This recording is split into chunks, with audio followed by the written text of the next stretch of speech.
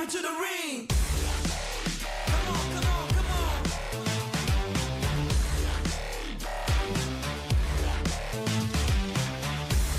Let's go.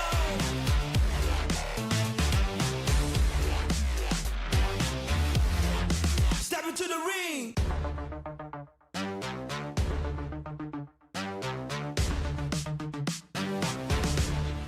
Step into the ring.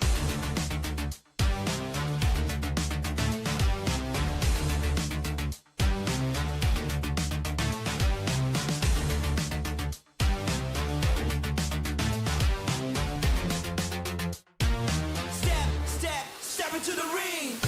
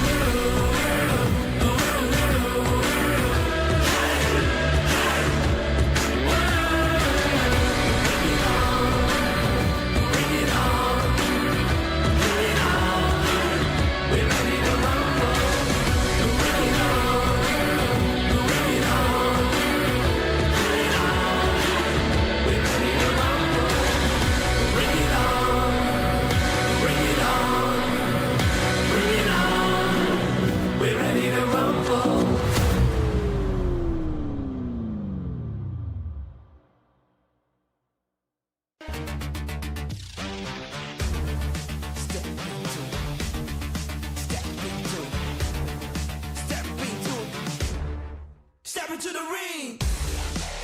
Come on, come on, come on.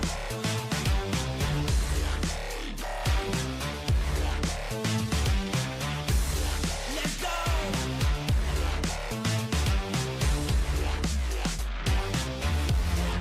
Step into the ring.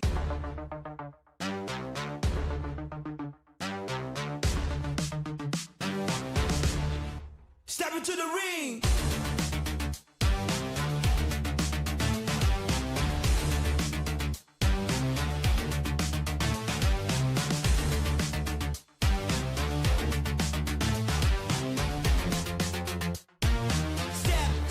Step into the ring.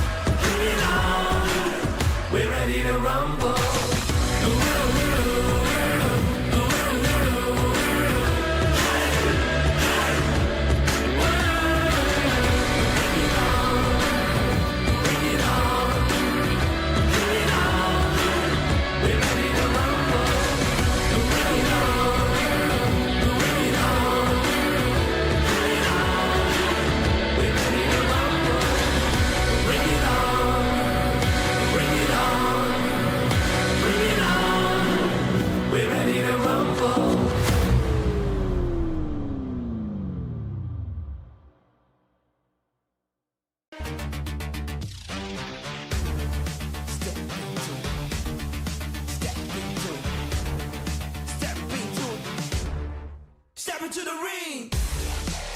Come on, come on, come on.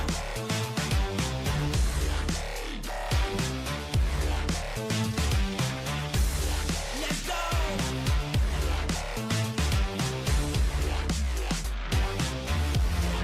Step into the ring.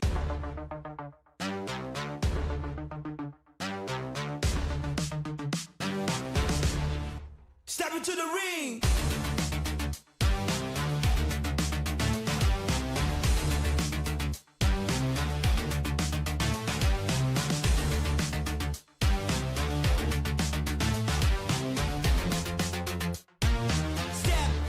Step into the ring.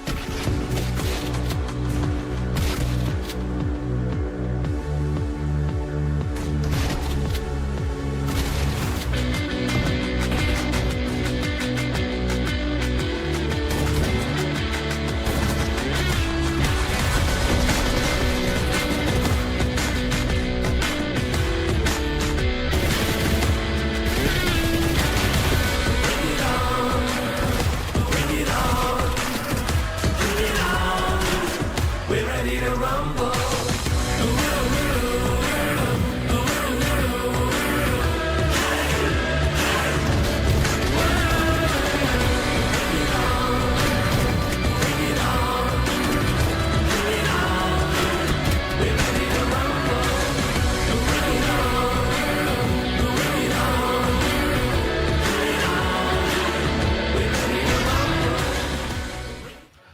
Welcome, ladies and gentlemen, to another exciting day here in the Clash of Giants. You're joining me here, Contra, alongside with Annie as your casters for the entire evening, and we're already in for day 4 of the action. Well, of course, I guess my spelling is added with an U, but it doesn't really matter too much. Annie, how are you feeling this evening?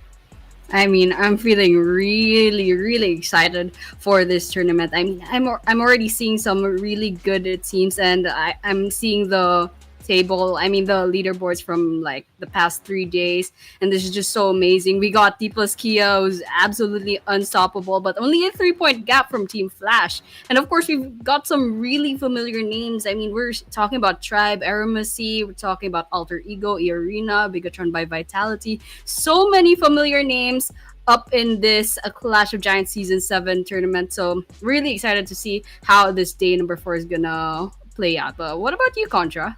I would say likewise, like it's great to actually see these teams really putting everything that they've got on the line, and it's still going to be a very tight race despite, the absurd amount of chicken dinners that Dplus Kia have been able to earn. If this was Smash Rule, I think this would have been down and out already, where teams will just say, okay, you guys can just basically have the entire tournament. But no, this is going to be, of course, set in traditional rules, so it will be still a long hurdle ahead up till the very weekend. Of course, if you guys are joining for the first time, don't worry, we'll get you guys sorted with all the details that you need, and also what the format's going to be looking like. So without further ado, let's check it out. So once again, if you guys are new, the Chicken Dinner allows the best team in that map to earn 10 points. The number dwindles down on to only 1 point for 8, and from 9th to 16th onwards, it's going to be a 0, and each kill, each elimination that they get is worth 1 point, which is how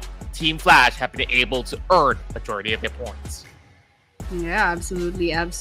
And of course, the placement points are very important. That's how Dplus Kia managed to get ranked number 1 despite Team Flash and Vampire Esports and some other teams having more kills. But here's the roadmap. Yes, we do have 18 teams participating. We have 5 days in this tournament. This is the 4th day, and each day will have 6 matches. This is a single lobby format, and this is our calendar. I mean, we are already in October 17th. Tomorrow will be 18. Tomorrow will be the last day. So more or less, there's a little bit of pressure for these 18 teams to perform well, because this is their second to the last chance. And of course, these are our participating teams, rather.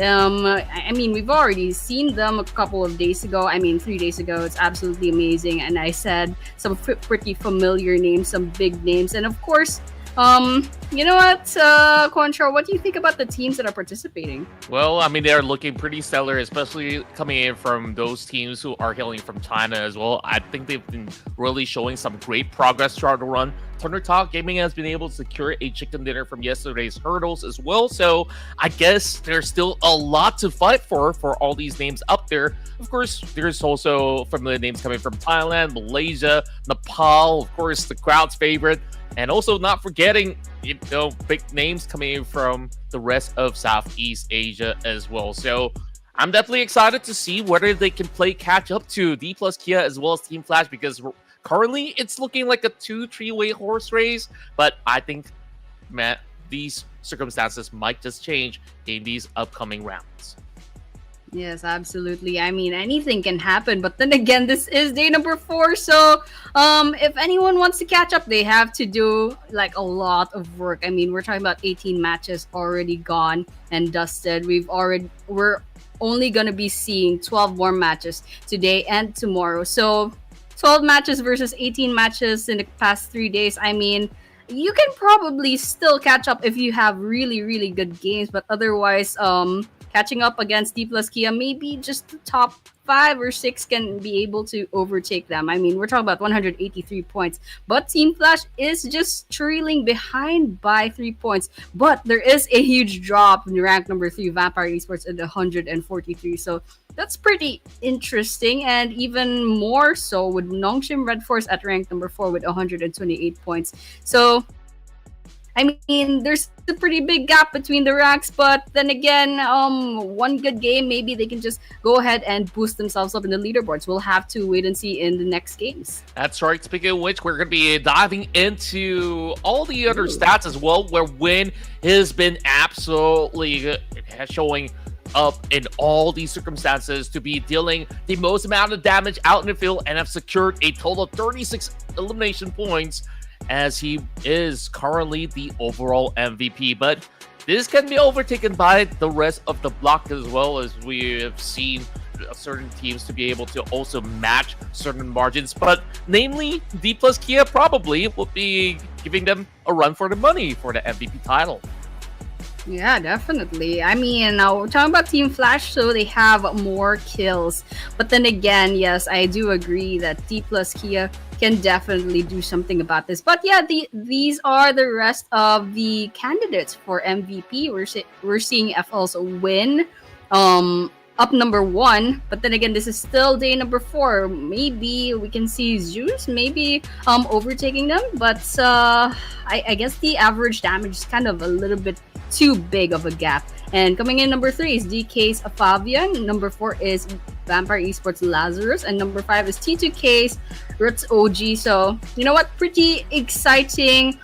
These teams are all like towards the top part of the leaderboard, so it's absolutely no wonder why these teams are up at the top on the leaderboards. They have such amazing players, such amazing squad members, and you can see Team Flash has 2 of them in fact. So absolutely crazy. I think they'll have to focus on survivability though, because we're seeing Dplus Kia with 7 winner chicken dinners, and that just helps them out with the placing points. But these are the overall fraggers, Contra.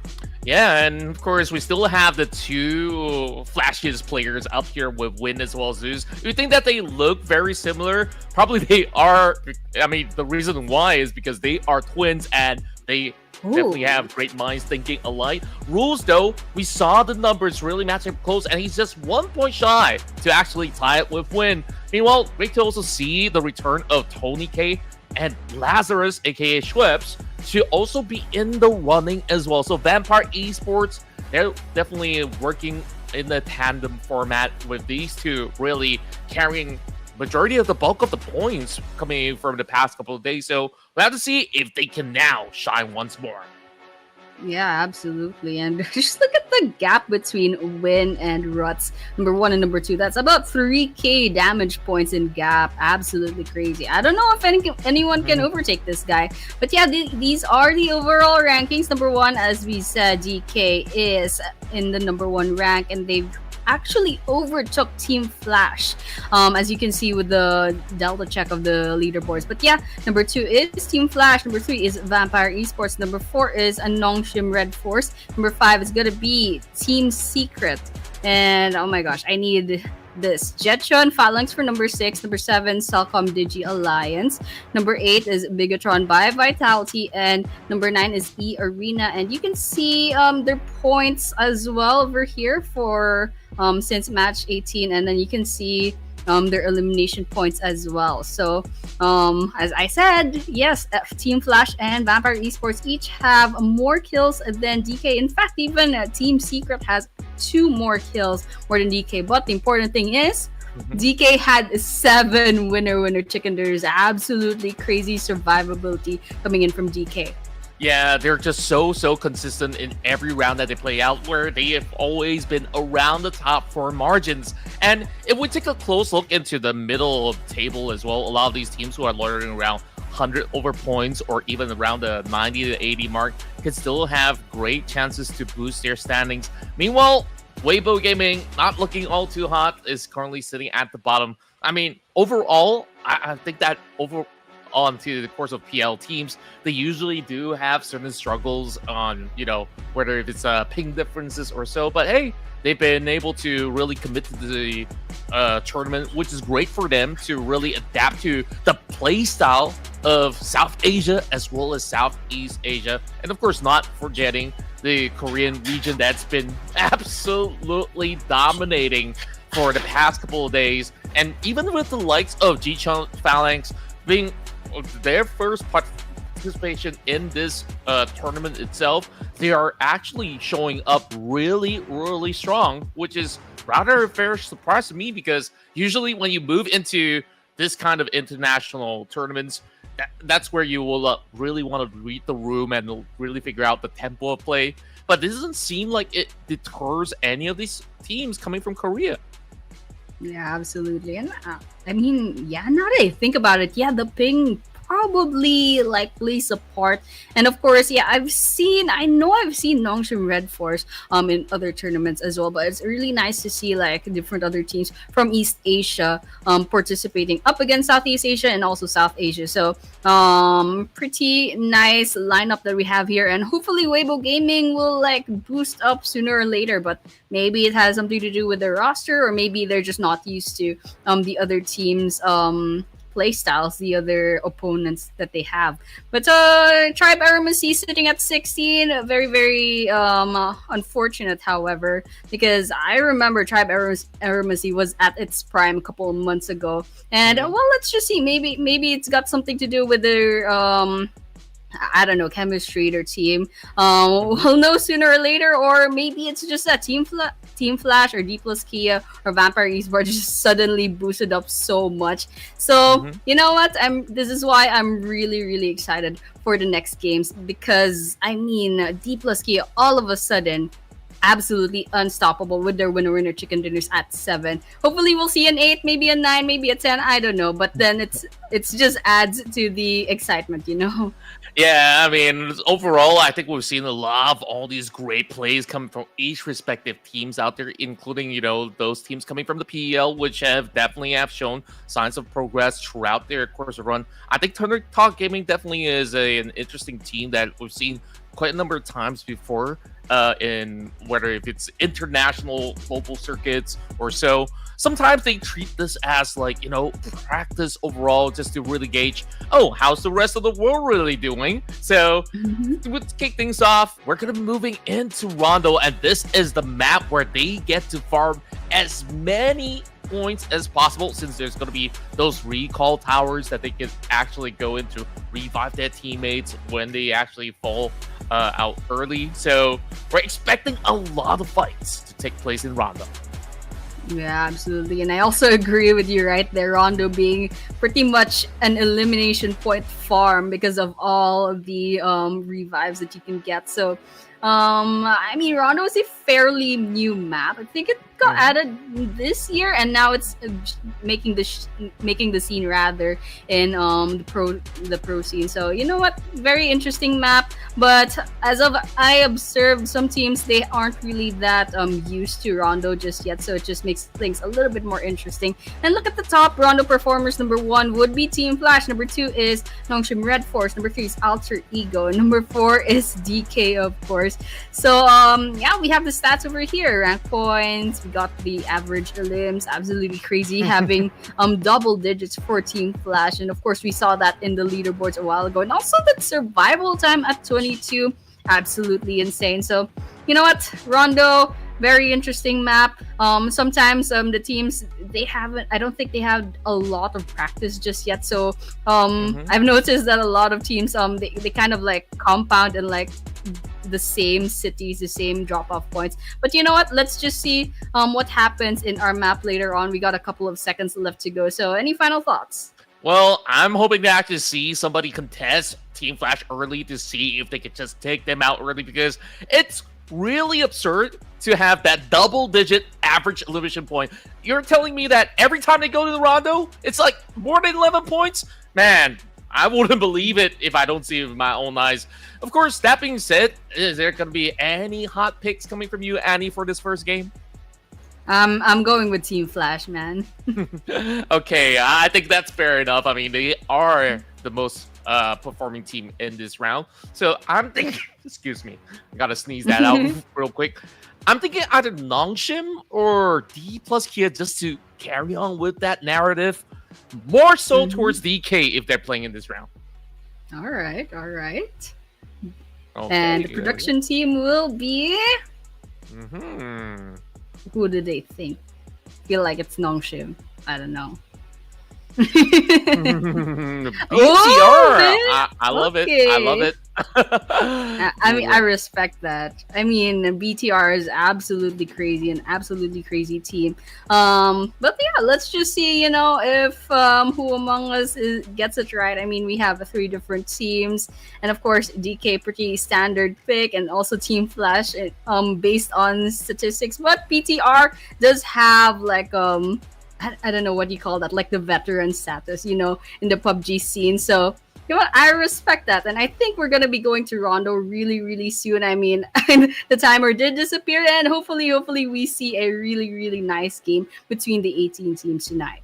Yeah, I just love that we will always get to see explosive starts when we go into Rondo, because early game, it's about fight, and you gotta just make sure you have one guy to be camping out on that recall tower wherever it is closest to the team, and they just go ahead, rinse and repeat until somebody really taps out. So that being said, we've seen teams to be able to win, multiple duels by doing so. So that's kind of like what Team Flash has been able to perfect. And I'm thinking that other teams are looking to also emulate this method, but someone's got to give, right? It can't be 64 players to be going till the tail end. So we expect a big bloodbath to be happening here in our first match. Tell us your predictions as well, ladies and gents, because we are about to move into our first match of day 4. It's been match 19 here in the grand finals of the Clash of Giants. So without further ado,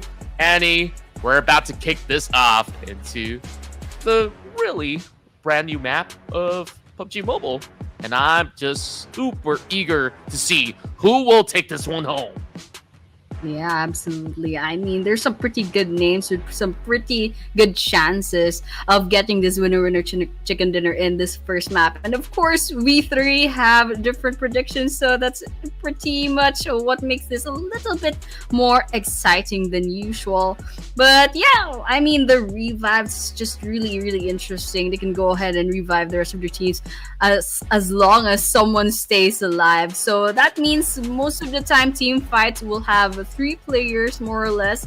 And I mean, even if people keep reviving, there we go. But anyways, even if people keep reviving, the circle is just gonna force everyone to make a decision, and eventually those squads will get wiped out. And so, you know what, it's still like more or less the same game, but otherwise there are second chances, and there are I don't know, the revives. So there's a bunch more eliminations to be had. But yeah, Rondo is very, very interesting. Very, very different from ERANGEL and MIRAMAR. It's just kind of shame that they pushed Sandhawk aside. I mean, I'm kind of missing Sandhawk, that very, very tiny map. And it looks like we're going to be starting Concha. We're going to be seeing that plain path.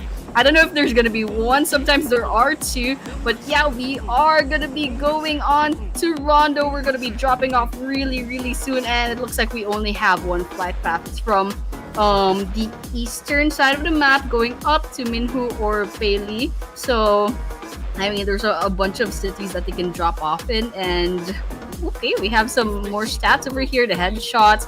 So a while ago we got the eliminations as well. But yeah, looks like we have a few teams dropping off already. Some of them going probably to Jecheon City, maybe up top as well. And well, let's just see if we're going to be seeing some early game engagements really, really soon. And of course, they're pretty much inbound for quite the kind of slugfest moving into the areas of Jecheon City. So we'll expect to see maybe some form of exchange, and we're kicking it hot with DRS already hot dropping onto a certain area of play, and we're going to see who's going to claim the first blood right now, as they're going to be taking on what I believe to be Tribe Aeromacy just right across the corner. Oh my gosh, look at that. Crossbows, I mean, rather bow and arrows. I mean, talk about early game engagements. This is the fun part of early game engagements. People don't have the best of guns yet. They just take whatever that they can find, even if it's a bow and arrow. And, well, we're seeing some pretty interesting kills over here. AST's already lost one player. That's OG. Ooh, DRS is in a bit of trouble. Killer YTU fight under red. It looks like they have their second elimination already, however. And this is what I'm talking about, the compounding in the early game. It's such a thing in Rondo, you know, they all drop off on the same place for some reason. But yeah, examples already down. So DRS is only down to 3 players now. But once again, Rondo, there's still revives. Let's see how aggressive they'll go, knowing that they can just go ahead and go to revive tower anytime they want. Yeah, and you can also check out the infographics over on the right where teams are predicted to drop around those kind of areas. And you're certainly seeing areas where they're clashing as well. I mean, this is that one flight path that really forced them into some of all these tricky places to play. And there we go. AST brought back into play and instantly wiped out. Oh, gosh. DRS, they're unrelenting. Oh my gosh, already. Okay, let's see. There's another skirmish over here. Alter Ego. Oh, there's one down. There's another. Oh, it's just gonna be Snape. That's all that's left. You can see Jecheon Phalanx. It looks like they're gonna be dropping off again. Already used up the revive, but Sporta coming in, but will be down, will be taken out as well. It looks like AE might have a chance to give this revive as long as they don't get caught, but it looks like there's no one else over here. So they're just gonna go ahead and reset just a little bit. They are streaming. They're not done just yet. You can see the kill feeds going absolutely ballistic. Different teams taking each other down. I can't even like keep up just yet. But yeah, we're watching DRS Gaming right now. They have 3 eliminations. They lost 1 player. Okay, we have DK, top player in the leaderboards right now, but we did see Arena already eliminated off. Oh my gosh, it's a fast game. Even the revives can't save the first 2 teams that fell. Yeah, I think like these teams definitely have interesting ideas to be camping out on those recall points, so that it makes it even harder for these teams to come back up alive.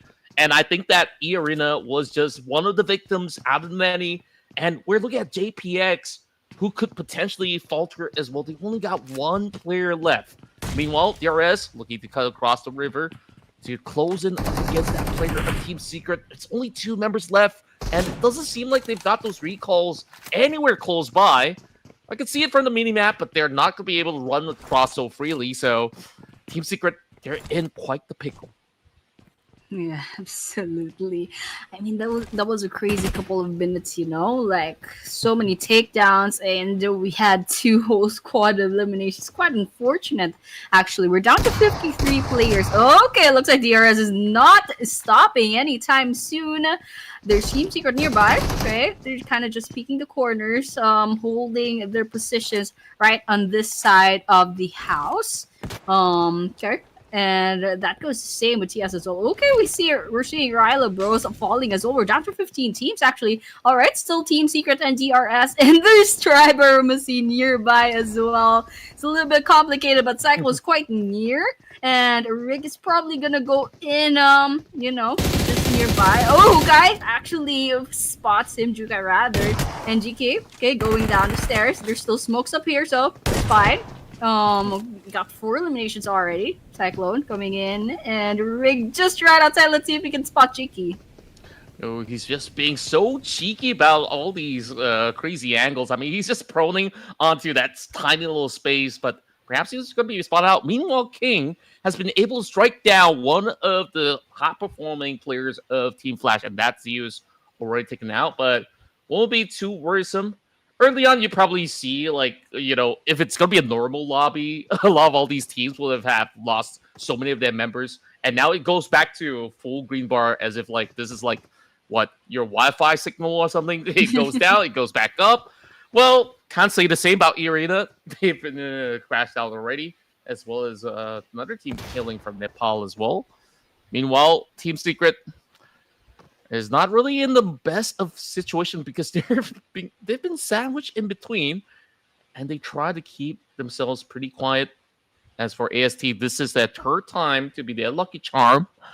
Well, Trix is going to be on the other side of the rooftop, so perhaps he could feed some info. Those nades are tops really, really close though. So DRS back on the aggression, but Win is going to be able to add one more point to keep him as our overall MVP. Already racking up those kills. Win finally gets their first kill of the game, but it's not over yet. Looks like DRS is in a bit of trouble. It's just Killer YT right now. And best case scenario, Killer YT backs away and tries to go for that revive tower. But otherwise, I think getting away from this situation is just a little bit bad. And this circle's definitely not putting them into any favors. But right now, Trix on the rooftops, Killer YT half health. Rig is nearby as well. There's still 3 different teams. And Team Seeker is not doing too well either. Looks like BTR from all the way from another side of the map already losing a couple of players. But yeah, Tribe Aeromacy has the numbers advantage right now. And Killer YT can't afford to make any wrong moves. But Team Secret, I think they're going to be in trouble if they go through that window. Oh no! Did not look back. Trix gets that kill. Team Secret falls. We're down to 14 teams. Yeah, and Tribe Aeromacy, they absolutely were holding on to those great angles. And now it's down to Killer YT. He's going to be blown up by a gas can or some sort.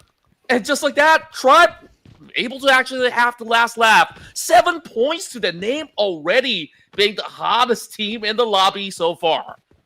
Oh my gosh. Tribe Aeromacy rising up, and hopefully we can see some improvement on the leaderboard. I mean, this is a really great start to day number 4, but otherwise I don't think it's over just yet. There's like, what, 3 different teams in this area right now. Seeing Alter Ego spots a Team Flash flashing out away, but then again, I mean, they're in their cars. It's a bit hard to kind of pin down, but otherwise, Rosemary, I don't think they're going to be wholly back right now. They have their own cars. It looks like they're going to be pushing in. They have a full squad coming in a convoy. Absolutely crazy. Let's see if they'll try to get this engagement up against a Team Flash. But otherwise, yeah, we're seeing actually that circle is going to go in to the northwestern side of the map. There's still a couple of teams quite far away from the play zone. So this is going to be interesting. We're still seeing, I believe, 14 or 13 teams in the running for the chicken dinner. But otherwise, yeah, this has been a pretty interesting game so far. Yeah, and I really do like that the zone actually shifts towards a terrain where you don't have too many recall points. So these teams, they gotta be a little bit more careful now once they actually step into the zone, or else, like, you gotta find it from the outskirts. Meanwhile, King trying to pull up the last defense, but he won't be able to hold for far too long. That's gonna be 5 or even 6 added to the table for Alter Ego. Well, just to confirm, it's just gonna be 5 for now, but if they do spot Jay, that'll be the 6 that they'll be looking for. But Nico Dive is holding over on to the top end of the hillside. He might be able to lend a hand, but things are knocked out, so it's going to be a little tough hold for the moment as the rest of Alter Ego decides, you know what, we have already taken a couple of all these points. We're happy to just, share some space for the meantime. Meanwhile, Nongshim RedForce over onto the top side of the hill might look to also barge in as well. Perhaps just being a little bit pesky with the third-party approach. Yeah, absolutely. And it looks like Alter Ego is actually backing away. Let's see what they do. They're in their cars within the smokes, and they know there's still someone out there from TT. But otherwise, looks like they're just gonna back away. Oh, they get spotted. Let's see if we're gonna be seeing some kills on the kill feed. But otherwise, yeah, Weibo Gaming, come on. We definitely need more points towards this squad. Okay, coming in with the smokes. They're gonna come in with their cars. All right, get spotted. A bit of gunfire every so often, but Dplus Kia right now, the top team for eliminations.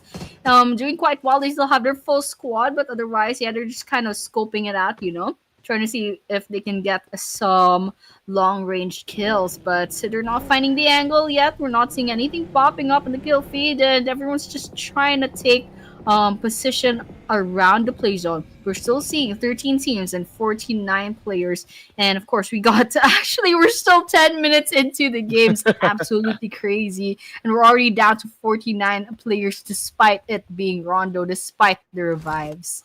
True enough. I think that it gets even rowdier once the zone actually closes deeper, either into the high ground terrains where Nongshim was holding, or if it goes to stadium, Dplus Kia is going to have such a good time. I mean, they've been camping out inside of that area for such a long time. So we'll have to see. We're going to be looking at the zone shifting. JPX opting to move in a little late together alongside with Vampire Esports. There's a lot of space. There's also a recall point in the middle of that lake as well. So it's going to be rather interesting.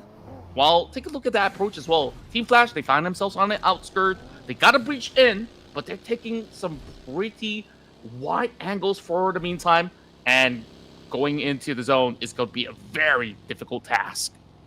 Yep, okay. There's a possibility for a gatekeep over here, but we're not seeing anything popping up. Not even any crossfires. But okay. We're seeing CelcomDigi getting their guns out. Some shots coming in, some sprays, but it's not.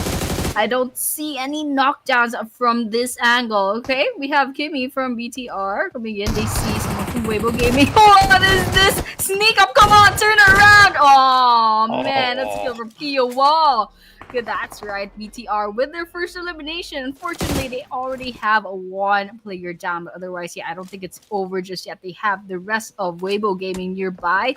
Weibo already lost one player, but that just means it's a 3 versus 3 right now. But otherwise, we're just taking positions. We're seeing another part of the map. It's a TT versus Nongshim RedForce XZY, quite low on health, but otherwise, Beanie's still up, and we have XZY still up, but TZ does need the revive later on very, very soon. And there's C2K right behind them, so they're probably gonna have to check their bags every so often in case there's gonna be a sneak attack. There we go, T2K trying to get some shots in, but I'm not seeing anything popping up. TZ, however, needs to be revived once again. We have XZY coming into the rescue.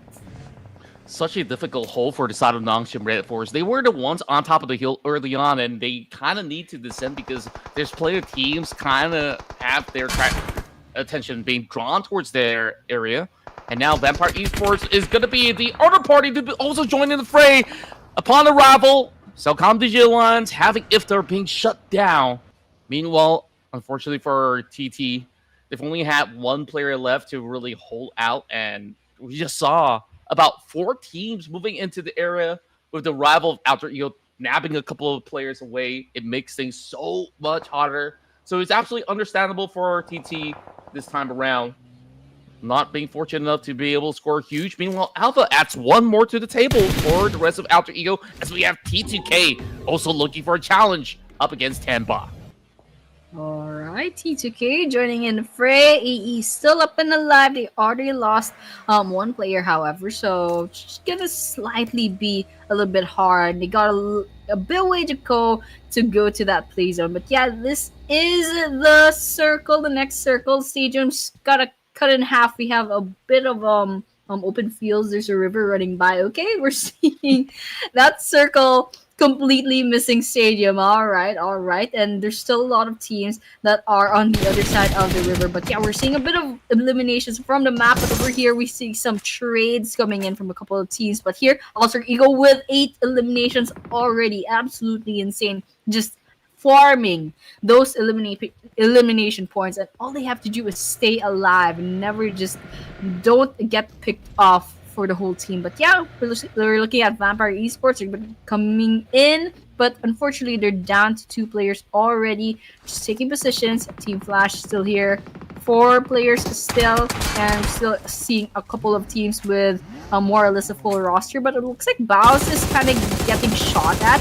They did get spotted, but unfortunately just a little bit blind on the sprays, not quite hit, but otherwise still sends a pretty good message. Let's see if they can finally get those eliminations. Yeah, Team Flash can absolutely hold off all these teams from getting across this bridge. Same goes to Weibo Gaming right now, trying to hold a fort while Vampire Esports just drives straight towards the direction.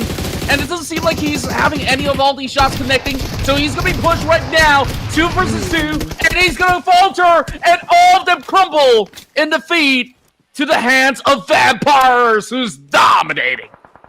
Oh man, very interesting development coming in. I'm really excited. We're down to 16 minutes into the game. BTR not in a good position, but man, Tribe Aeromacy, oh geez, so low on health, manages to get away. But here, BTR, Kiowa, last person standing, the two members that need the revive. But otherwise, yep, Tribe Aeromacy, Rig spots the rest of BTR, takes over for the sprays. Not seeing much damage coming in. Okay, they spot Kiowa. Maybe not. Just see another body nearby. Vampire Esports quite a little bit far away. I don't think they got the shot in. But otherwise, yeah, Alter Ego finds a CelcomDigi as well. They have one down. Alter Ego trying to get those revives. Oh, it looks like they could get their one player up. Rosemary, because Alva just got completely eliminated over here. But yeah, it looks like Rig is trying to pick off BTR one after the other. We're looking at a rampage for Alter Ego. So doing really well. They have 9 eliminations. Let's see if they can get that chicken dinner. Yeah, it's been absolutely crazy for the moment as we saw them almost batting down in the fight in the Ox Factory. And there we go, Noble! He's just shredding them for, but here comes the zone as well. He's got to settle scores real quick. Molotov to zone him out, and there's barely enough health over the side of Krypton Zip. And Dplus Kia managing that shutdown up against the rest of Bigetron by Vitality. Well, actually, it was another separate team, excuse me. GPX, sweeping around the edges, and now is going to be troublesome to deal with the rest of Tianba, who's already in the prime position. But we saw what went on up against those teams of PL earlier, so they've got to ensure that they get all these pickoffs. And there we go, 2 knocks in a row. Aching holds down the line, and he's been able to put so much damage right through. Oh my gosh. Tianba. One player with 6 eliminations all to themselves. Quite interesting. But look at the mini map. Very interesting. We're down to our couple last minutes of the game. This is where it gets exciting. All right, Tribe Aeromacy still up in a bat. Still 3 active players and double digits on the eliminations already. And yeah, looking at the map, there's still a couple of teams outside of play zone. Vampire Esports all alone, but in a pretty, I don't know if that's a good or a bad position, but it's pretty much a huge bullseye for the other teams. But otherwise, DK, not a very good place to be. Both under red, they just need to get finished off. I don't know if they can give the revive right on time, especially because I don't know the last active member. Okay, we have a Fabian nearby. Naibo's right here taking a bit of damage, but Tianba is definitely trying to get some kills in the bag. DK quite nearby. Let's see if they can get this kill in the bag. Fabian just trying not to get picked up, but it's potentially a 2 versus 1. That bus, that van, I don't know if it's gonna save you, but she's getting shot at as well. And Milo trying to go a little bit nearer. Okay, Fabian's taking a bit of damage, and that's a knockdown. Let's see if they can get that confirmation. And unfortunately, that was a trade-off. Oh man, they almost had it.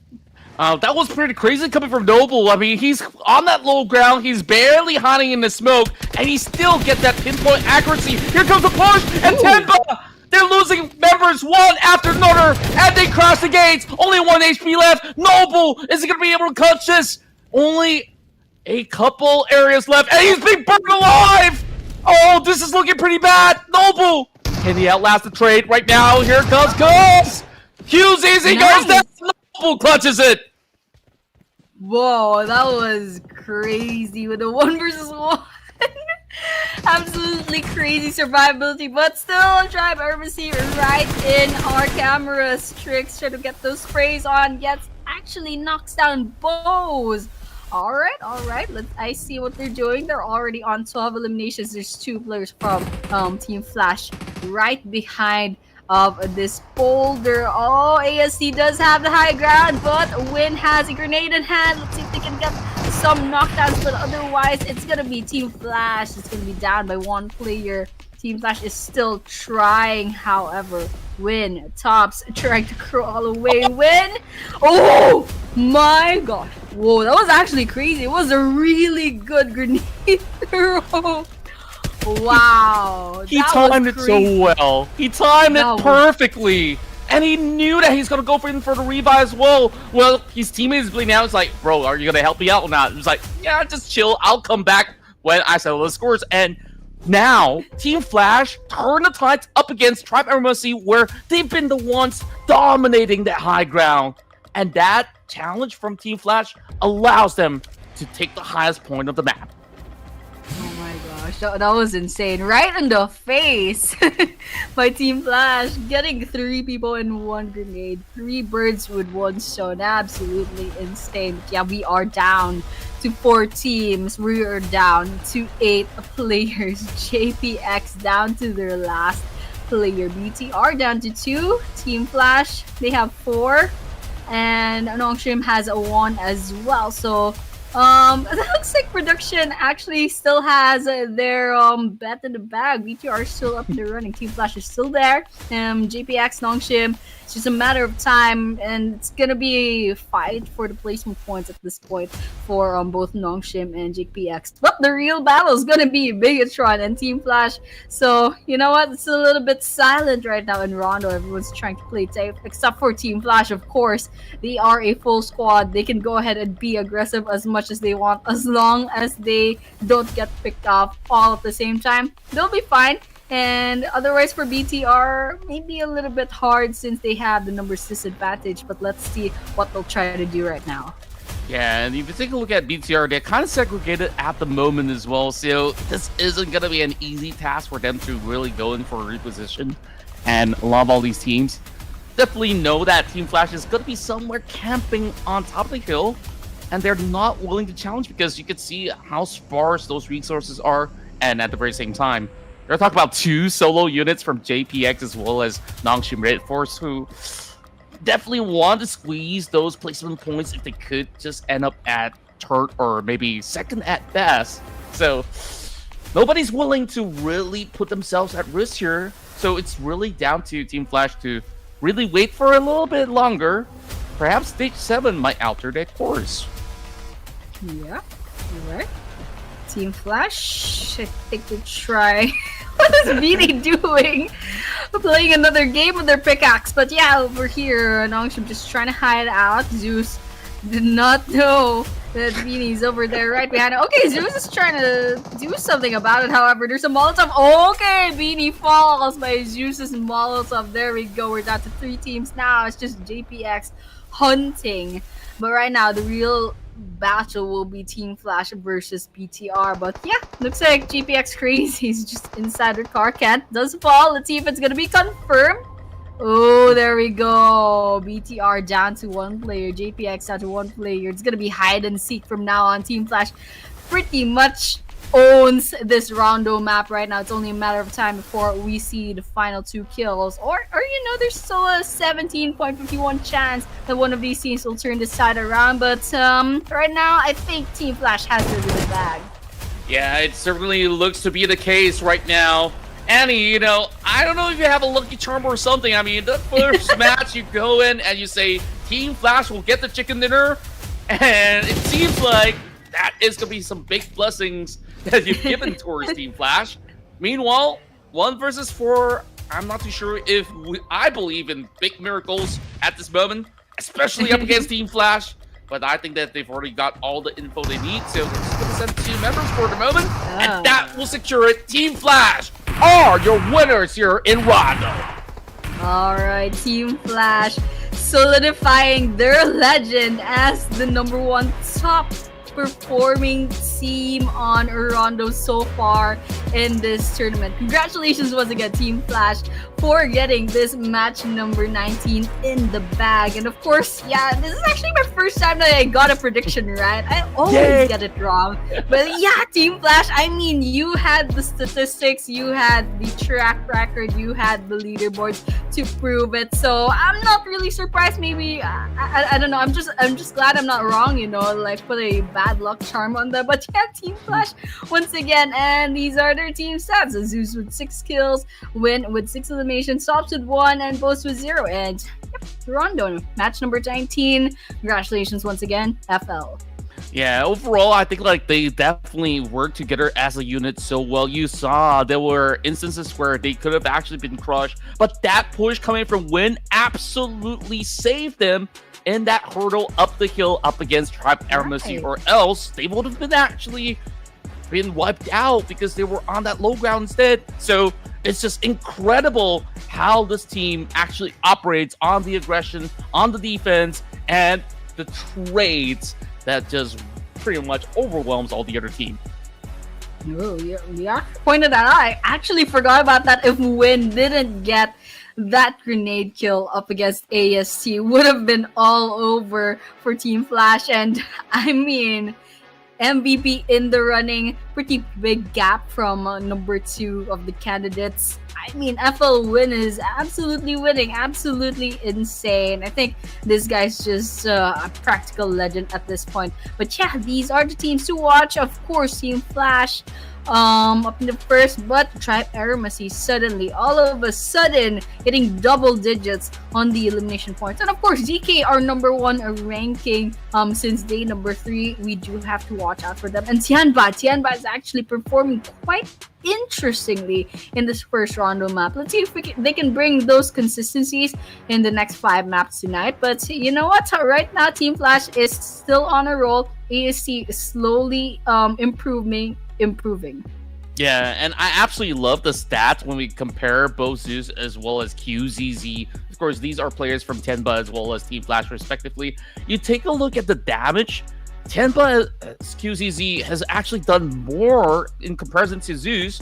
And when it comes down to conversion rate as well, he's been able to nab 7 players across the lobby. And that is what? 70% of the contribution. Well, Team Flash, they're not too concerned because other than Zeus, you still have Win fragging out as well. And surprisingly enough, it's actually Noble that is the MVP of the round. Okay, Noble with the 8 eliminations. Okay, that's actually, you know, that's a pretty good reason to get the MVP. I mean, 8 eliminations with 1338 damage. Absolutely insane. Noble is one of the reasons why DK pretty much has themselves on top of the leaderboards since day number 3. And yeah, coming in second is actually QZZ from Tianba. And number 3 is Zeus from FL. Number 4 will be Win, with Zeus and Win each having 6 eliminations, and QZZ with 7 eliminations. Of course, we saw a while ago, Nobu did have 8 eliminations. Decent amount of damage too. Except for Win with 871, didn't quite cross the 1,000 point mark, but still a very, very incredible performance. And I mean, we saw a while ago absolutely crazy grenade throw that changed the tempo of the game. But yeah, these are the match leaderboards. Of course, Team Flash with the chicken dinner and 13 eliminations, they have a total of 23 points. Come in second, however, Tribe Aeromacy, placement points 3, 12 eliminations with 15 total points. Dplus Kia with 11 eliminations, Tianba with 10, Alter Ego with 10. This is what makes Rondo just absolutely crazy as a map. We can see so much eliminations coming in. Yeah, and to me, you know, like initially when we talked about Rondo, you made that comparison as well. Oh, Sanhok, I kind of miss it. But I really do generally feel Rondo is even crazier. I mean, sure, the size is humongous. It's going to be hard for you to just bump into somebody else. But we quickly go through the stats before we elaborate a little bit further. 94 total knockouts. This will be a norm when we move into this map with all these teams really duking it all out. Of course, unfortunately, Arena, Team Secret, they didn't really have too deep of a run this time around. Well, looking at the airdrops, there's only 3 players that did manage to go in for that stash as well. And as this case continues, Dplus Kia, they were denied from entering the zone. Therefore, they did not maximize their points too much. But Team Flash, they're looking pretty at the top. Ooh, they took back their number 1 ranking from DK. They have 203 points. In fact, they are the first squad to cross the 200 point mark. Coming in second is still DK with 196, but they've lost their place to Team Flash, of course. Number 3 is still consistent, PPE, and of course we see the rest of the teams as well. Weibo Gaming still up the bottom, still 20 points away from Raila Bros. So I mean, we still have a couple couple of games left to go, but this one, AST up one rank, and they're 23 points away from DX. So let's just see what happens if AST will suddenly go beast mode all of a sudden in the next maps. But yeah, it was a pretty interesting Rondo map. So you know what, Contra rather. I did win the predictions, but let's see what happens in the next match. Congrats to you for finally getting your 1 point. And I gotta play catch up right now because I'm the one sitting at 0. But you know, my cone was close, but not quite there enough because you saw Dplus Kia. They were inside the stadium hoping that a lot of teams would come and challenge them. But because they took too long over in that section, and that zone just kept shifting over and over, and all these teams who are already planted there was like, hey guys, we could just sit here and chill for a very long time. Tianba was part of this, ASD was part of this, and we'll have to see, now that we're prepping ourselves up for ERANGEL, what will they cook up this time around. We'll be back after a couple minutes, so don't go anywhere.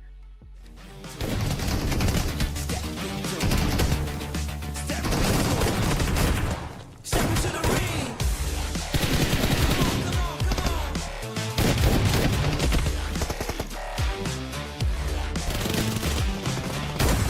Let's go.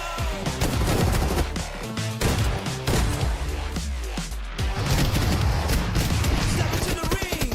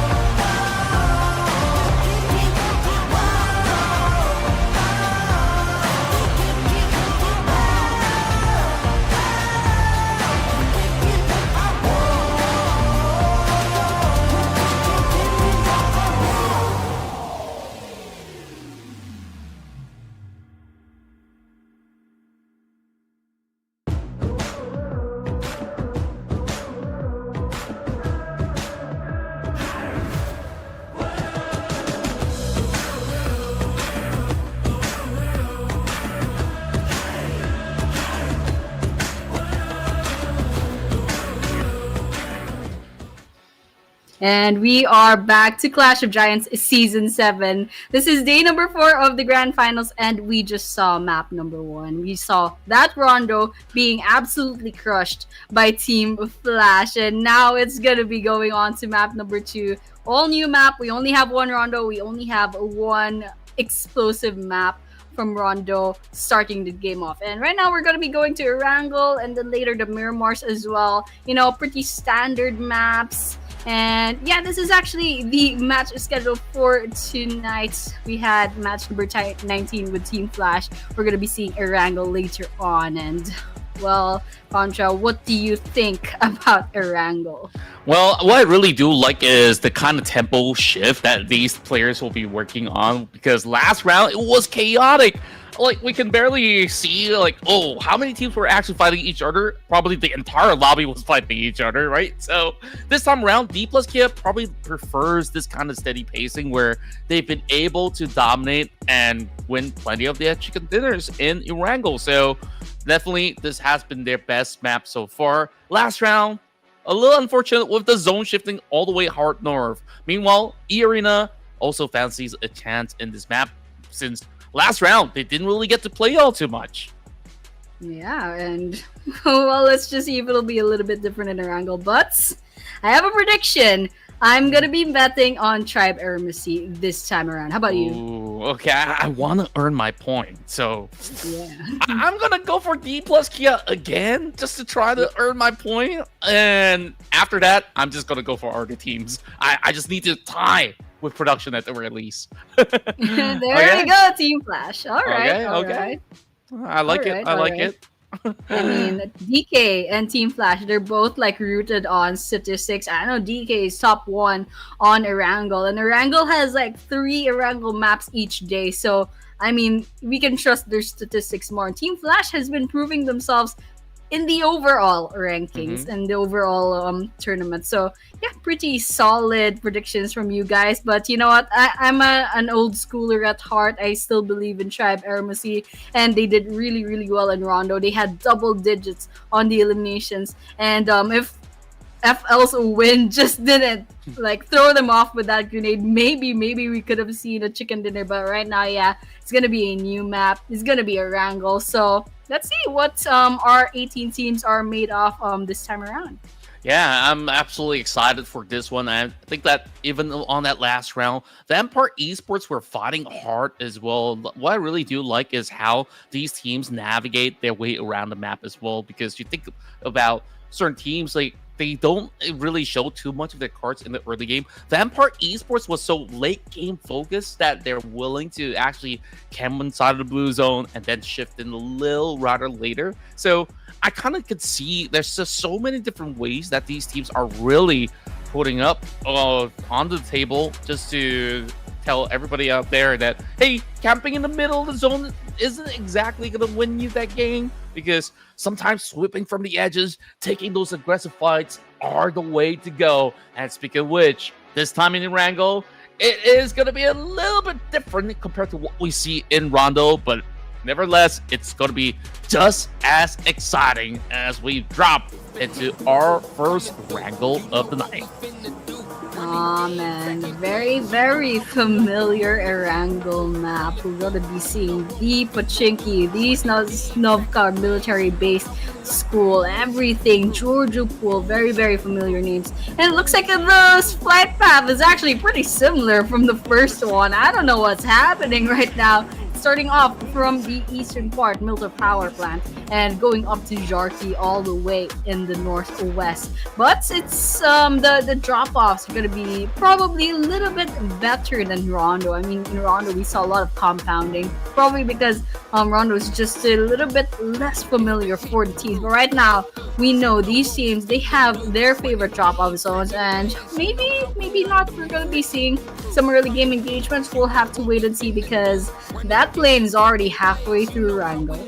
Yeah, and what I've been impressed with the stats right now is that Rules out of TTK has been really topping the charts with his elimination points, with his damage output, and the most knockouts. This guy is an overachiever, but yet again, you know, the rest of TTK has got to continue to keep pushing since they're not going to be having the most points at the moment, currently sitting at 11 from the last we checked. But there's definitely some avenues that they can find right now. AST, they control the entire side of middle power, but it ends up over on the course of Primas, Quarry, as well as Gaka. I guess you could say it's fair because everyone else is not in the zone just yet, but we're already seeing a little bit of love taps. Team Flash, they've already secured all these big fights. And what's going on here? Okay, now I see T2K. You're onto something up against A. Oh my gosh, already. Okay, DRS getting some kills in. Tianba already lost one player to the knockdown. DRS, they're not doing too well. Oh my gosh, example. First person down in the previous game now. I think they're trying to carry this game alongside Frag. 2 versus I don't know how many from Tianba. Okay, Frag falls as well. It's just example that's gonna be left. There's no revives to save you in ERANGEL. So Tianba, they have information. They know examples somewhere over here. I don't know if this guy can give the revive to the rest of their players, but you know, let's just wait and see. Right here in the Pubg, we got a T2K nearby Alter Ego. Oh, gets spotted in the rooftop. That's 1 down for T2K, but it's not the elimination just yet. Igneous already has 2 eliminations in the back. I think they're trying to hunt down the last person. Alpha trying to run away. Oh man, let's see if they get caught. Jaya trying to get this shot, and out in the open, not a good place to be, but they are fighting back. Looks like Alter Ego will be saying goodbye, however, and we're seeing DRS as well having their own fight. Oh, we're even having sticky grenades being tossed over the corner, but it will be won out by none other than Tianba. DRS unfortunately walks away with no points. The battle continues with the rest of Vampire Esports now. Charging right through. There's barely enough space. Goes for the drop shot. Not quite really finding it though. 1 member left for inside Vampires, but Raila Bros, they've been wiped out. Another ace this time around for Vampire Esports, but it came at a cost. 1 player taken out Cole, and just like that, how many teams are we left again? 3 teams are already out. Oh my gosh. Pretty fast game. I mean, everyone's out for blood. You're thinking day number 4, everyone's going to be playing a little bit safe, but not right now. Igneous takes a bit of damage, already down more than half health from DG. So, pretty interesting from Tribe Aeromacy trying to get their second elimination. I mean, we're seeing already 1 elimination on their team. Let's see if Tribe Aeromacy can hold this consistency that they've shown from Rondo. But right now, 13 teams left, 50 players standing. We're only less than 5 minutes into this ERANGEL map. Everyone's just absolutely insane. And I mean, 4 minutes, how can you like pretty much loot the place up? You don't have good guns yet, you don't have much ammo, you don't have much armor yet. So absolutely insane. And it looks like a while ago we did see there were no teams inside of their circle. So we're seeing some early rotations coming in, especially with EA from JPX, maybe EA really soon. They've actually split up. But yeah, we're gonna be watching Tribe Aeromacy versus C2K still at the warehouse. Yeah, these 2 teams are pretty much gridlock inside of this Vitaka terrain. Meanwhile, that swing from Igneous was beautiful with that micro Uzi. But Trix is waiting with the DBS by the corner wall. He spots his back. Oh, risky moves. But he's been able to steer clear away from that danger. Meanwhile, reset's going through. And, you know, this is the pride of South Asia at stake. Which one is the better team, T2K? Or could it be AST? I mean, overall, Rules have been showing up so many of all these altercations with plenty of wins, but he was taken out very early on, and AST is feeling very confident with the absence of Rules this time around. Right. I mean, let's see what T2K does with this rate. I mean, Igneous, they manage to heal up, but quickly loses their health. Oh, not a very good place to be. Lotoke gets those 2. That's a wipeout, and T2K says goodbye with Tribe Aeromacy walking away with 4 eliminations. But they have to keep on moving right now. They're a bit far from the circle, so I mean, with no one else nearby, I think they can go ahead and give that rotations in. And Team Seeker's just a little bit far as well. They're up here in Jordan Pool just looting the place out. I mean, we're still 6 minutes in. Everyone's settling in, but very interesting couple of minutes so far. We're down to 12 teams already. Yeah, I mean, it's just such a gruesome round overall for those players that might be looking to play a slower tempo. You saw AST, they just looted up the entire middle power and chose to swing up north because they would expect, these two teams, Alter Ego, as well as, of course, their opponents earlier, TTK, they love to go in for those kind of fights. And it doesn't seem like they've been able to fully capitalize after winning it out. They were rotating rather late, so they found themselves locked out. Meanwhile, going back to the rest of the teams who are looking to secure themselves a spot, whether it's Gatka or so along these regions of the farmhouses over the south side is going to be some key areas to really hold towards the late game. Meanwhile, I think plenty of teams are still over on the outskirts. It will definitely take them a while before they can actually get more done. Jecheon Phalanx, they are the first one to be on board though, but the decision making is to be camping themselves inside of the township of Fairpier. I think that's a relatively good choice because it can at least secure them about 2 to 3 zones if played right. Yeah, definitely. So GPX early rotations coming in, but looks like Dplus Kia might be contesting this area. I don't know. They're already in position. They have the high ground, but they're not engaging yet. So GPX definitely has to watch their backs. And if they have scopes out, they probably spotted Nobu right now. I mean, they're out in the open, but no engagements yet. They're not being trigger happy too much just yet, but they will be orbiting each other for quite a while. I mean, they're inside of the circle, they're inside of the play zone, so I mean, they can safely go ahead and try to get some pickoffs right now, but it's not going to be a good angle. Okay, they're getting some shots in, trying to get some of the cars, but they're going to be trades of bullets. And JPX manages to land a bit of damage against Nobu. And Nobu, I think they're focusing on trying to get those cars down. But yeah, still no casualties, so it's fine. And this is the map, of course, ASU just a little bit far off.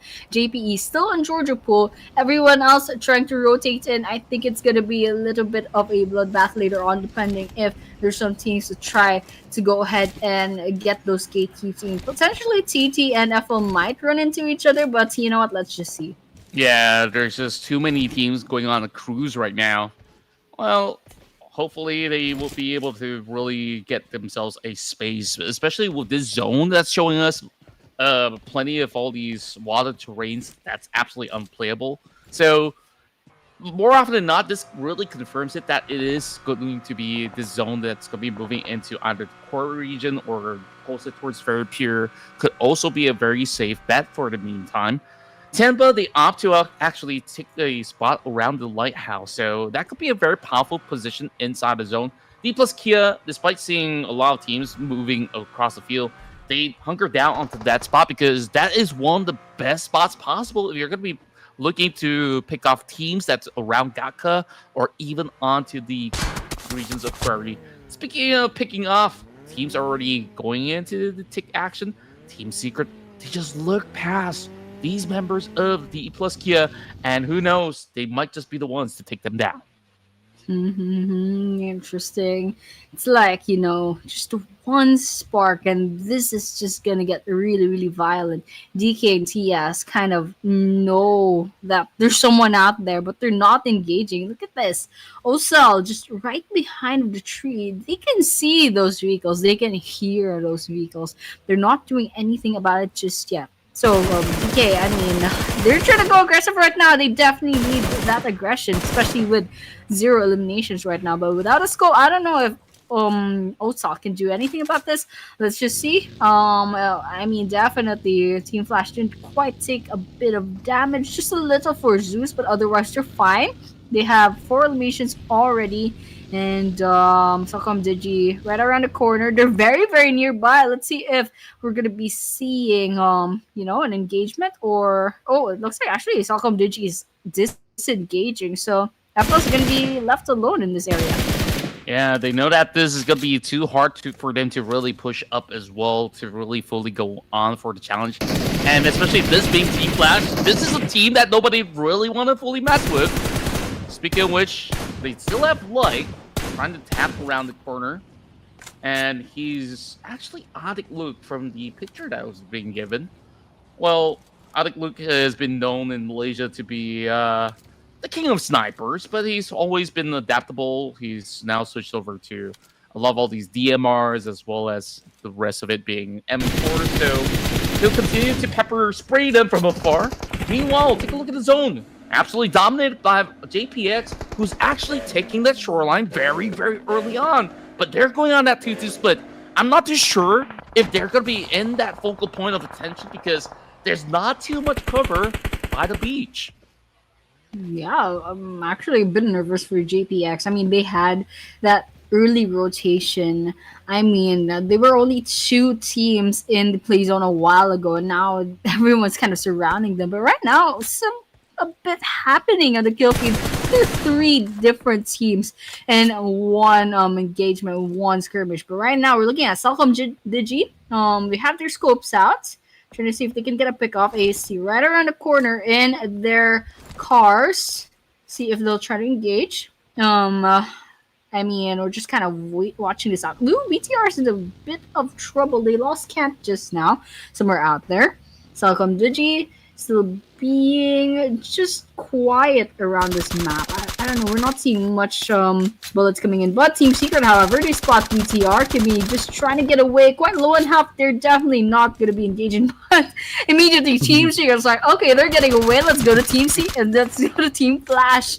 Oh, man. Oh, look at that. Aeromacy, domination, 5 eliminations. I'm so glad to see them improving so much. Let's see if they can climb up the leaderboards. But right now, we're also watching a bit of the other teams. The talk is quite low on health. They need to revive. DK is nearby. Not a very good spot to be. The grenade's going to explode really, really soon. Fabian's quite nearby, trying to see if they can get that confirmation in the bag. And also OG as well. But Fabian trying to get a really good angle, trying to see if they can pick off the rest of AST. And it looks like AST is going to be smoked really, really soon. They're down to 1 player. There's DK 3 people here. Oh. And it looks like that's a goodbye for Tribe Aeromacy. I mean, they fought really, really hard for it. 5 points, not too shabby after all, considering this is going to be ERANGEL, where if that zone doesn't favor you in a shift like this, you just really have to fight your way out, which is what Team Flash is currently doing. Couple of pumps to be able to secure 9 points already for Team Flash.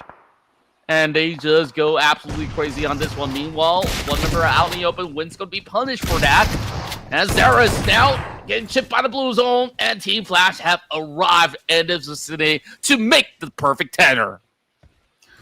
Team Flash really scares me. Absolutely insane. 213 points on the leaderboards already and still in the running for that chicken dinner. But right now, looking at the map, GPX quite smack in the center.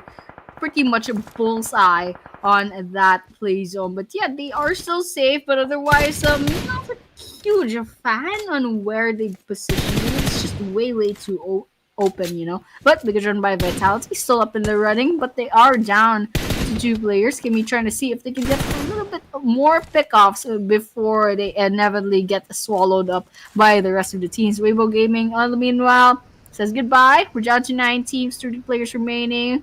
Earena on our screens, VPE just quite nearby, and Tianba. Okay, Tianba, they said to watch out for Tianba, and right now, let's see if they can get some pickoffs up against GPX, who has been squatting in the same compound for like since stage 2 of the circle.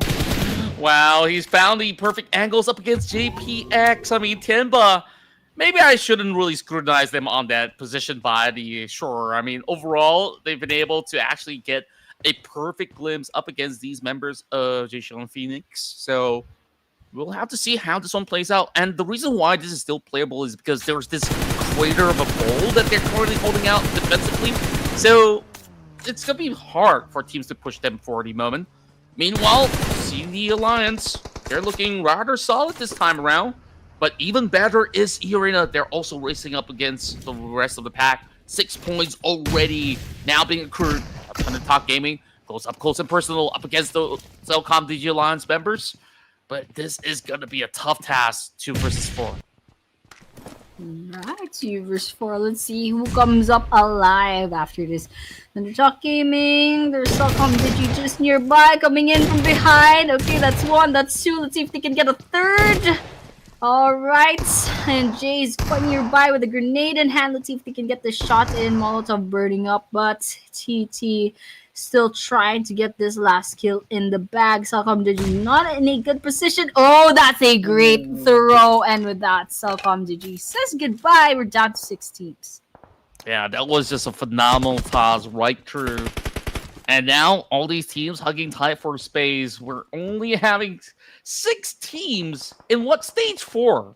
Stage 4, Annie? I mean, this is not something that you would usually see in competitive play. That just goes to show that these are top players across the globe right now hanging out. And you know, a lot of pride and stake is involved to, of course, win every single duel that they could. But JPX, they're falling back into the slow and steady pace. And Earena, they're also trying to bounce their way back up. They are looking to move around that corner of Primos to be playing over on the kill side as well. Dplus Kia spotted out by Zeus. Okay, T-Flash already lost win, so I mean, they probably still have this in the bag. EA might be in a little bit of trouble, especially with Tops pretty much getting this, but Tops does get knocked down. Oh no, Zeus is also down. Oh my gosh. Wow. Arena. Oh, Arena, they wiped out Team Flash. That was crazy. It's just so wild out there. And Earena, they just took that golden opportunity because you saw how occupied they were within that form of skirmish. And now it further confirms it. Just by the streets, as well as the shores now being covered. Tianba, JPX, as well as ThunderTalk, they're going to be able to really get a firm hold. Can't really say the same about those coming in from the north, though, because we still have Bose, who's currently well and alive. Dplus Kia, they're taking things slow, but I guess there's really good reasons to it because there's not much of a great angle for them to really hold out once they do get into the zone. So taking things nice and easy for the moment. He suspects that grenade, but that was perfect, and that will take out Team Flash. Oh man, Bose is just trying to stay alive, man, but there's just no place to hide. Look at this. All open space, just a little bit of foliage, just a little bit of trees, but just a little bit outside of the circle. But yeah, we're down to 5 teams, I guess. We're seeing EA, we're seeing Tianba, we're seeing JPX, we're seeing DK, and we're seeing TG as well. So right now we got like 3 teams with a full squad, and DK has 3 left. We have TT with 2 players left. So pretty good chance that maybe, just maybe, Arena might have this in the bag, but still, Tianba still has a chance on getting this chicken dinner. And of course, JPX managed to survive this long. I think they still have a pretty good chance. But right now, we have Arena. Sakura has a Tianba lined up right on their scopes. Let's see what they'll do about that positioning. Yeah, I mean, overall, Arena with this veteran tie roster, they've been looking sublime. Right now, having so many of all these elimination points. Meanwhile, Tianba on that 2-2 split. It's going to be a tough angle for anyone to really spot out. But Joker! Is he going to do it? Yes, he does! He rams right into the vehicles! But they were ready to go! It's barely surviving. There we have it. It's going to be Joker that will be able to get the shred right through. And now, Arena with 11 points are looking absolutely unstoppable. But 30K is being stopped. It's going to be a last stand. And thank goodness NC2 have arrived in the nick of time. Oh my gosh. Arena knew to take that risk. That was absolutely insane. That risk calculation. They knew they had the advantage. And they were not shy on taking that risk. They just went in on the aggressive and got 4 kills from that very cleanly as well. It's just one knockdown that they managed to reset really, really quickly. But right now, their trouble is gonna be JPX, DK, and TZ. Right now, JPX has been showing us they're just playing safe. Look at that, 0 eliminations. They're kind of just existing, you know, and they've been in the same place for like 5 stages, man. 5 stages. JPX just wants to stay alive, and they already have placement points just for surviving. So I respect that. I absolutely respect that. Otherwise, DK is still in the running. They still have 3 players.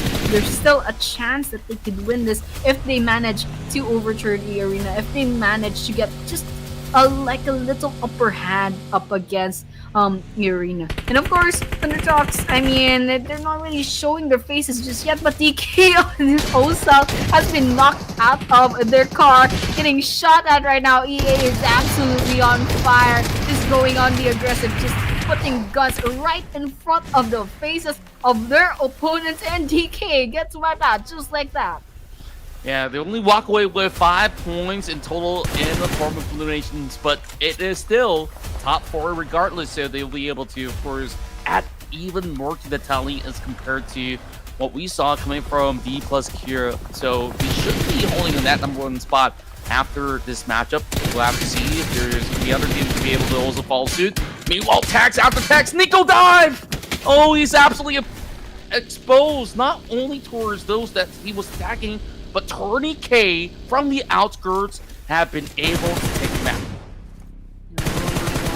But GPX, however, finally getting some damage done against their team. And Arena, they're not stopping, not even when NC2 needs that revive. It's a good thing NC2 didn't get completely eliminated off. They still have more or less a full squad, especially if they can get this revive in the bag. And of course, we did see JPX very, very safe. I don't know if we're going to be seeing JPX going on the aggressive, but yeah, I guess Crazy's going to go in that. They spot the last person from TT, that's Jay, just trying to crouch on the ground, just trying to stay alive. Maybe hope JPX gets picked off before they get spotted. But yeah, Arena's on a roll right now. They have their targets aligned, trying to get JPX, and they know where JPX is. They're just trying to find an angle, trying to find a plan to kind of go up against them. Let's see if they'll go on the aggressive right now. It looks like they're still staying on the long range as of the moment.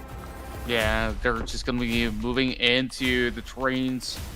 JPX holding firm, but I don't think that actually gets to play out for far too long, as that is a perfect one coming from 30K! Oh my goodness! Ooh. Hollywood pulling off the highs of his life. Now it's going to be 3. Make it 3 versus 1, as he's been able to find even more in the process. Joker now secures it with one more tap. Now, TT might just actually squeeze this true into the top 2.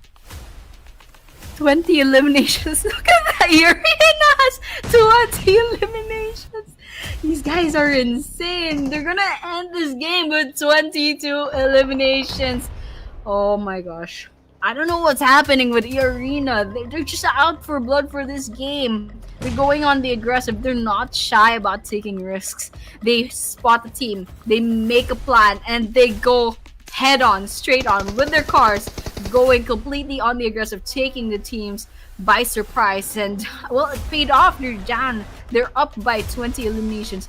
And the placement points are gonna come in as well. So grenade coming in, JPX, Crazy still hiding out, and Jay is still surprisingly alive after all this time. 2 versus 1, however, with Crazy, and there's also Joker nearby trying to see if they can get some long range grenade throws, but Crazy's just trying to stay alive. Oh my gosh. Okay, they're out in the open. Let's see if they can finally get Crazy right now. Well, just a little bit of calm before the storms, before the dust settles out. Arena! Oh! Perfect toss. And now that's left. It's only that final member of ThunderTalk, and there's only a few places that they have yet to check, and that is that outpost with a shack for him to play things around with. Jay fancies a chance. I mean, they could absolutely at least take 1 point home. but it's gonna be a ring around Rosie. They're waiting for that grenade. Not necessary though. NC2 dealt the final blow, and Arena, they get chicken dinner number 2 of the night. Oh my gosh, Arena. Look at those stats later on. They're absolutely insane. Not only did they get double digits on the elimination points, they got more than 20 points. I believe 22 final elimination points. That's even worse than the Rondo run. This absolutely insane kind of like risk-taking aggressiveness from Arena, and it paid off. They got the chicken dinner. They got the elimination points. I'm so excited to see how this will affect the leaderboards later on. Me too, Annie. Overall, we'll take a look at the team stats as well. Arena having pretty much a huge one right now, where they've got like, what, 20 over points from just eliminations alone. And now this actually allows them to surge on and leapfrog through the standings later. While we take a look at the damage output, it's crazy how much Sakura has been able to do. 8,100 damage in the span of this round. Yeah, absolutely insane. We're seeing the rest of the stats as well. Damage taken. Wow, Sakura only had 97 despite doing more than 1,000 damage. Absolutely insane. Of course, the knockouts as well. 6 Sakura, 1 from NC2, Trinity with 3, Joker with 4. And just absolutely crazy. Match number 20. I really thought Rondo was like the farm for elimination points, but Arena said no. ERANGEL, I mean, that's not gonna stop me from getting like 20 plus eliminations. But yeah, I mean, these are the team stats. Healings coming right up. There's already 300 for the side of NC2 and 30k as well. So Sakura has 109, Joker with 229, and I think we're gonna be seeing the teams to watch out of. EA, of course, that's no surprise. They're up at the first part of this lineup. But yeah, Team Flash, of course, we all know why Team Flash definitely needs to be watched. They are number 1 right now. But TT, yep, definitely survived up to the second team, like the second to the last team in this ERANGEL map. Of course, DK proving themselves as well to be a formidable team. So yeah, totally understand why these are the teams to watch. Truly, I mean, overall, Arena have such a massive round in the past banner matchup. Damage-wise, not even close for ThunderTalk Gaming. And, well, I guess one that's pretty close is the amount of healing that they do actually get throughout the round. But Arena is just so smart on how well they just position themselves. ThunderTalk, maybe you would say that they went in for a little bit more of a risky play as well, but it didn't quite work out. But it absolutely worked in favor of Arena's very own Sakura to be this match's MVP. 1,367 damage, 8 eliminations. We did see that a while ago, but still, it's absolutely crazy to kind of think about, you know. MVP, EA's Sakura absolutely crushed it. But, I mean, the rest of their team already did well as well. I think, yep, I was going to say this. The top performer is going to be from Arena as well. But tops from Team Flash, of course, trying to see if they can match up against the rest of EA. I mean, we have Tourniquet and NC2 up at number 2 and number 3. But Tops has 5 eliminations as well with 641 damage.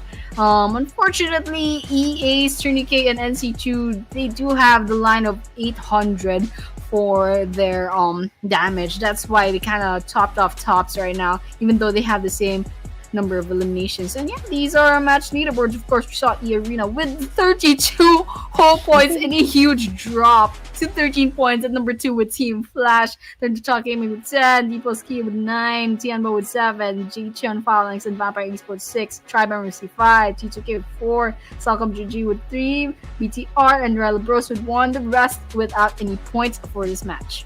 Yeah, overall, Arena finally have been able to really show their strides over onto the course of the map, and looking at like their former championship form right now, despite this being pretty much the off season. We're also looking at a lot of all these teams who are trying their little best to be able to outduel international teams.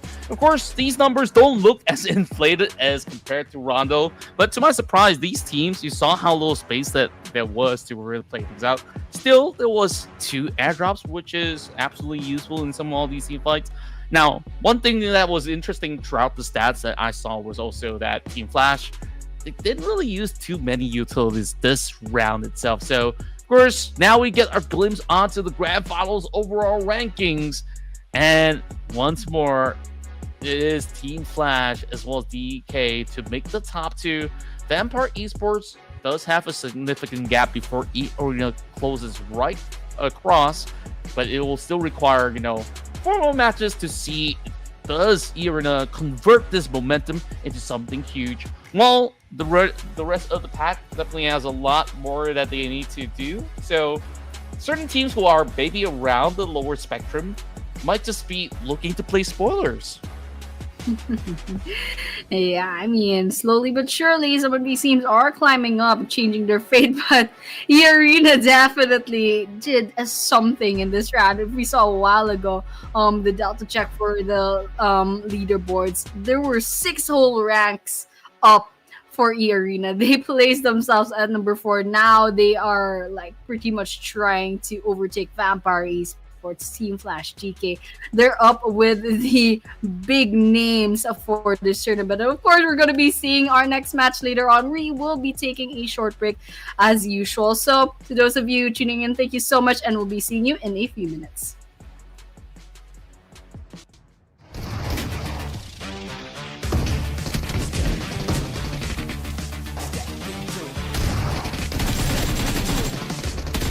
Step into the ring.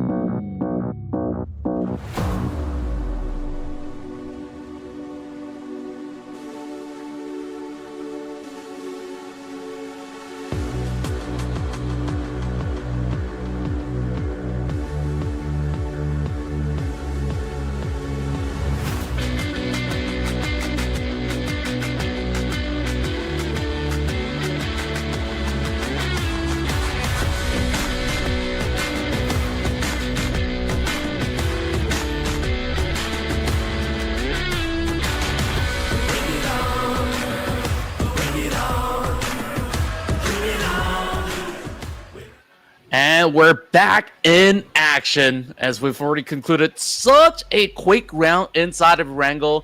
This time we are revisiting the dusty dunes of Miramar before we head back to ERANGEL once more to eventually close out the night. But it's been quite the interesting halfway mark, Annie. I mean, overall, the amount of fights in the early game was absolutely tantalizing to watch. Now, moving to Miramar, I feel like this is continuing as a trend throughout the entire course of the tournament to see who's going to be the king of the desert. Yeah, and I really, really hope that the trend of, the early game engagement is gonna carry over to Miramar, because usually Miramar is kind of a quiet map. There's a lot of camping, there's a lot of waiting, of course, for this circle to kind of close in. But yeah, we will be seeing 2 Miramars in a row, and right now this is the stats for which Team Flash once again at number 1, doing really, really well on this particular map. But number 2 will be TT, however, so very, very interesting with the average rank points actually tying with Team Flash. Number 3 is BTR, number 4 is Vampire Esports. So I don't know. There's a pretty big gap between TT plus Team Flash and of course Vampire Esports and the like. But yeah, we are gonna be getting their caster predictions as well. Who do I choose? Who do I choose? I guess I'm going safe right now with Team Flash. Okay, go ahead for that, because I've been looking at the the charts and some of the data. I think Vampire Esports, they have been on a really good hurdle for the past couple of games already. So I'm hoping that eventually they can look to seal the deal. So that's going to be my pick for now. So production, are you going to one-up us again? We'll have to see. What's it going to be? Come on. Oh, don't be shy. Team Secret. Oh, very, very interesting pick. I kind of like it. All right. I respect that. Team Secret is a pretty good team from Miramar. Let's see how they'll do. But right now, I'm me and Team Flash, Vampire Esports, Team Secret. Some pretty big names, some pretty old names that is on the PUBG scene. So, you know what? Let's just keep on watching. Let's see how this Miramar map will do for this day number 4. I mean, we saw like a couple days ago, the teams did fight it out against each other in Miramar already. But it's a new day. We're seeing some really good improvements as from some teams. We're seeing ThunderTalk all of a sudden, Tianba, and we're also seeing Tribe Aeromacy all of a sudden. Even Earena just boosting themselves up from that previous map. So this is going to be really interesting. I hope to see some surprises in Miramar later on. Oh yeah, this is actually one of my favorite maps out there when it comes down to, global level performances. So all these teams, they're not gonna easily butt from certain areas if you're gonna challenge them in the city. So hop drops might still be a thing. I think like we've got like every map with a hop drop so far, and just from certain rounds coming from the past days as well, this could continuously be a fight for that territory as we now take off into the Dusty Dunes. This is going to be coming in from the North Point, so this flight is going to look to be skewered pretty much around that northern area into the eastern corner of the map. So, interesting on how it actually goes through. So, I guess Chumasera is going to be a little bit of a long stretch, but hey, there's still plenty of cities for them to opt for Plan B. Okay, interesting flight path. Still a bunch of hot drops, but still, I mean, Valle de Mar a little bit too far. To be honestly honest, people don't really like that place, but El Pozo is accessible at this rate. There's still a lot of places to pick out on, but you know what? Let's just wait and see, because in the previous few maps, I mean, we're seeing a lot of early game engagements. In fact, there's a huge chunk of teams, a huge chunk of players that get picked off really, really early on in the past maps today. So if the trend continues, maybe we're going to be seeing some violence very, very early on. But right now, we're just kind of watching everyone drop off on their favorite places, and you're just going to be looting for now. Yep, and it's going to be ThunderTalk that's going to be pretty much smack dab around the region alongside with AST. So Trap Aeromacy might be plotting another attack just like how they did up against T2K. And, well, it's going to be the rest of Nongshim RedForce to, once again, go on a duke out inside of the city of St. Martin. And Nongshim found a target, knocks him down. He's going to be playing with them for a moment until he gets pretty much absolutely blasted. And just like that, a clean finish up against Arena. Erena's still there, but winning, but AE managed to find Tianba, and I think Aching is kind of a little bit in trouble over there.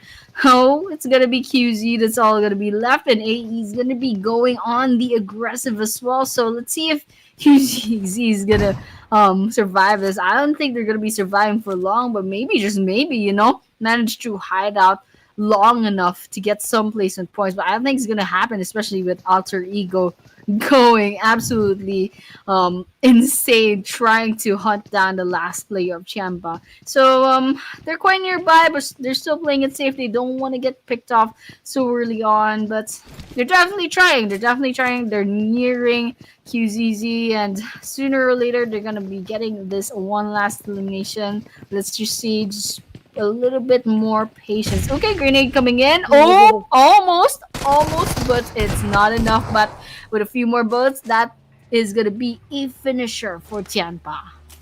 Yeah, it's so unfortunate. I think like the moment that they knew that he's pretty much hiding by the corner is when he tried to really hook open that grenade. And now it's gonna be a full swarm coming from Team Secret as well, flushing up against that member of JPX. It's going to be a 1-for-1 for the meantime, as there's one member of Team Secret now being knocked down. Fall is a brand new name. It seems like a lot of all these teams who are playing the off-season right now, they're probably testing new rosters. So, of course, those of guys who love to, share the latest news, gossip online, well, there's definitely a lot of positive changes that is now being brought right in, and you guys are watching it here, despite, us not really knowing who exactly could that be. All these players, they love to really hide their real IGN, and we'll just have to find out. Meanwhile, Jecheon, Phalanx, once again going on for this push, and it's just a little bit risky because they're moving into the farmhouse, and the rest of Team Secret are looking ready for this engagement. Grenades coming in. Hollywood is gonna be falling. Not yet a confirmation, but it's Yukai versus the last visible player from JPX. And look at that, 14 teams left. Not even 5 minutes into the game, so it still holds. The early game engagements still holds 3 maps later tonight. So, Team Secret, one each team player. They have 1 elimination each. And of course, EA, all of a sudden, the first to fall in this map. Maybe just slight bit of bad luck, on the drop-off points, on the resources that they looted. But yeah, I think everyone is settled in since we're 5 minutes into the game. I think everyone has some pretty good guns right now, and all they have to do is kind of go ahead and rotate into some pretty good places to stay in, especially with the teams that are still quite far off from the play zone. Yeah, overall, it's been pretty much a very neutral kind of zone for them to actually play out for this very first phase. So, isn't all too daunting. The only problem is when these teams up north tries to cut into the zone, and then we're going to see perhaps them being gated off from reaching around those areas. I'm looking at the minimap earlier, and I thought that perhaps there might just be a fight between DRS alongside with potentially CelcomDigi Alliance and maybe even Alter Ego.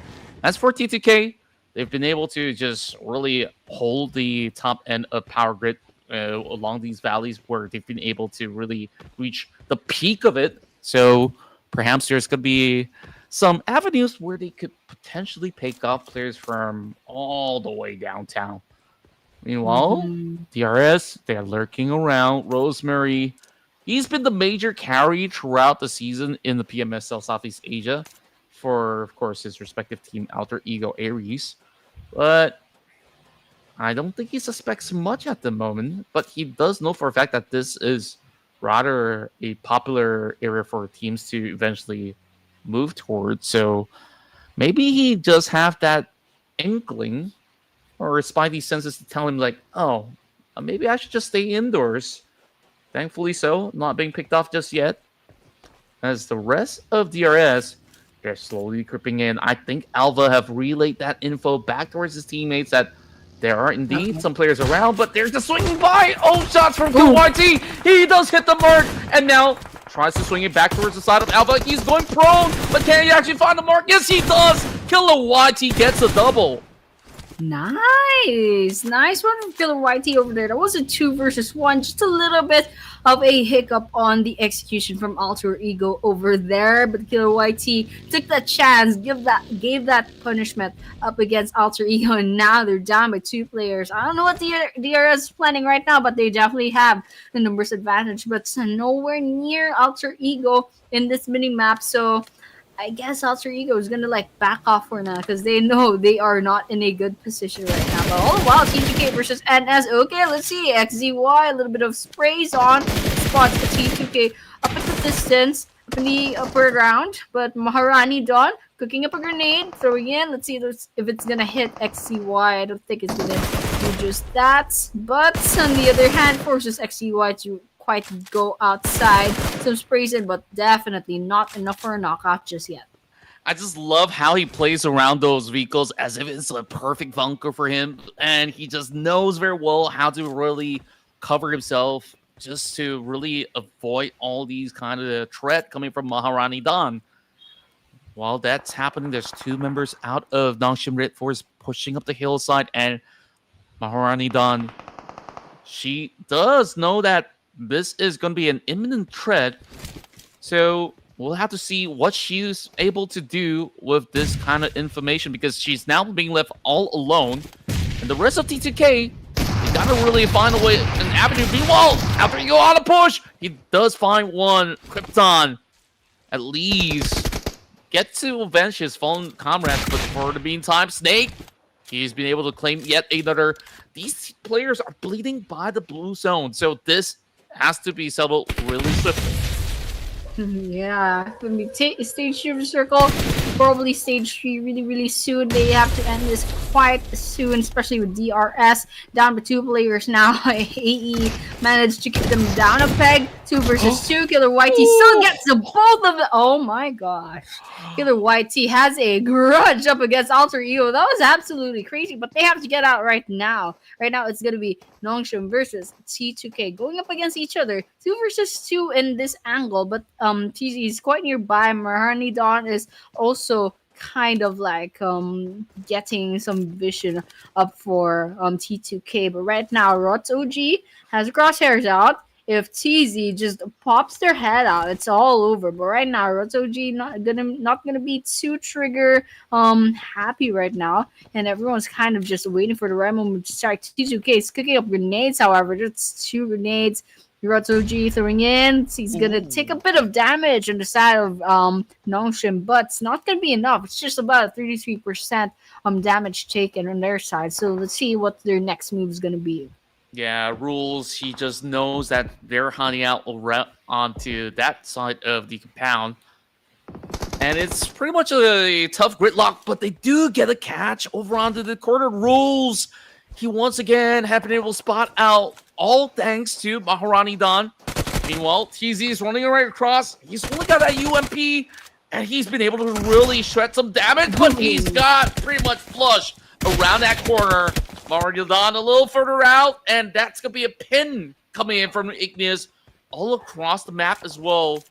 A tit for tat, and now this could be an opening for Maharani to look for conversion, as she's trying to go in for the save to rescue Rules, because this guy has been the main hitman for the team.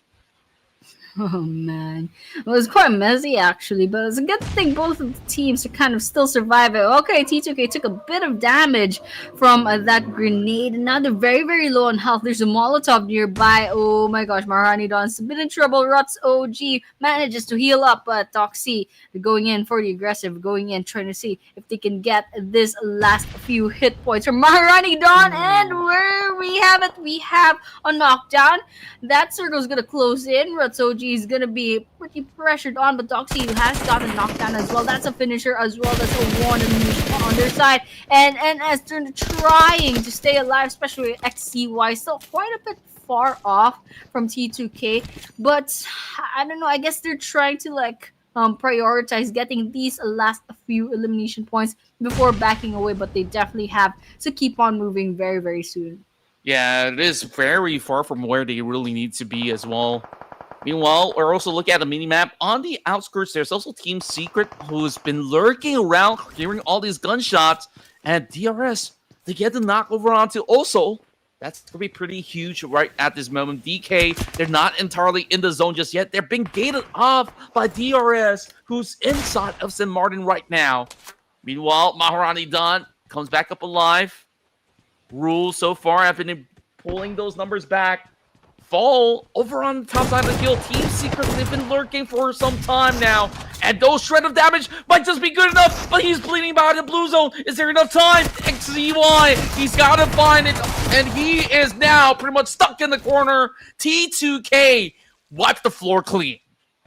Oh my gosh. We have a Team Secret, however, with 6 eliminations already. We're down to 11 teams and 37 players up here in Miramar. And there's still a considerable amount of people here in the blue zone. Definitely needs moving. T2K is still holding their position. TS quite nearby, but one of them's already disengaging. Let's see what a GK will do in this position. Rotoji, Marani Don, they're still inside this compound, and once they step outside, Jukai is gonna do something about that. But however, right now, still camping out. Marani Don right out in the open. Jukai has a bit of information, not taking the shot, however. Oh, okay, that was a pretty open shot. I don't know, not moving just yet. Don't want to give off too much information. Okay, that's a knockdown. There's still Rutz OG. It's going to be nearby. Their time is ticking with the stage 3 circle that's already swallowing them up. There's another person from Team Secret just hovering about nearby, but I don't know if they still need their help. Rutz OG just needs to do one last mistake, and I mean, it might be over for T2K. Yeah, he's just playing it rather safely. He does know for a fact that there's one planet over the hillside, so he's gonna see whether if he could just wiggle his way into the zone by any chance. Meanwhile, Fall letting loose of a couple stray shots over onto some members of VRO. Meanwhile, a uphill fight as Trap Aeromacy once again annihilates one member of the side of ThunderTalk. They're only good for 1 point this time around. Slight improvements very gradually for the side of ThunderTalk for today. Despite having a win yesterday, doesn't seem like today's been a smooth cruise for them. Meanwhile, Team Flash, CelcomDigi Alliance, Weibo, they're in the zone. Prime location for the side of AST as well. It is looking to be a very, very difficult terrain to play with. Yeah, definitely. A lot of open spaces, just like previous ERANGEL match. But yeah, right now, kind of just waiting about 9 teams left. There are a couple of squad pick-offs just now, but it looks like Bro just have one kill up against TS. Now TS is down to 3 teams. Mustard D trying to get some sprays on, not seeing anything popping up except for that one elimination a while ago. Gonna go on to that car, trying to see if they can reposition. But right now, Jecheon nearby, trying to see if they can get some angles up against DK. It's joining Frey right now, just joining the circle. But they do have to keep them moving later on. There's about 400 meters away from that next circle, from the stage 4 circle. And that blue zone is closing in, and we're just kind of forced to move now that there's a considerable amount of damage. But Jackie, speaking of damage, taking a bit of damage from those bullets. Weibo Gaming still up and about, 3 eliminations already. Let's see how they do. They're inside of the circle. They're safe, but for how long since Team Flash is nearby? Yeah, what I've really learned from these past couple of rounds is that Greed is actually really good. And then you take a look at Team Secret, they're willing to commit themselves so deep into the blue zone to farm out, 10 whopping points at this moment. Like, I didn't really expect this to be, those early game results that they will be able to churn, but the rest of the production crew, they're absolutely onto something when they say, hey, you know what? Team Secret, they absolutely look hot inside of Miramar, which is why they went in for the pick. Meanwhile, airdrop looted from the side of Red Bull. Raila Bros Esports now trying to get better entry into the areas of the zone as they're still looking around the power grid. But the problem is they've been withheld by those members of Team Secret, so they're looking to take the fight upon them as they drive right into the bull. Is this going to be a big setup? Yes, it is. Up against Jecheon. Okay, a bit of damage here there. DK getting a kill up against Bro. Okay, Jukai falls with a frying pan. Very interesting choice. Grenades being exchanged between Team Secret and Bro. Okay. That's 2 versus 1. Himson trying to go for the aggressive. Team Secret right behind it. Gets hit by that grenade from Vampire Esports. That was a stolen kill from Himson. Now Himson's getting targeted himself. We have it. A bit of grenades coming in. Chip down half their health. And Master D rather is also getting targeted. Took a bit of damage from that. Vampire Esports has them a bit of surrounded, and there's DK right behind them as well. It's not a good spot for Bro to be in, but they are fighting back. A bit of grenades coming in from Master D. So just a little bit of here and there. There's a bit of damage coming in.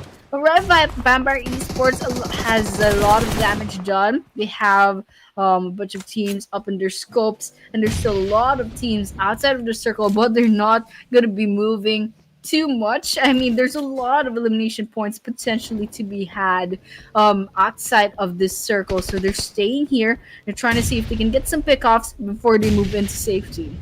Yeah, there's already a fight erupting between ASC as well as Dplus Kia. They're being held by the very far corner. Also, dealing with the situation all alone while Chips is literally being chipped out of this matchup. Vampire Esports have been able to capitalize on this situation since they do have some high ground advantage for the moment. Slowly bleeding out, but that member of Dplus Kia needs to actually trade back, and that's Fabian, who is currently hiding himself over on the opposite side of the hill.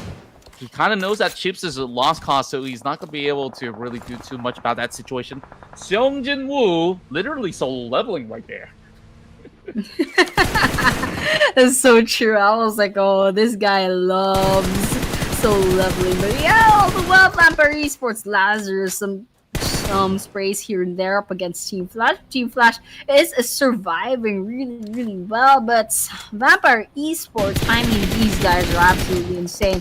Tribe Aeromacy trying to see if they can get in to the game. Right now, they're gatekeeping this area up against DK. Fabian already fell. A bit of damage here and there. Fabian taken down by DJ, and that is one less team left to worry about. We're down to 5 teams. It's actually Weibo Gaming, Vampire Esports, Tribe Aeromacy, CelcomDigi, and Team Flash.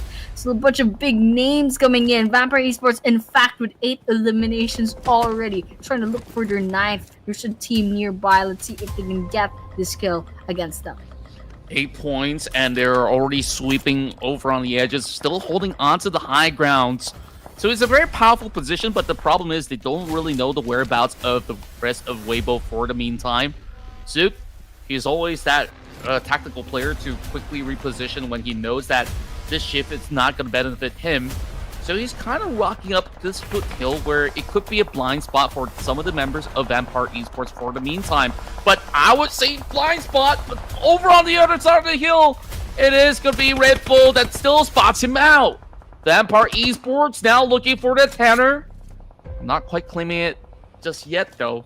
Well, there is also Bose, who's currently looking for the sack. He lands it just in the nick of time for him to find a little bit more cover, and that is closer to the central zone. The problem for Vampire Esports now descending around that area into a potential shift is going to be problematic. So if the zone does benefit them, then the rest of the team, they got to be concerned about the rest of VPE. In just a couple of seconds, we'll know exactly where that circle is gonna wind up. We're already stage 6. Hopefully, we're not gonna be seeing stage 7 or 8 later on. I mean, this is already pretty interesting. I mean, everyone's kind of going on the aggressive, and there's a lot of teams out in the open. They can't just camp out on the buildings right now. It looks like we have our next circle. There's just a couple of places to hide out in, and Weibo Gaming has one structure already on their side. Both is trying to stay alive, but we seeing CelcomDigi kind of trying to get their kills up against both, just trying to exist, just trying to stay alive. These guys trying to get this elimination on their side. CelcomDigi, they definitely have to work a little bit harder with those zero eliminations, but it's a good thing they already have some placement points on their side. But however, Vampire Esports pretty good running for the chicken dinner right now alongside Tribe Aeromacy. So among these two teams, I think we're gonna be seeing our chicken dinner winners very, very soon. But right now, it's still Tribe Aeromacy trying to get the high ground. Still the team nearby as well, getting the peak of this structure. But otherwise, it's just exchanges of bullets here and there, but not really anything popping up on the kill feed. It's just so hard to really pick off these players of AST from this high ground. And I guess eventually DG has to also descend, so we'll have to see how do they actually do so safely, because they've attracted just about enough attention, especially with them tagging onto CelcomDigi Alliance. The problematic thing about CD Alliance current position is that if it shifts any deeper, they're going to lose half of their compound. Vampire Esports now looking to secure the shack as they drop nades after grenades over onto Bows. Not quite hitting the mark though, so they will have to try again to see if they can find that perfect toss into that tiny little window. And here goes. That attempt brings Bows so low! And there we have it. 2 nades to settle the score. There we have it indeed. 4 more teams left. Tribe Aeromacy, Vampire Esports still running, Weibo Gaming still alive, CelcomDigi still alive as well, trying to get the first elimination right now. They have their scopes are out, they're trying to put some damage in, but they can't just finish these fights, you know. Some smokes coming in, Lights trying to see if they can get some pickoffs, some bodies moving. Tribe Aeromacy still lounging like the kings and queens that they are up in the peak. Vampire Esports, however, quite out in the open, and they're suffering from that positioning. I mean, with Tribe Aeromacy up in the hills, there's CelcomDigi hiding behind the buildings, and we have Vampire Esports hiding behind trees. It's kind of hard. They're out in the open. They're so out in the open, and they're so easy to spot. But right now, I mean, they're definitely fighting back. They're still trying to stay alive.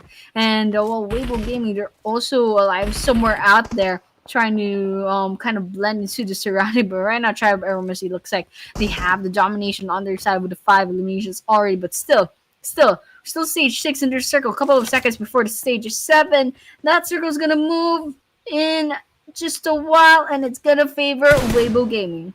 Wow, that's a very interesting shift right now. Vampire Esports and CelcomDigi Alliance will have to race towards that area. Meanwhile, Mela is halfway there already, so he should be able to eventually take some claim towards that warehouse. Meanwhile, Weibo, they've been able to slowly lurk around the foothill of where AST is currently at.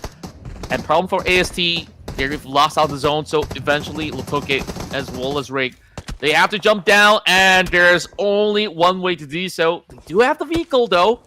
CelcomDigi Alliance is also holding them hostage up here. What are you going to do? I mean, they're trying to fight back, but essentially there's not enough time. Right now, zone's closing right in already, and CelcomDigi Alliance, they also do have to make a move, so it's really about the point who catches who first, and here comes Sung Jin Woo, aka Tony K, looking to shut them apart, but no chance whatsoever. Oh my gosh.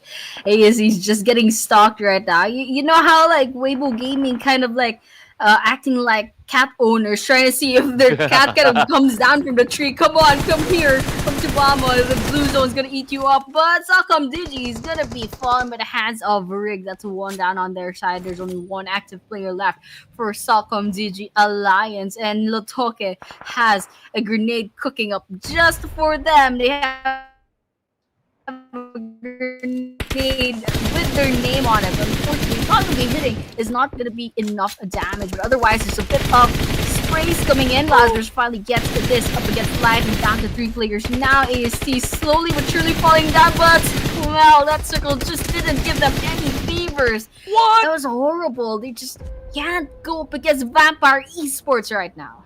Lazarus is so sick. He sprayed down one member of AST and he swings 180. Catches order from the back. And now there's only one member left inside of Weibo. This could very well be Vampire Esports' chicken dinner. I'm excited because I vote for this team. But, of course, can you blame me? Rick now. Last ditch effort. He's driving towards the rest of Weibo. Oh my god. 14 eliminations and counting. AST trying so hard to push it. They can't even put their feet on the ground. Vampire Esports keeps them on their toes, just putting a lot of pressure, a lot of grenades cooking. But right now, Tribe Aeromacy finally has their footing.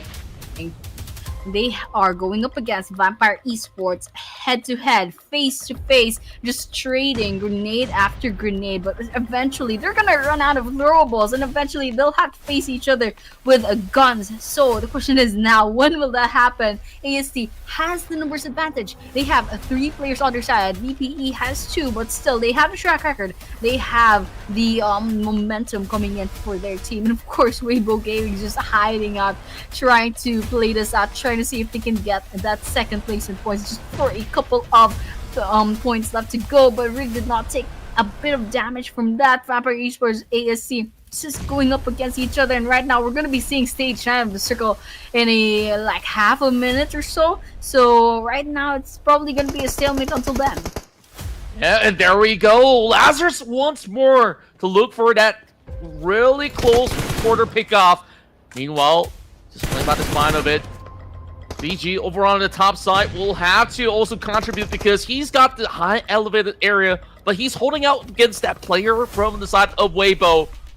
Weibo slowly losing out a little bit of their position as well. Rick has to pull all the way back, looking to sustain for the meantime, as these 2 members of AST have been hunkering down over onto the sector. And like you said, a lot of these resources are depleted. There's only one smoke left for the side of Lazarus to expand right now.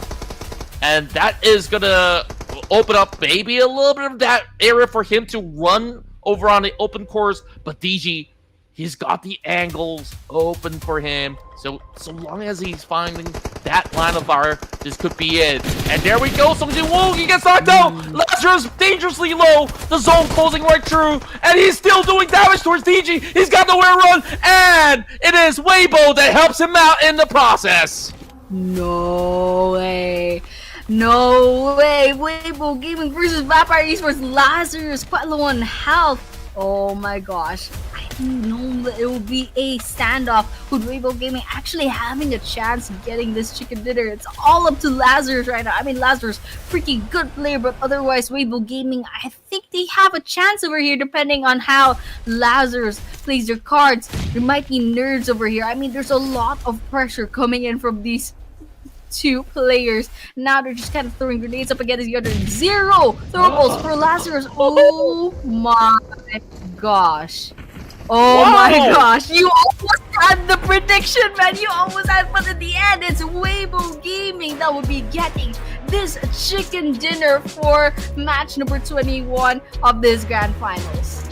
That was insane. That 1 versus 1 versus 1 towards the tail end, and I thought it was the Lazarus show the whole time, but he kind of overaggressed and he just walked straight to a trap being laid out. You gotta respect all these PEL teams because they are so good at utilities that this guy, he was unthreatened the whole time. He has plenty of stocks. Although he's all alone, you saw how well he held his ground up against those members of AST, and just like that, they claimed his chicken dinner despite the sheer numbers going in favor of VPE. Oh my gosh. Oh my gosh. There was so much patience involved for Weibo Gaming. They waited. despite being like only one player in their team, they waited so much patience and it paid off. Even giving that chicken dinner, despite having like just a couple of eliminations on their side. But the fact that Weibo Gaming was smack last on the leaderboards, and all of a sudden we're seeing a chicken dinner from this team, it's kind of really nice to see. I think they're finally getting their footing on like up against South and Southeast Asia. So you know what, very exciting for Weibo Gaming over here, and I loved that strategy that they employed. You know, the 1v1 against a Lazarus, just absolutely insane. I really thought Vampire Esports had it. Yeah, I thought so too, but of course, it was the bigger plans that matter. You saw, well, I can't really read Chinese, excuse me for that, but overall, they just know exactly what to do and when to execute as well. You saw there were a couple of moments where, you know, Weibo could just choose not to be involved, but he knows that, hey, if you're just going to sit still, then you're not going to be able to really read the rewards, even if you do security the chicken dinner. You saw he was the one that was pretty much targeting DG over the hillside, that he's got no other option but to turtle in, which is why I was kind of curious. It's been a 2v2 somewhat coming in from the side of Vampire Esports versus EST for the longest time. Take a look at the numbers. It's just overwhelming of what Vampire Esports did in this map. Yeah, absolutely insane. Vampire Esports like just did the bulk of the work, and all of a sudden Weibo Gaming, with all their patience, waited for that last moment, and it really counted. It's just absolutely insane with their survivability. And to think that Weibo Gaming just like managed to hide just below the radar of all the teams trying to get their pick off, trying to finally wipe out the last member of Weibo Gaming. But otherwise, MVP of the match is Lazarus. I mean, no question over there with 8 eliminations and the second to the last person on this first Miramar map tonight. So with that 15 utilities, 1,470 damage, pretty good stats coming in from Lazarus. And of course, coming in second will be DG from Tribe, Aeromacy. Number 3 will be from VPE. Again, that's Tony K. And number 4 is Team Secret's Jecheon. All 2, 3, and 4 have 4 eliminations each. Just a little bit of difference with the damage. 901 for DG, Tony K with 803, and Jecheon with 649. Yeah, and Lazarus says that, you know, if everyone's getting 4, I will always look to double that. Tony K, he also was very involved in the early to mid game skirmishes, playing as Songjin Woo as well. So yeah, I think it's very fitting of not only the character in the anime, but also the way that Tony K has been playing over the years. He was that prodigy, and now he is pretty much the man in his team to really be the backbone of this roster. So take a look at the numbers. Of course, Weibo, they did secure the chicken dinner, but Vampire Esports, they just absolutely were monstrous in this round. Also, not forgetting Team Secret on that crazy run on that blue zone. What was that? 10 points? And they don't have placement points. That's crazy. I mean, it's like a, you know, fire that went out too fast, you know, just a little bit too aggressive, got picked off like too early on. But yeah, absolutely crazy how Vampire Esports still like not even just beat Weibo Gaming on the leaderboards, but it's also a considerable gap since they have like 16 eliminations from that match. But yeah, overall rankings, we're seeing I don't know, not much changes, just Team Secret and JPX kind of exchanging ranks over there. Still FL up at top, DK coming in second, Vampire Esports holding their spot, still like quite a rather big gap, 40-ish points up against DK. Still a long way to go. That goes the same with EA as well as NS. They've already tied in the points as well. So second half of the table, still not much changes, but AEC slowly but surely climbing, especially since I think rank 16 or 17 at the start. I think rank 16, and now they're up 14. So you know what? Pretty nice changes to the overall rankings right now. Yeah, I just take a notice that the Saber were not participating in any of these matchups so far. So, of course, I guess like they were not looking to race towards the top up against the rest. So I think like it's still pretty much a very level playing field where we saw, you know, the rise of AST for the past couple of rounds, and that kept me super excited. So with that being said, we'll come back after a couple of minutes and we'll bring you more action here in the Clash of Giants.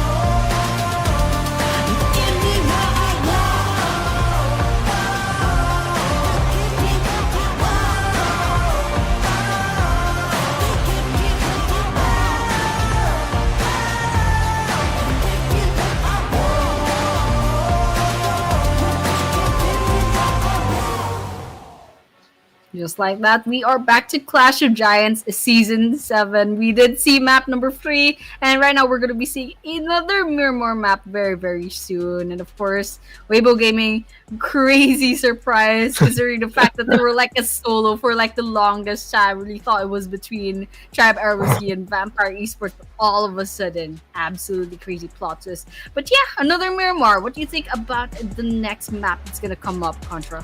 Well, give me more, because that was very fast-paced in the early game, and then you saw like maybe 3-4 teams wiped out, and it was really a battle of tugging for those kind of position. And even despite all these players were planted inside zone, certain teams, they were just wiping teams even in the blue zone, and that was Team Secret. They weren't planning on, you know, fighting for those placement points. They just really want to make others miserable. So that keeps things exciting. Vampire Esports, big numbers out there on the elimination charts, on the damage output, but it was Team Flash that historically has the better average ranking points so far, alongside with survival time. Last round, I think they were ambushed from multiple angles, making it a little bit more difficult. With TT, they've also been showing up as well. BTR, though, a little bit on and off. So I'm really wondering, like, what really goes on from the side of Bigetron by Vitality, because overall, we don't know whether, of course, the Filipino Asesino Federalis is playing or not, because they love hiding their names.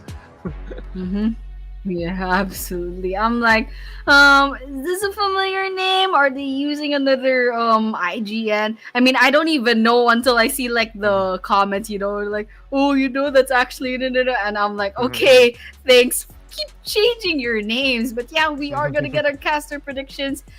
I'm still going for Team Flash. How about you? Oh, I wanted to go for Team Flash as well. Just go. Have I picked Team Flash for today? Yeah, why not? Let's go for it. All right. Looking Team good so Flash. far. Yeah. Production, are you on the hype wagon? Are you going for something else? Still Okay. choosing. You know, AST really looked so good last round. I really thought Yeah. that they could have really taken it. Vampire Esports, I mean, they look great as well. Like, Yeah. oh, it's such a hard decision. I just could not get it right. You know, like AST, they're always inches away. And production, I hope that you're absolutely right. I mean, they're riled up. They're looking very good today. So, we might be bested by production again. We'll see. We'll see. So, yep, 2 versus 1. I don't know about the rest of the chat, though. You guys can also join in the conversation as well. Tell us who you guys are rooting for. And if you guys have not subscribed just yet, what are you guys doing, man? Hit that sub button right now. So, of course, this being the final Miramar map of the night, I think that last round was pretty spicy because it was another situation where, you know, it was a skewered flight path and it went somewhat north, leaving certain teams with no other option but to really take a slow approach. So maybe something more neutral would be pretty nice to watch. Yeah, more or less. But you know what? It's still gonna be the same game. It's 2 Miramars in a row. I don't know if they can adjust their strategies this fast, but of course they probably like gonna be changing some things up really, really soon. But yeah, in the previous map, however, I think there was a lot of things that changed because of the circle, perhaps, or maybe the drop-off points. I don't know if it's gonna be a little bit different in this next map. We'll just have to wait and see. You know, I mean, skill is one thing, but PUBG luck has more or less has a little bit of impact as well. And we saw like in the early games, Earena did get picked off really, really early on. So I'm excited to see if they survive the early game this time. I wonder how they'll do.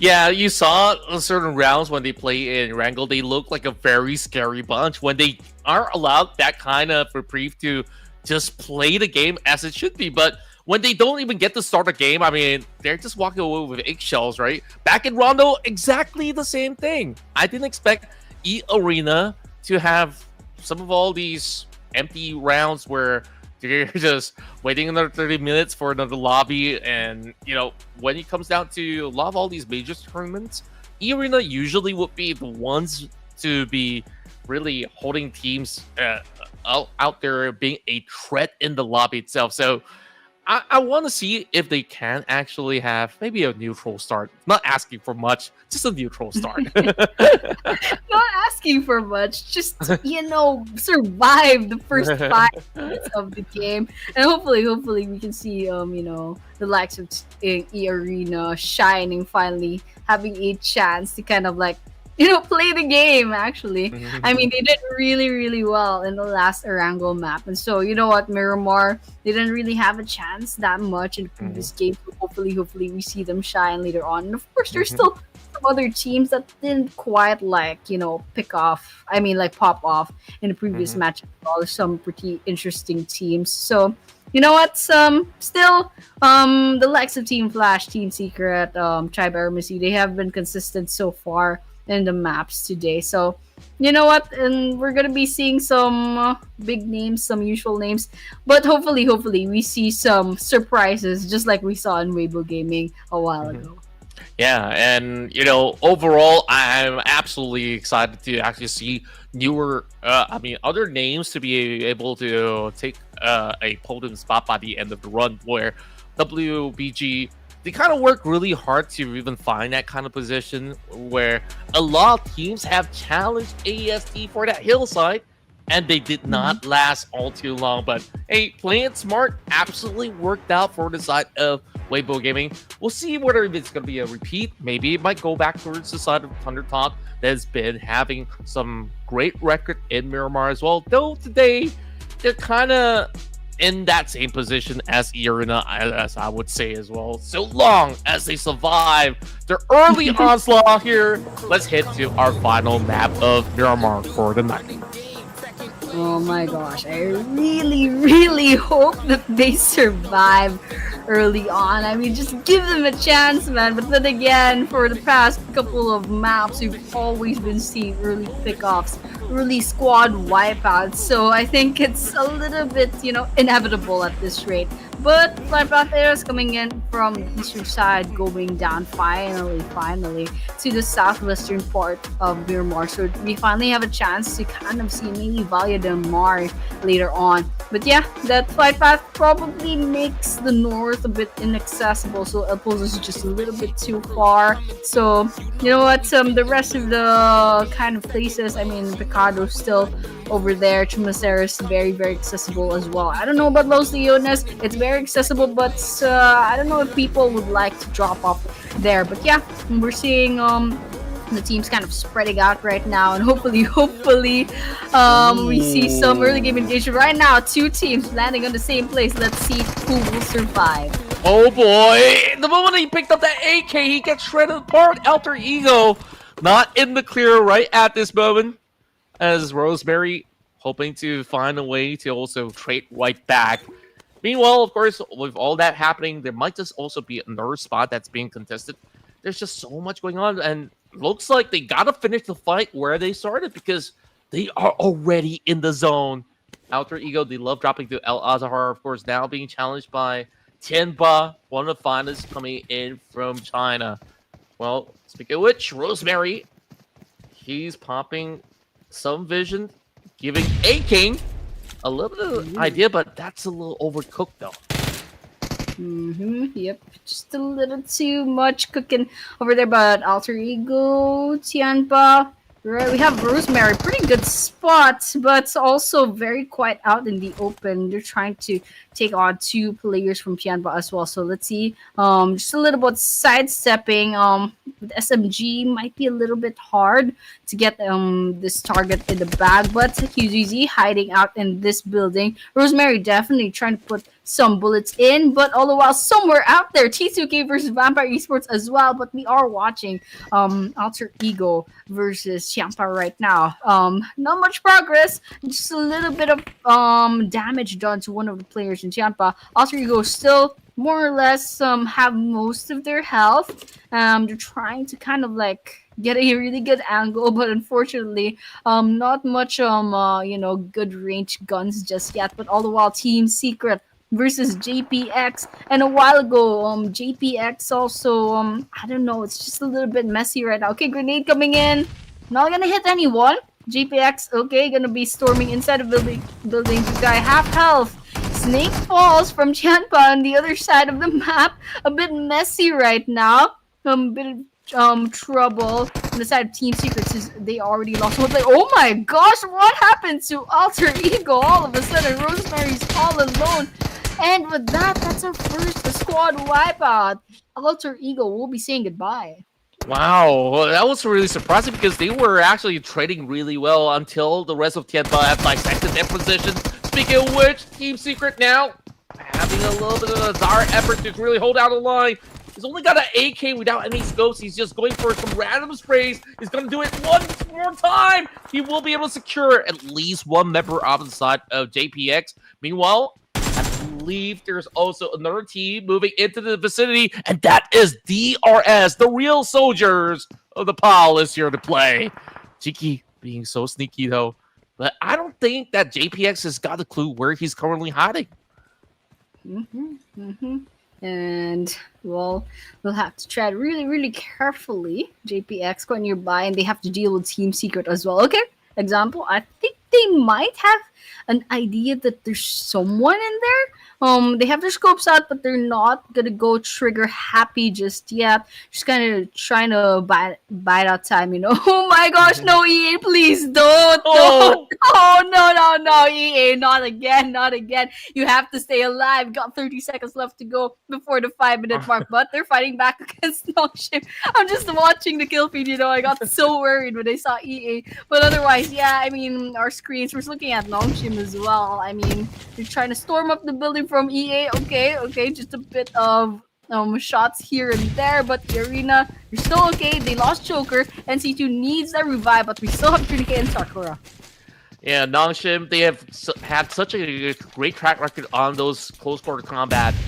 But it also seems like it's been troublesome. That nade, it does connect onto NC2 and also Trinity at the same time.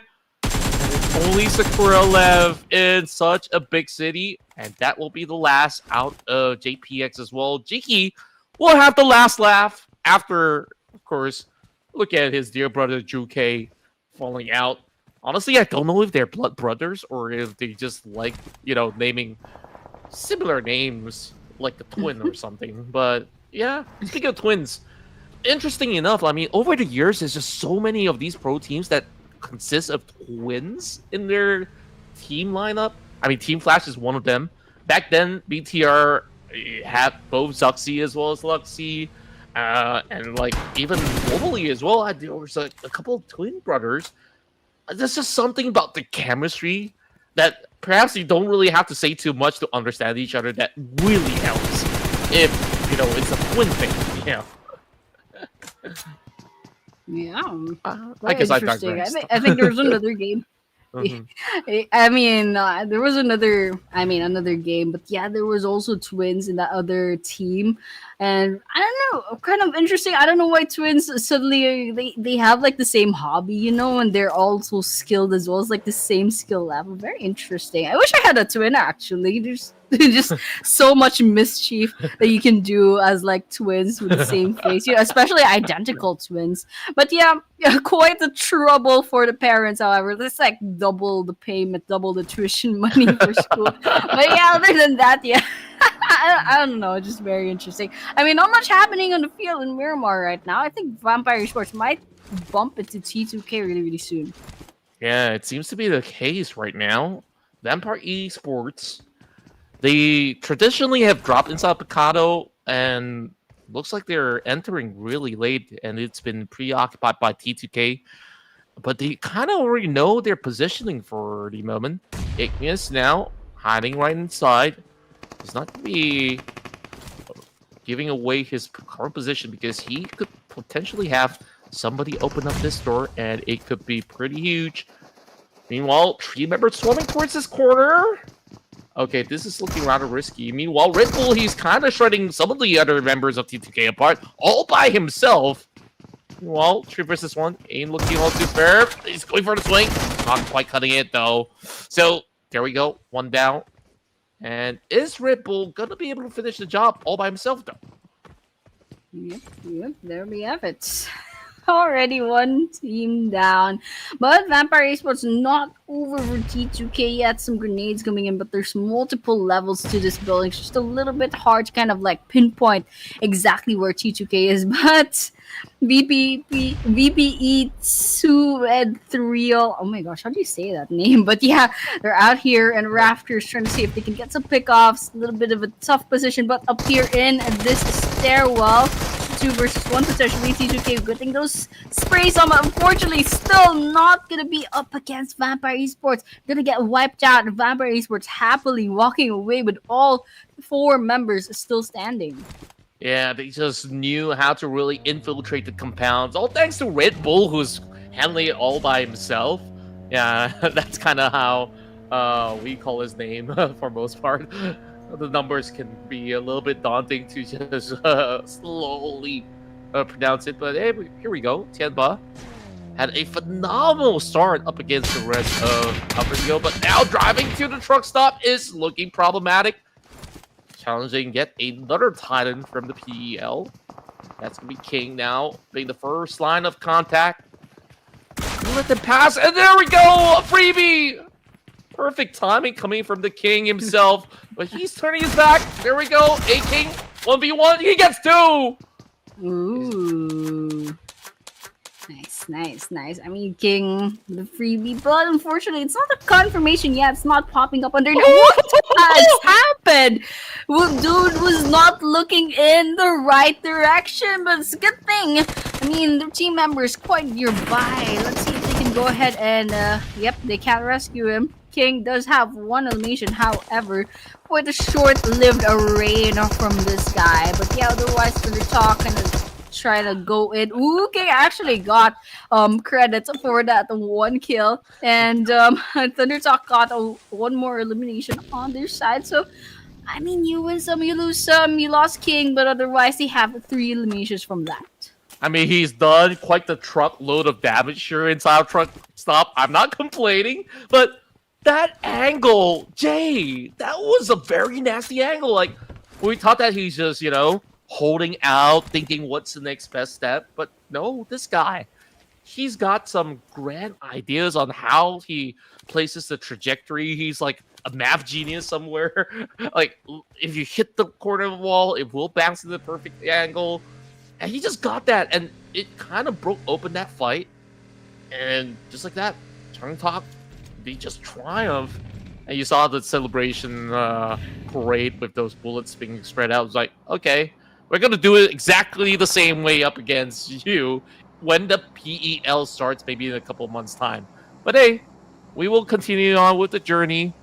Just 11 minutes into the match, and we're already having pretty much a current hole. It seems like the rest of CelcomDigi Alliance is looking to just gatekeep the rest of Nongshim RedForce. I say gatekeep, but these teams, they just love to just rampage through any teams cutting around the way. So we'll see how this one goes. This is going to be pretty much centered around Junkyard, and that's where Dplus here is looking to plan themselves at, and they're just side by side up against Team Flash. The top 2 teams might actually collide. Meanwhile, Beanie almost securing it. Very, very close. Not quite finding it yet, though, but the nades are dropping very, very closely towards Beanie. Ooh, Nongshim versus CelcomDigi. Up in a very open field. Very dangerous from both sides. But, however, they're both backing off. Team Flash, ooh, finally coming in. Very, very nearby DK. They're going for it aggressive. Lots of sprays. Also falls. Team Flash still a full squad, but a bit of damage here and there. They're closing in. And I don't know. DK is not really... I don't know. Are they fighting back? Are they falling behind? They're falling back, trying to, catch a little bit of their breaths. But ASC might be coming in as a third party. It's just Lutoke right now, but there's the rest of ASC just right behind him. I guess Lutoke is kind of scouting the place out. FL Tops and Bows nearby to Nobu and Chips. Grenades coming in. ASC finally making the presence known. DG right behind Zeus. Nobu throwing a bit of grenades here and there, but still not much progress, but a bit of damage here and there. What is happening? Bro is also nearby. There's a fourth party, in fact. There's a Team Flash and DK are getting sandwiched by these third parties. It's a bit of a mess. Tops gets Fabian. DK slowly but surely we gotta pick off one by one. There's only one active player left, and after that player falls, it's gonna be all over. Nobu still up and alive. Grenade's gonna be popping up. Let's see if it's gonna take down DK. Oh, both beats inside, gets bullets in their face. Oh my gosh, DK's still alive. That's crazy coming from Noble. He's just holding it all by himself. But eventually it is going to be Win that's been able to claim all of them. Meanwhile, the nades fall true. Two members of Bro being knocked down at the very same time. Now, they need to find even bigger collaterals up against Raila, Bros, Esports. Win now running out of the open. Some damage being done from the side of Master already. But he's infiltrated as well. Two members by the corner wall. He goes in for the swing, but not enough bullets on his shotgun shells. And they all get shredded apart by Team Flash. Oh my gosh, Team Flash. 10 eliminations already, and we're still, I don't know, 10 teams in the running for the chicken dinner. All the while, Raila Rose this fall, a couple of teams as well got picked off back there. Yeah, we're down to 14 minutes into the game, 10 teams, as I said a while ago. We're looking at the circle right now, a couple of seconds left to go before the next circle closes in. There we have it. I mean, Team Flash still outside VTR as well, VPE, and the last person of EA struggling to stay alive for those placement points. But otherwise, CelcomDigi, Nongshim, DRS, Weibo, still alive. TT as well. Neko Jive already positioned in. The rest of them still scouting outside of the circle. So you know what? Everyone's kind of just selling in. Looks like Aeromacy might be going for the aggressive, but they're down to 2 players. So they'll have to play it slightly a bit safe from now on. You have the angles up against the rest of BTR, but they are looking to crash right through. Not quite enough for the side of Krypton. And they just drove straight into a trap being set by Trap Aeromacy. 3 points just like that. And back towards the fight coming from the side of Team Flash. It was so pivotal for Team Flash to not only defend well, but to also aggress at the very same time. They took out their nemesis, and now Team Flash, they can just leapfrog ahead in this matchup. So long as they just keep up with this tempo, they should be able to do just fine. DRS have definitely shown some signs of playing a little bit more passive, but they've been planted here inside of Minas Gerais for a very, very long time. Vampire Esports also looking to pay a visit for the moment. And take a look at this. Hey, Sakura's still in the game. Great on him. I mean, we saw 3 of their members take it out so early on. Lazarus still claiming numbers, though, from the side of Vampire Esports. So they are the ones racing up against Team Flash. 7 eliminations.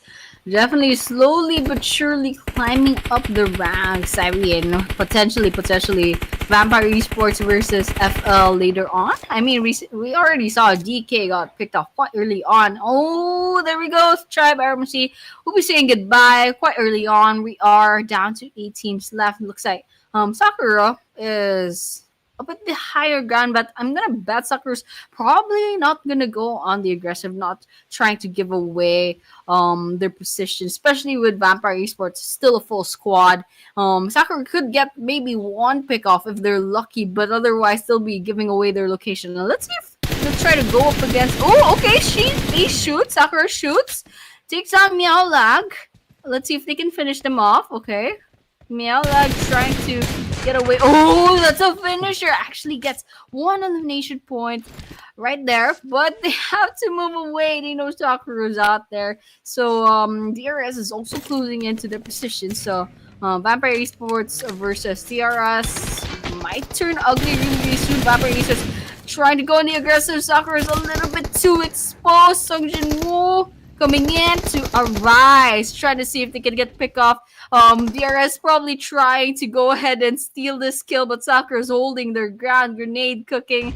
One last stand up against 2 monstrous teams. Look at that. You're just trying to get away, but just sidestepping all these bullets and surprisingly still alive after all this.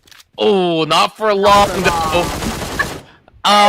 Guess there's just gonna be an early rest for card captor Sakura. Intended. Absolutely intended.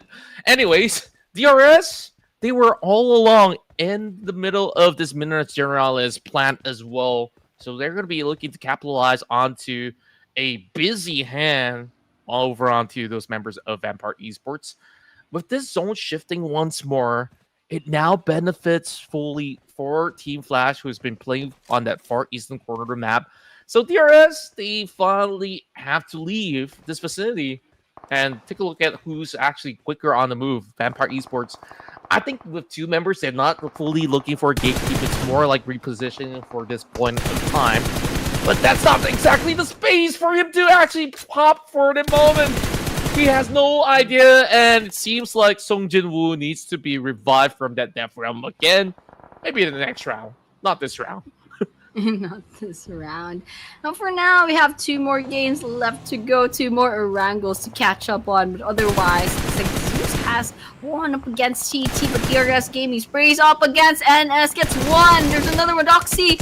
Sprays coming in, half health, and no more health, completely wiped out, including the rest of their squads. RedForce, Nongshim also down. We're down to 5 teams.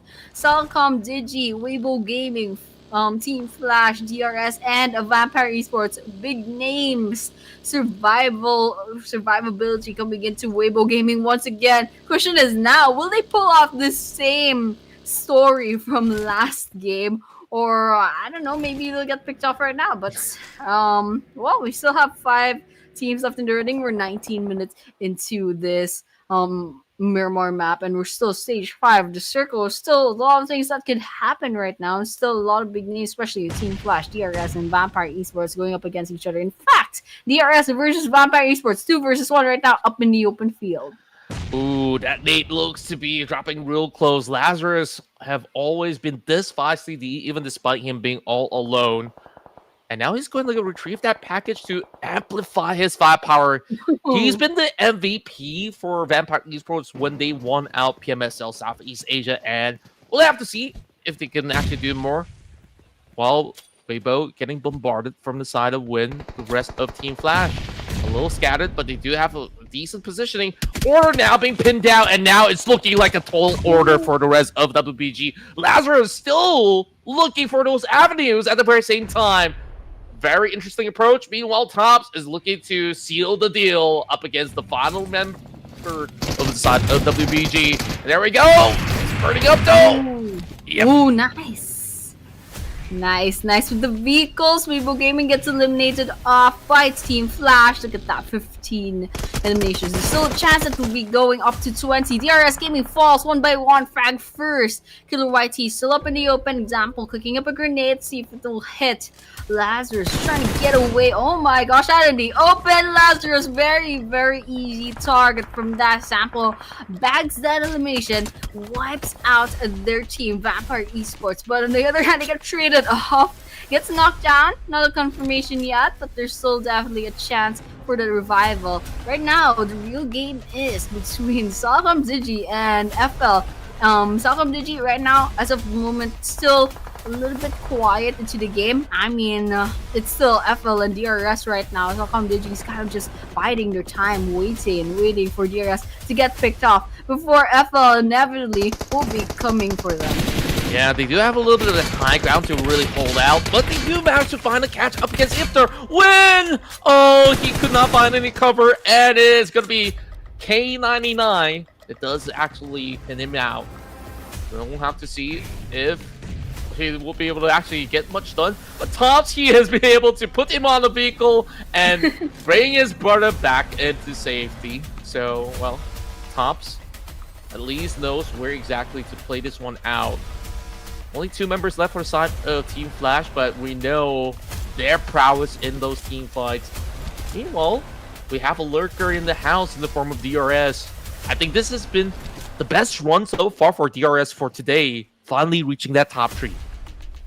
Yeah, I mean, no joke. TRS finally seeing the last few minutes of the game. Right now, CelcomDigi has the numbers advantage. Team Flash, I mean, they're a pretty good team, but they're half in the roster right now. And DRS, I mean, of all the players, it's Killer YT, absolute beast that's still alive. There's a chance this guy could probably clutch a chicken dinner. So let's just see. Let's just watch out. CelcomDigi has the advantage right now. Let's see if they can keep this advantage. You know, keep themselves alive. Use this to their to their favor. You know, spot one player, and there we have it. Killer YT falls by Zeus. So now this is just between CelcomDigi and FL.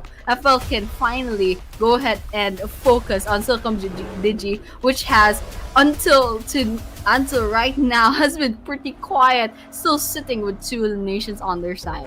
Yeah, I thought that CD Alliance would play a little bit more aggressively. I mean, they do have the numbers advantage, which, you know, we have these players with the number names on. I mean, I know their usual names, but yeah, Jimmy, OP, Olio, it does get confusing for the viewers who are not familiar with the MY scene. But here we go. Mates exchange between the two. Oh, it does bring top towards 50%.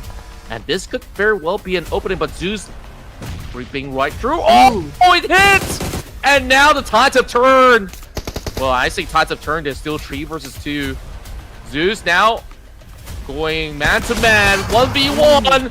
And Light, he and lands the beautiful blow. Tops now, desperate attempt, he tries to run him over, but that vehicle's a little too flat. And there we have it. CelcomDigi Alliance will deny Team Flash in this round. Absolutely insane. CelcomDigi just staying there quietly, waiting for everyone to pick them up. And now that it was between Team Flash, very much suffering from like tens of thousands of battles between the other teams, finally facing CelcomDigi while they have like multiple wounds all around their arms, their legs, and they're down to 2 players as well. While CelcomDigi, they pretty much have like all the resources since stage 1 of the circle, and now they have the chicken dinner on their side alongside 4 eliminations. And so Light with the 3 eliminations, K99 with 1, and the rest with 0. I mean, the important thing is they had the survivability in the battle. Look at the amount of damage. It's like, I mean, there's one player with like 2 digits only. That's how much they kind of just sat there, you know, and waited for everyone else to like kind of fall. And then you're like, okay, it's time for us to shine, I guess. And poop, and Team Flash falls down because they had twice as many players as Team Flash in the end. Yeah, it's just so interesting that their approach is a little bit unorthodox, where you saw a bunch of teams here who love taking challenges, and you just saw how many teams Team Flash plow through. I think the most impressive one was the ones that they were defending, being sandwiched in between. Meanwhile, CelcomDigi Alliance, they kind of know their advantages as well, where, okay, we're already in the zone. We do have a lot of all these high ground elevated terrains that we can absolutely abuse up against those who are late to the party. So I can see the reason why they did not over-aggress, but at the very same time, they could have reaped so much more rewards if they maybe were to play a little bit more actively. Yeah, definitely. I mean, I guess it was their choice to kind of play it safe, and it worked out for them. They have the 10 points from the placement points. So, you know what? It was their choice. And CelcomDigi, despite having the numbers advantage for like the longest time, they're like, no, guys, don't step forward. Don't take any shots. Don't do anything. And, well, they didn't have a lot of eliminations, but they did get the 14 points for this map. And look at that. That's a 2658 damage for Team Flash. Absolutely aggressive with the 17 eliminations on their side. All the while, compare that to CelcomDigi with 953 damage and 4 eliminations. So, I mean, look at the heals as well. There's 4 times more heals on the side of Team Flash. So you can tell the difference between Team Flash and CelcomDigi Alliance.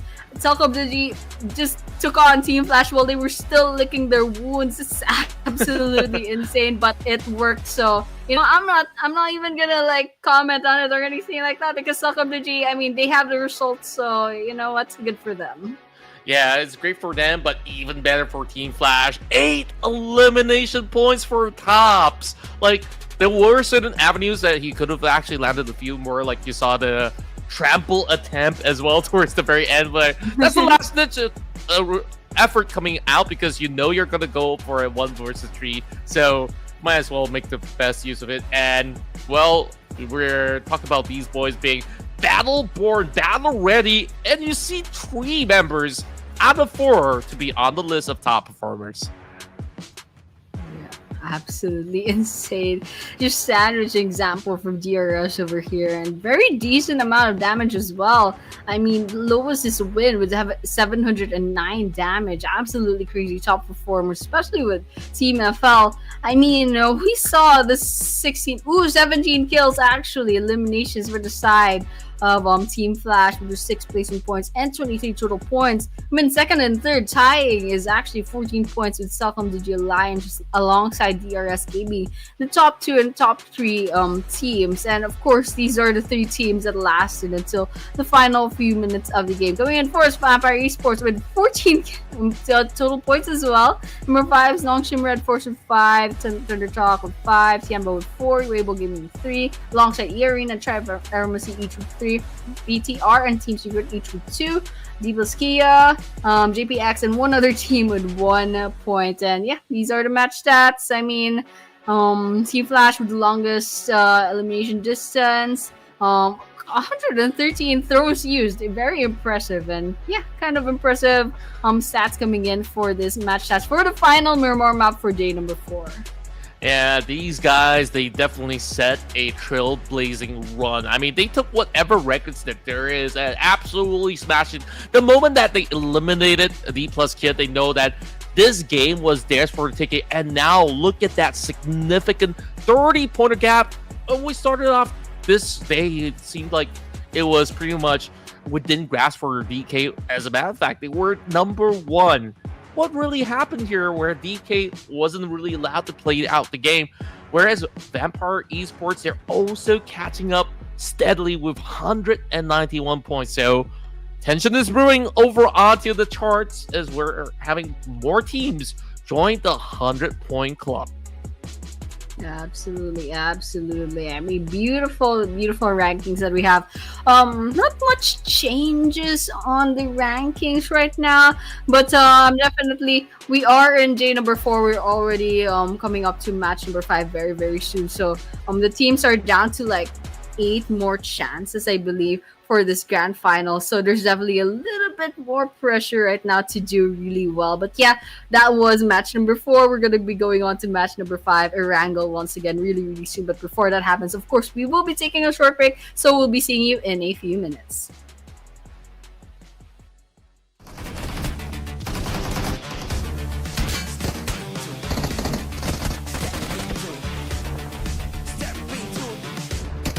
Step into the ring.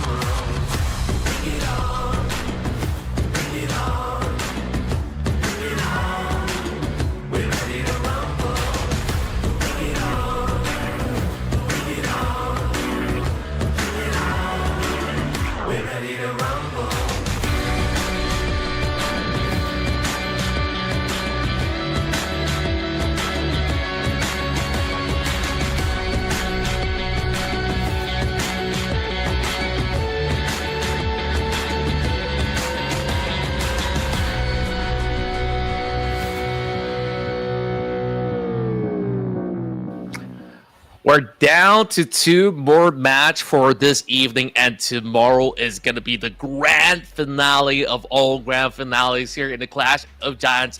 And right now, it really seems like the team at the top, Team Flash, they're just looking super hot, 30 points ahead of the second seed, and there's just so much more that could go down once we move our way into this penultimate match of ERANGEL. Absolutely, absolutely. And I mean, I'm just looking at match number 20. Arena did get that chicken dinner alongside a very, very aggressive play style. So, question is now, will we see a repeat of that? Because it was very, very interesting to watch. It was very entertaining, but it didn't quite work out in Miramar. I mean, the aggressiveness just kind of translated into like early game pickoffs. So hopefully they improve just a little bit more in the next 2 ERANGEL maps. But right now, these are our statistics for ERANGEL. We have DK at number 1, EA number 2, number 3 is Vampire Esports, and number 4 Team Flash. Now EA and Flash, they have their chicken dinners for tonight. So you know what, really hoping Vampire Esports, I mean, they keep like scoring really high in the last in the late game. So hopefully they can finally get that chicken dinner. And in fact, that will be my prediction, Vampire Esports. How about you, Contra? I was about to go for Vampire Oh, Esports no! as well. It's okay. I'll go for something else. I think like Dplus Kia didn't feel so comfortable inside of those rounds of Miramar. I think like this is definitely something that's going to be up their alley on how they usually have decent way of traversing. I mean, we'll have to see whether if we're going to be getting those kind of oddball kind of zones as well. So Dplus Kia it is for me. Production, how about you? We're going to have a look on what it is. And, you know, I'm hoping that we're getting ourselves like some Novska military base kind of a zone to make things a little bit more spicy. Yep, seems like it's between the top 3 teams out there. So, you know, me taking Dplus Kia is a little bit risky because like, you know, they're looking like they're off of shape. But hey, I'm just gonna give them, you know, a little bit of course, a good hope into how they're gonna be playing this one out. So, yep. We'll see how this one goes. I'm still sitting at 0. I feel bad about myself. Come on, I haven't had a right prediction since map number 1. It's fine. It's fine. But yeah, these are some pretty safe picks actually. Vampire Esports, Flash, DK. And the fact is, in Miramar, 2 consecutive in a row, there were 2 unexpected teams that got the chicken dinner. So I don't know if we're gonna be right. If either of us are gonna be right, maybe like all of a sudden there's like some second page team that will get this chicken dinner. I mean, just going on from the trends. But yeah, ERANGEL will be coming up. I mean, Team Flash, DK, Vampire Esports pretty consistent so far. Except for DK, for some reason, they still have yet to get their first chicken dinner tonight. So hopefully something happens with their team really soon. But right now, there's a lot of teams popping up so far. I mean, we have Tribe Aeromacy suddenly shining a lot. And then, of course, Team Flash, very consistent. And also Vampire Esports, close, but still so far. So right now, going to be going on to map number 5 in ERANGEL. Hopefully we see something very unexpected in our map number 5 game really soon. Yeah, I mean, I'm looking forward to this. And you did mention that perhaps there might just be those that are not in the top 3 that does secure it. You got to also remember that the mid-table is actually very neck and neck. There were so many bunch of teams who are sitting around 140, 130, 100 itself. And I think that everyone's trying to claw for whatever drop of points that there is, that they're feeling very hungry as well. So out of many cases out there, I think Tribe so far looked phenomenal today. And we look at the rest of the list as well. I mean, WBG kind of convinced me throughout those rounds of Miramar that, hey, this team, if you allow them to have advantages terrains, if you allow them to have certain significant hold, they can hold for days, years, months long, and eventually that could lead up to a chicken dinner with some big plays. We saw that fight in Truck Stop. That was from the side of ThunderTalk that was executed so beautifully as well. That's what I really like watching those kind of PEL teams where they're very clean on the execution, which is why you have that diversity, right? SEA a little bit more chaotic, and then you have like SA who is very, very gun precise on every team fight as well. So that's the beauty of this Clash of Giants, where everyone's got their strengths and weakness. I don't think there are many. I mean, after all, they're just winners from their respective regions. Yeah, absolutely, and it's really nice to see like a bunch of regions going up against each other, because if you just keep watching, like just say South Asia, you know, like same flavors, same teams, and Southeast Asia, same scene, pretty much same names and same game styles, and of course East Asia as well. But putting them all together, you can see the difference in how they play out. You see like East Asia just a little bit safe on the side, maybe South Asia a little bit on the aggressive side. Southeast Asia quite chaotic, actually. Very chaotic. Yeah, I mean, I'm just saying it's quite chaotic in Southeast Asia. I think it has something to do with where they live. I mean, guys, I have the right to say that. I'm in Southeast Asia as well. But yeah, but yeah, hopefully we can see a sort of a military-based circle.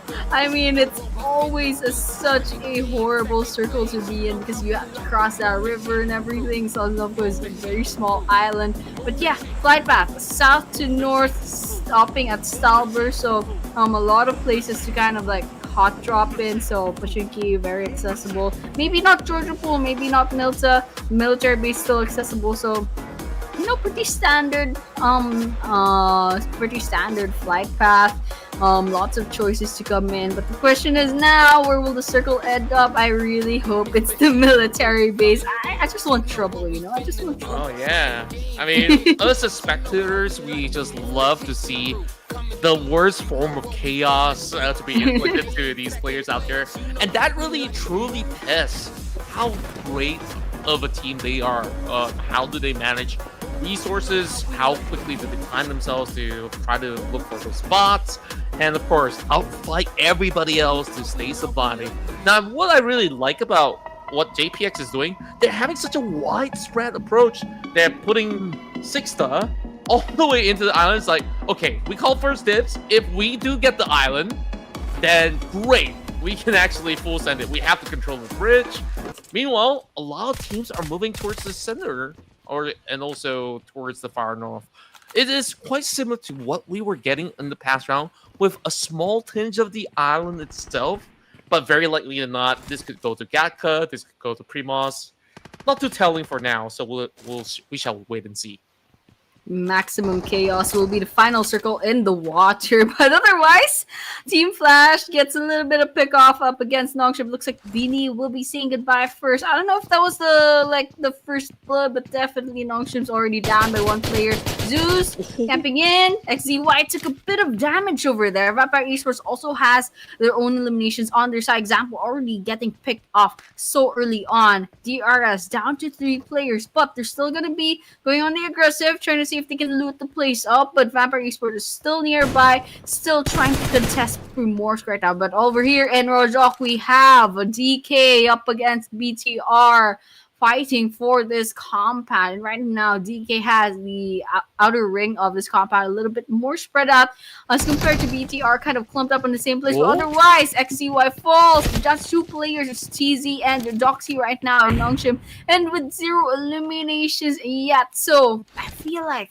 it's just a matter of time before Team Flash can bag these last 2 eliminations. But you know what? Let's just see. Yeah, I mean, Team Flash, this happened their territory every other season. I guess I spoke a little too soon. I mean, it's just a big commotion right now. There might just be even more casualties. Bows! Oh my god! What was that jump shot with the Akimbo? That guy's a Mad Lab TZ. You can't just do this to these guys. But hey, it takes a Mad Lab to stop the craziest bunch of teams who's holding that #1 spot, and they're looking rather confident to stop that streak right there, right now. And one pump, he's running out of bullets. Stop! Does he find it? Tizzy, he does cover grounds. This Kimbo is running wild. Oh my gosh. Very, very chaotic between Nongshim and FL. Oh my gosh. Win falls with the hands of TZ, but NS is still up by 2 players. Oh my gosh, there's an alter ego nearby as well. Let's see if they try to join the fray. But otherwise, CRS versus VPE somewhere out there. But it's TZ versus Zeus on a standoff right now in the corridor. Zeus, the other room, tries to peek. TZ has some information now. There's a grenade coming in from the side of Nongshim RedForce really soon. I don't know if that was a grenade, maybe it was just smokes. But Doxy's over here with the other angle. Alright, let's see if someone will try to move. Okay, Zeus moves. Doxy took that, saw that on their vision. TZ over there still holding the same spot. Not risking it. Okay, there we have it.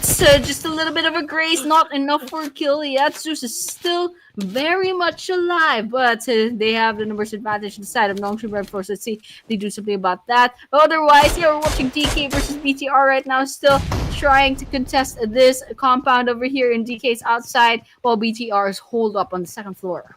Yeah, they're being held hostages right now over the top side, while Chips have already climbed all the way up towards the roof. Very tight angles for BTR. They can only play by the stairwells. We'll have to see if the Dplus Kia decides to go in for the full commitment, because Oso's coming in from the back, looking to close in. It's only 2 members, but taking at such a careful approach that Dplus Kia is working with. Snape! They finally decide to just seize the entire city of Yasnapolia 1-for-1. And somehow,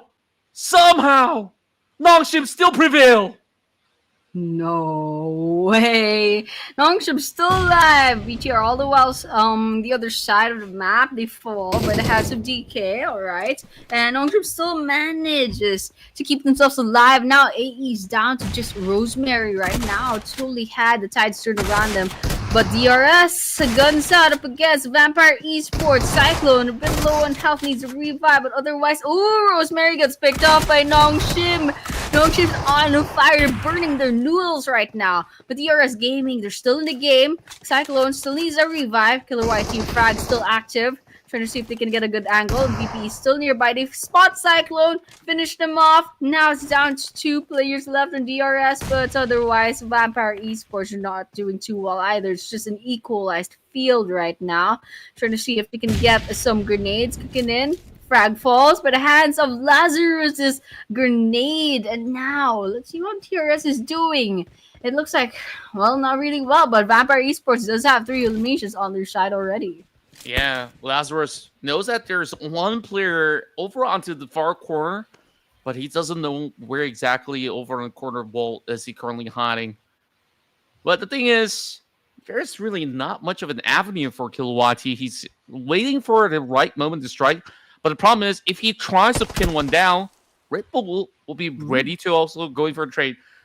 His position pretty much compromised. Killer YT, he's wearing a crown. And heavy is the crown. See how many references I could actually pull off within the night. And Lazarus on that project right now. Is he going to be able to find a perfect one? Oh, not quite just yet.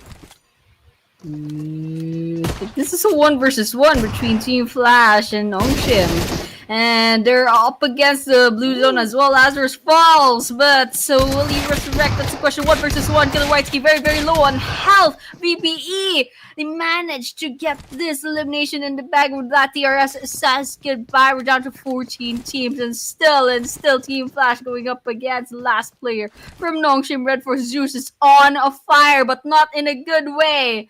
Doxy, TZ up in the rooftops. Zeus. Guys in the 2. Oh my gosh, gonna be jumped in. Jumps down the stairways, but takes a 1 with him. Now 2 eliminations on their side. Oh my gosh. Their time is limited over here. Half health on Doxy. Zeus is still up there. Let's see if this is gonna be a 1 versus 1. He's trying to bait him as well. I mean, this guy has that audacity. Doc, he's also ready with the S12K. They're just playing mind games with each other. And now it's a battle of attrition as well. How many resources? 3 more first aids for the side of Doxy. So if it's going to be a long game of healing up, then Nongshim might actually prevail. But he's going for the push. Okay, he's on that corner room. He knows it. Wait a minute. Wait a minute. Oh, he knows. Right now is about the timing of the swings right at this moment. 5 bullets and outplayed. There we go. Team Flash somehow won the trade. Nongshim survived this far, and all of a sudden, I mean, the 1v1 Zeus kind of rage baiting this guy this whole time. But yeah, the circle's gonna close in. A little bit of the water still inside of that circle, so it's gonna be a bit hard, you know, especially since they have limited amount of land to kind of play around with. But T2K versus Weibo Gaming, it's gonna be between these two teams. Looks like it's still 4 versus 4, full squads on both sides. T2K, however, 1 by 1 falling. 2 knockdowns. Let's see if they can finish this off. Sook's trying to get some sprays in, but I think they're gonna be going in and prioritizing taking down the last 2 players on T2K rather. Looks like that 07's actually fallen. But OG still needs a revive. Igneous and Ajay are still alive. We spot 1 player from Weibo Gaming behind this building. Igneous gets spotted as well. So trade by trade on the bullets. Igneous low in health gets knocked down. And not finished off yet, but if they take too long, that blue zone's definitely gonna get a kill for themselves. Wow, he's just so sharp, and he lands it! Ooh. 1 versus 3! And of course, a little help coming from Sook, as well as order to deplete them. 4 points in for the side of Weibo. This looks like a better start for them, despite, of course, losing 1 versus some of the rounds that we saw in Miramar, where they played cool, they played steady and towards the late game, but when push comes to shove, Weibo, they are so clinical and precise on their execution. Now, we take a look at the list. Of course, very top-heavy. Team Flash, despite winning out the war inside of Yasnaya, it's only down to 1 player left, so perhaps this is a fancy opportunity for Dplus Kid, because even for the side of Vampire Esports, they're battered only with 2 members left. 4 points each. Nongshim, 7 points, but bowing out early, still very respectable. Well, long-range trades targeted at the member of ThunderTalk Gaming. Dplus Kia versus ThunderTalk is something that will be very interesting to watch, but doesn't seem like TT is interested to even go for the challenge. Well, let's just see if they're gonna go ahead and give this engagement a chance or not. But yeah, it's a little bit cramped up in this circle. It's gonna be more cramped up once EA and Vampire Esports rotate into the area. Weibo Gaming is a little bit far off from the play zone. Zeus as well, just trying to stay alive. I believe after that 1 fight, they have quite a low amount of healing items, so they definitely have to go double time, you know. But yeah, Aeromacy still alive. Only 3 players, however, on the roster. Okay, Team Secret found Bro. Kind of gets some pickoffs here and there. ThunderTalk Gaming finally going on the aggressive. Some sprays in, nothing to show off in the kill feed. However, okay, TS 2 versus 1, 1 versus 1 on the active players between Team Secret. Oh, Jukai falls from that grenade. What is this? Oh, between the trees. Oh my gosh, not looking good for TS right now. It's just Zerus. That's the active play right now. And they're going on the aggressive, going forward like, oh, this isn't going to stop me. I'm going to go in, try to get some pick off up against Bro. And actually, Pekka falls. And TS is still up and running, still trying to stay alive. Himson, however, going in, trying to see if he could go aggressive. Oh, nice shot. Himson gets the last person. Team Secret goes and says goodbye. However, it's not over yet. TT and Weibo Gaming up in this hill, going up against each other. Let's see how these 2 teams will go up against each other. Yeah, you can see there's just so many different teams just trying to convoy all across the field, just in search for that perfect spot to really hold out. But realistically, this is a very tough space to actually play out, because in between Very Pure as well as Pachinki, there's just so many of all these kind of avenues. ThunderTalk, though, playing a turtle stance over onto the lower end. Weibo keeping themselves at arm's length. knowing that there's definitely a team that's been setting up the garage right through. So Weibo, they could just take their sweet time and wait out until more of these other squads show themselves for the moment. ThunderTalk is just gonna utilize this garage as a defensive field for the moment. Whereas Dplus Kia, they've been looking rather eager and enthusiastic to try to really puffer fish for the moment, telling everybody, hey, I'm here, I dare you to challenge me, I've always got it, the better trades. And Chip, so far, I mean, he's proving that at this current point in time that he's just so elusive, always going for that reposition. Finally, we do get a little bit of an update of the zone. Zeus finally made it into the zone. That's what I'm really happy about, to actually see that.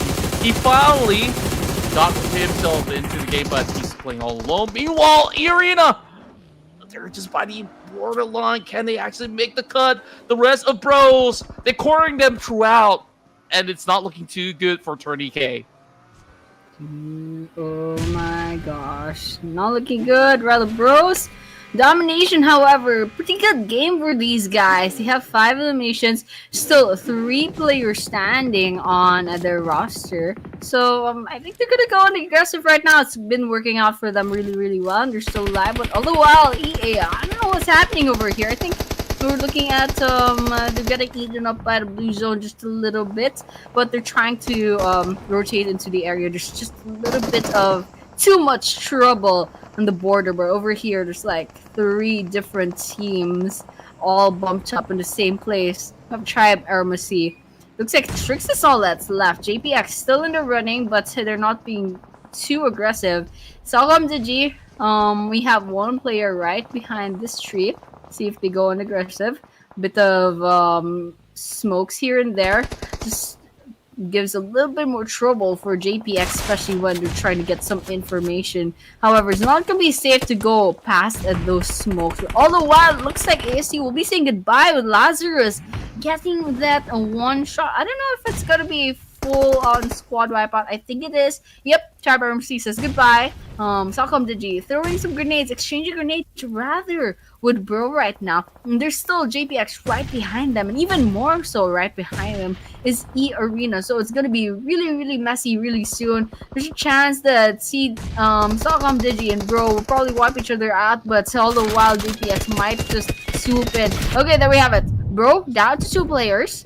Pekka falls. Hang his goal that's left. Oh, it's a goodbye to Bro. And now it's CelcomDigi. Probably potentially going to be going up against Arena and JPX, but looks like they won't. It's just CelcomDigi right now. Reveling in their victory and just kind of looting the place up. Yeah, they were just so swift on their maneuver on how they just pick these players apart. Kind of want to see a lot more of this kind of aggressive stance coming from the side of CelcomDigi Alliance. Considering the fact that they scored the possibly one of the lowest amount of points of chicken dinner in Miramar, so they definitely have a lot more to prove. 30k now being spotted out.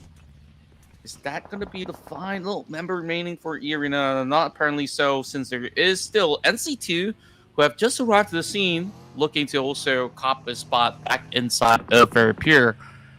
The rest of CelcomDigi Alliance know that it's a lost cause if they were to try to push towards the compound. They're happy being a little bit of a noisy neighbor alongside with the members of JPX, and going back towards the side of CelcomDigi Alliance.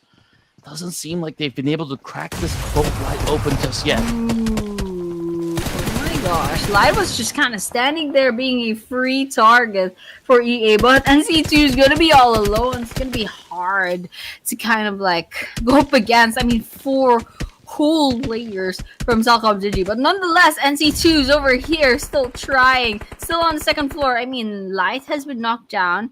I don't know if we can get that confirmation in, but they definitely need 1 more point on their side. Okay, it looks like there's a confirmation, so that's 1 elimination, 1 point on the side of NC2 from Arena. But however, JPX is true to their nature. Definitely will not be going in for engagement. They're like, no, I'm not engaging. It's just not my thing. But am I wrong? Am I wrong? Oh, they're gonna swoop in, and there's 1 player from CelcomDigi, and well, stands no chance from 3 different directions. But there's one down inside GP. What? No, Oh! no way. CelcomDigi manages to turn this a 3 versus 1 around. And CelcomDigi, I mean, they're still in NC2 trying to swoop in. Unfortunately, gets sprayed down. Finally, see CelcomDigi says goodbye. JPX, however, loses one player from that risk-taking, from that aggressive push that they made just a while ago up against CelcomDigi. Oh yeah, I mean, overall, there's just so much feisty battles happening around the corner. And for those who are already in the zone, they're not gonna give up their position no matter what. Which is why you're seeing all these scrappy fights, left, right, center, all close hard combat. And Tianba, they're just literally securing their hands onto all these compounds that they've been able to secure on each respective corner, making it a little harder to do for the rest of Vampire Esports, who's currently stranded by the shore, thankfully still in the zone.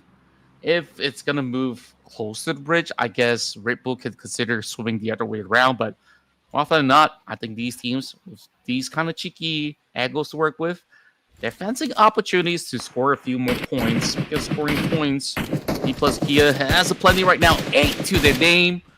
Trying to leave Zeus stranded by just taking out his wheels for the moment.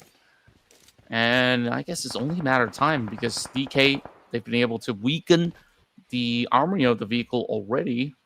Wouldn't take too long to blow it up as well. We'll see if that is going to be part of their game plan for now. Well, ooh, where are those shots coming from? Preparations. Still have 6 teams in. One more squad wipeout. We'll see the 5 last teams. But Tianba gets one. Okay. I think that was just knocked out, however, the side of DK. But Tianba still up in the running with 2 eliminations and all 4 of their players deciding. And they have control over this compound. But I don't know if this compound is going to be saved by that circle later on. So just a little bit too much towards the side. But, you know, could be wrong. Could be plot twist later on. But right now it's a standoff between Tianba and DK. Opposite sides of the compounds of these blue houses. And we see Zeus just holding their ground, trying to stay alive this whole time. I think the next circle is kind of like maybe a little bit merciful to this guy.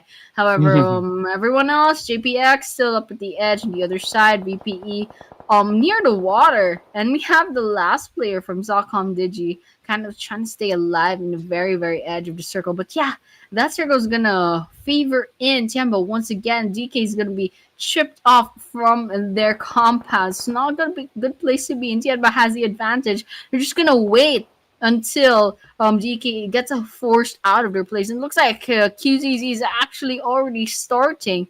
I'm getting one knockdown on their side. I think they spot Zeus as well from a distance. They have the crosshairs out, trying to line up their sights, but they're not throwing some bullets just yet. And VP right behind them. There's 3 different teams to worry about. There's a Crazy, gets shot down from their car, gets pulled out, and gets finished off as well. That's 1 more point to Vampire Esports.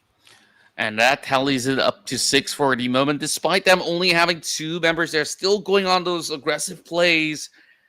Can never say no to that. I mean, Red Bull have been one of the key players for Vampire Esports. He used to be playing back in the PMCL as well under the banner of Asia Esports, a Cambodian organization. And he moved back into Thailand, plays the pro circuit, and immediately gets his promotion into arguably the biggest team of Thailand, Vampire Esports. And Iftar, he's taking a very deep swim. I'm afraid that he's going to be bleeding too much. Well, somehow he's still floating by.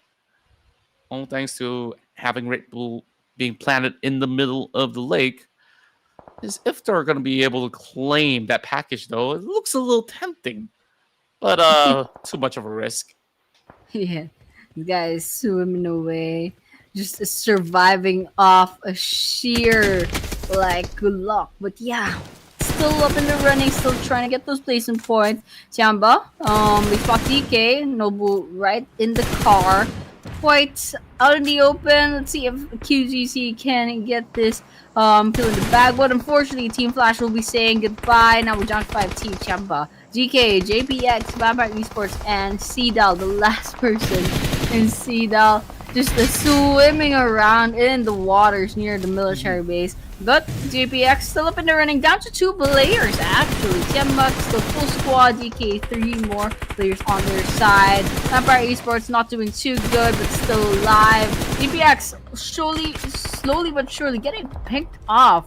All of a sudden by QZs, even Tianba, okay, and they have to worry about DK nearby. Oh, there we have it. That's a squad wipeout. And Tianba has this in the bag. They have 5 eliminations already. Now they only have to worry about DK, Vampire Esports, and CEDAW right now. Oh boy, it is looking rather tense. Stage 7 is about to begin in another 15 seconds for it to shrink. Meanwhile, Dplus Kia stranded, absolutely stranded. It's so hard to really flush out that position where this member of Tianba is being planned at. Seizing the opportunity, they're going for that wide swing. And up till now, I mean, he's playing pretty much by himself for the moment. And Tianba is also receiving some help from his other friends. Fabian now finally gets a catch. And this might actually change the course of how this one goes. As much as Tianba have the majority advantage, it doesn't seem like this case of going for the safe is going to be anywhere close to likelihood. Well, if Dart also joins in the party eventually, and it's Tianba now rushing right through, gets the perfect double tap onto Chips and Oso. Oh my gosh, the 10, Tianba getting sprayed at by DK. Fabian, the last person standing, but still 9 eliminations. The question is now, will it be turning into 10 anytime soon? However, it's going to be a little bit of a risk, especially since they're all alone right now. Tianba still having the best kind of, chances in this game right now. With 3 players are still standing, they have the numbers advantage. And then again, they're going up against Vampire Esports and DK as well. But DK and CDAL each having just 1 player on their side. So right now, CDAL, last person is kind of just is trying to stay alive at this rate. And DK also, I mean, Fabian's the only person left, but they're still trying to go in the aggressive as much as possible. And Tianba, they're playing it safe, even though they know they have the advantage. They're just trying to stay inside and trying to keep their foot inside of this compound. And of course, Lazarus just biding their time waiting. And of course, they're still tuned. Vampire Esports, let's see if they can turn the tide around up against Tianba. But right now for both GK and CelcomDigi, I don't know if it's gonna be like a chance to get the chicken dinner unless they pull off the same thing as Weibo Gaming 2 games ago. But yeah, right now, just a standoff. We're just waiting for that next circle to come in. That's right. It's the longest game that we've had so far, and no teams looking to budge off. Red Bull finally finding that pickup, and that will be the end for CelcomDigi Alliance in this matchup. Whereas Tianba, I mean, they've really shown that they can shine when they do play a little bit more defensively. Fabian knows that there's really no point where he could just leave and go undetected. It's just such a Mexican standoff for the moment. I mean, take a look at the other corner. This just gonna really boil down to execution. I mean, Tianba can kind of really send one brisket for the biscuit, they say, but opt not to do so. Just got a little too much of respect for a 60-year-old guy. And looking at the side of Vampire Esports, they do have some form of vision over onto the side of Tianba, but it's just so tough. I mean, Tianba, they're not letting up. Yeah, I mean, they're really waiting all of these players, all of these last 6 players are waiting. And we're a couple of seconds before we see a stage 9 circle in ERANGEL. So I guess we're kicking our feet up, until someone like steps out of their comfort zone, does something. Because I'm sure getting Tianba, they're like, well, we don't have a lot of information. Vampire Esports is a little bit too far. Fabian's just not peeking their heads out. So they're kind of just waiting there, I think maybe in 10 seconds something might change depending on where the next circle is gonna go. But right now it's just absolutely nothing. Everyone's kind of chilling. I don't know who's gonna win. I mean, Vampire Esports pretty good track record. Tianba has the numbers advantage. DK all alone, but still a pretty decent team. So there's still a chance that maybe if both Tianba and Vampire Esports make a mistake, DK can go ahead and swoop in and get that chicken dinner for themselves. But right now, I'm just all guessing because right now, not much is happening. This circle is gonna close in. Might be seeing stage 9 circle very, very soon. Do we have it? Okay, stage 9 circle gonna come in 2 minutes in, so everyone has to keep on moving because that circle is gonna get really, really suffocated really, really soon. Yeah, it seems to be the case. Each team taking sides. Fabian somehow tangles it off. It's gonna be another nade right beneath his feet. I'm not too quite sure whether he's gonna be able to really outlast that situation. Fabian now being picked off. Great eye on Red Bull, and now that's another 8 points for Vampire Esports. Vampire Esports, I mean, Tianba with 2 down players. I mean, Milo can go ahead and give that revive, but I don't know if it's gonna be possible with Lazarus. Oh, Lazarus gets knocked down. No, it's a 1 versus 1. Organically, I think Vampire Esports might be getting this. Oh, you can see that moment of hesitation. Like, do I raise Lazarus? Do I go for this 1 versus 1? I think they still have a chance because Milo's taking this a very, very safely. Oh, okay, some shots coming in. Milo gets thrown down. I think Lazarus just lost there. Atching still up in the running. Potentially maybe 2 versus 1. And last person, Vampire Esports trying to stay alive. Atching, half health, QZZ. Oh, there we have it. Tianba, another unexpected name popping up for the winner. Congratulations to Tianba. I mean, they had a good run in a couple of maps today, but finally they put their names up here on the chicken dinner for our map number 5 for our second ERANGEL map today. Yet another win from the PEL side. I mean, you can see the overall control that they have throughout those houses, say, to really form cover, to also aggress towards those teams that cuts nearby. I mean, it's just impeccable of what Tianba have been able to accomplish for this evening. Absolutely. And yeah, you mentioned it, like some East Asian teams absolutely crazy.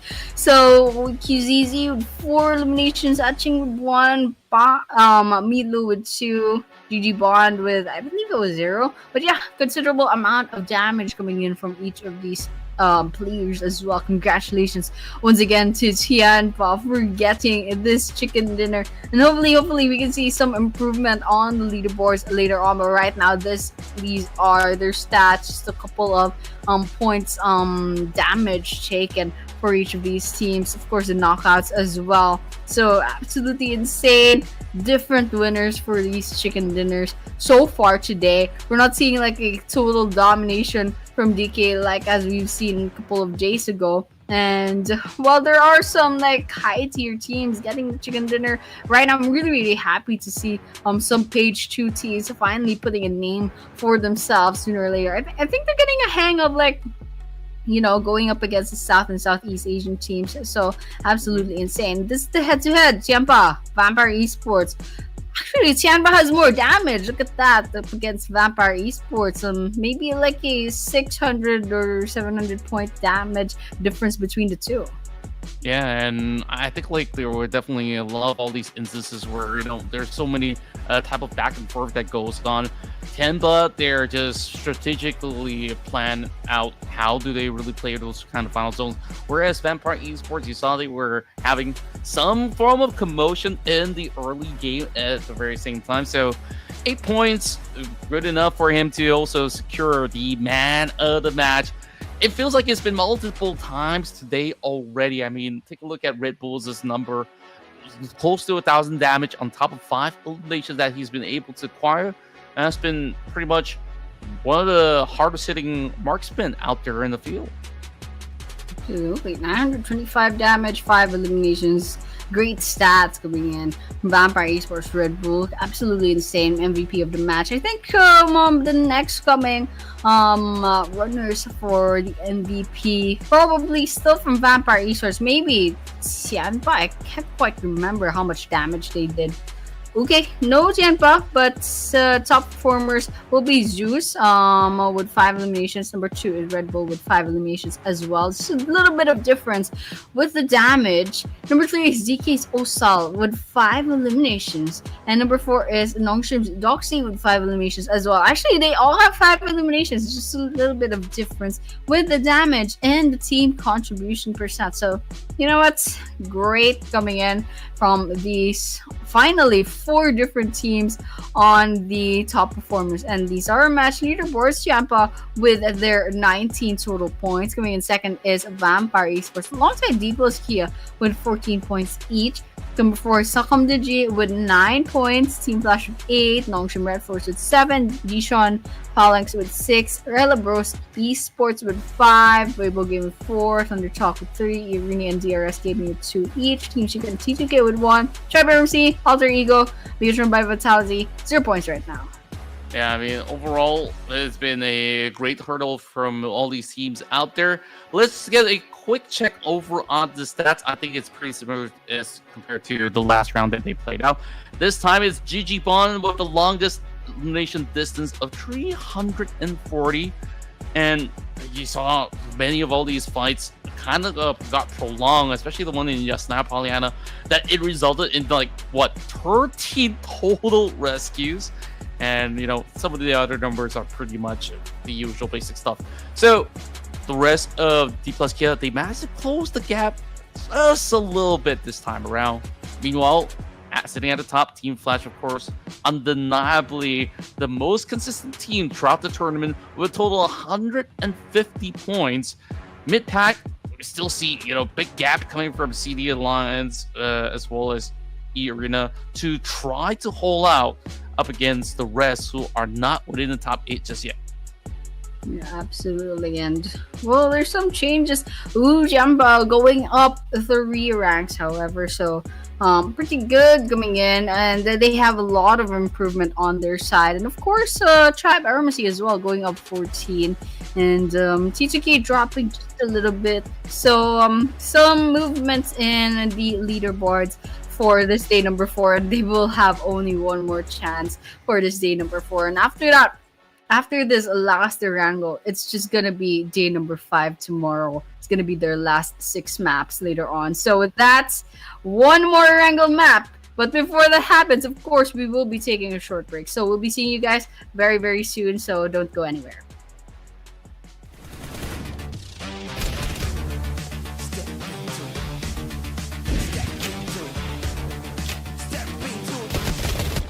Step into the ring.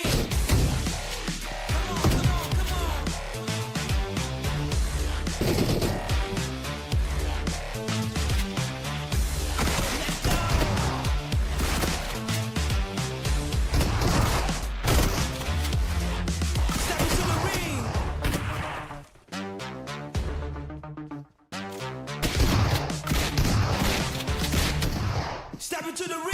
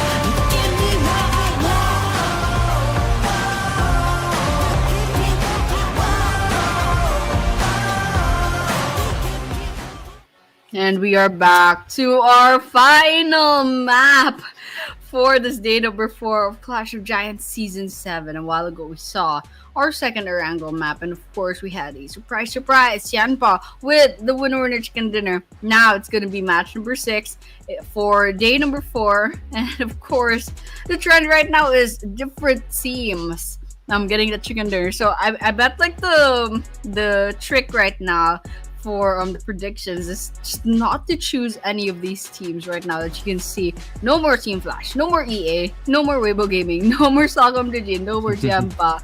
I don't know what's happening right now, but we have 13 minus the Xavier, 12 choices right now. Right now, top Erangel performance still DK, still EA, Vampire Esports of course, and Team Flash. So, well, we did see how these teams are doing. They're still very, very decent. Maybe fell off just a little bit on the side of luck on Arena. But otherwise, Team Flash and Vampire Esports still doing quite well.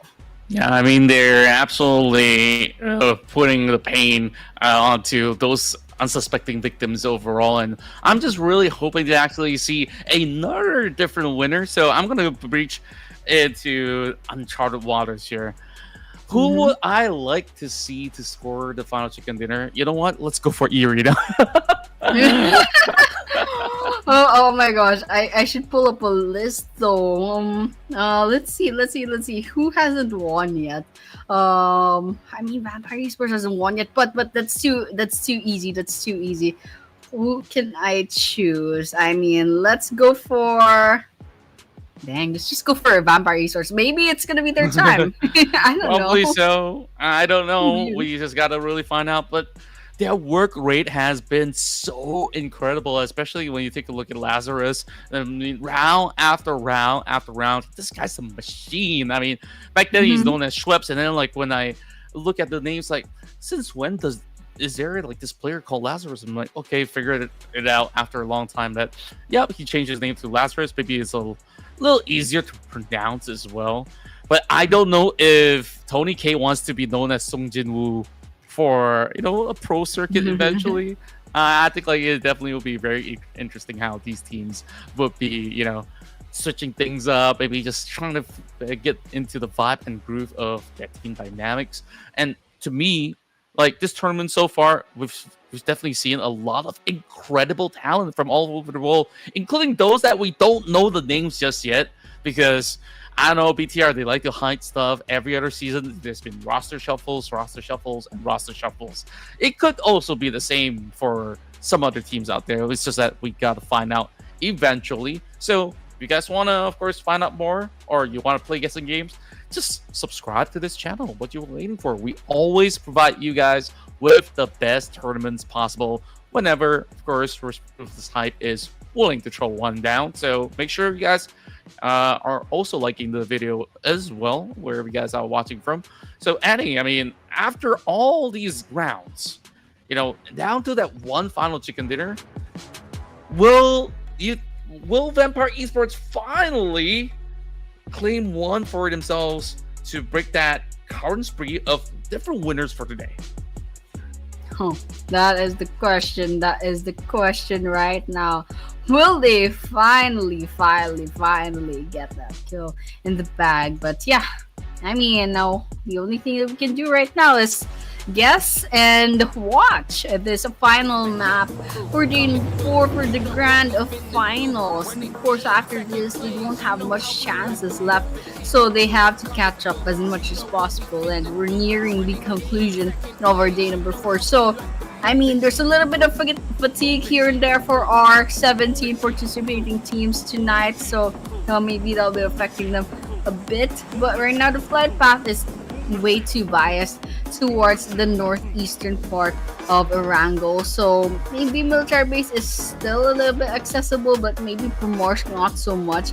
I don't think the teams are gonna be touching that area unless the circle goes to that side. So right now everyone's gonna just dropping off. I don't know if it's gonna be compounding around the Pubg or Milta, but maybe there's some teams that might be vying for Noye. Maybe Vampire Esports is going for that, and Tribe Aeromacy dangerously nearby, but I think they're gonna be staying on the main island right now, quite near DRS and CelcomDigi. Right now I'm not seeing much compounding. Everyone's kind of like just taking their own slice of ERANGEL, kind of minding their own business at this rate. But then again, it's still the first half of the flight path that kind of just landed. So let's see if we're gonna be seeing any early game engagement. It looks like there are actually just a couple first bloods, and it's actually Zeus. They'll be getting that first kill. DRS has their scopes out, trying to see if they can get the pick off so early on. And oh my gosh, did I jinx that? Remorse will be getting that circle. It's 3 in a row now in the same zone, but this fight, I mean, it's been so intense. Now, it's going to be DRS losing one member, but I think they've been able to at least go blow for blow at this moment, claiming one. Tianba unwilling to really give the spot. I felt like I've seen this episode for many, many seasons now. Whenever you invite PL teams to fight against South Asia and you have DRS on board, they always fight in Milta. Back then, DRS wins out a lot of the trade, and now I feel like this iteration of Tianba is better than ever. Did I just jinx it? I think I did. Tianba's doing so well. Killer White Sea knocks down one player from Tianba. Oh my gosh. Alright. We're just having fun over here. GG falls, but it has a Cyclone. It's just a knockdown, however. Let's see.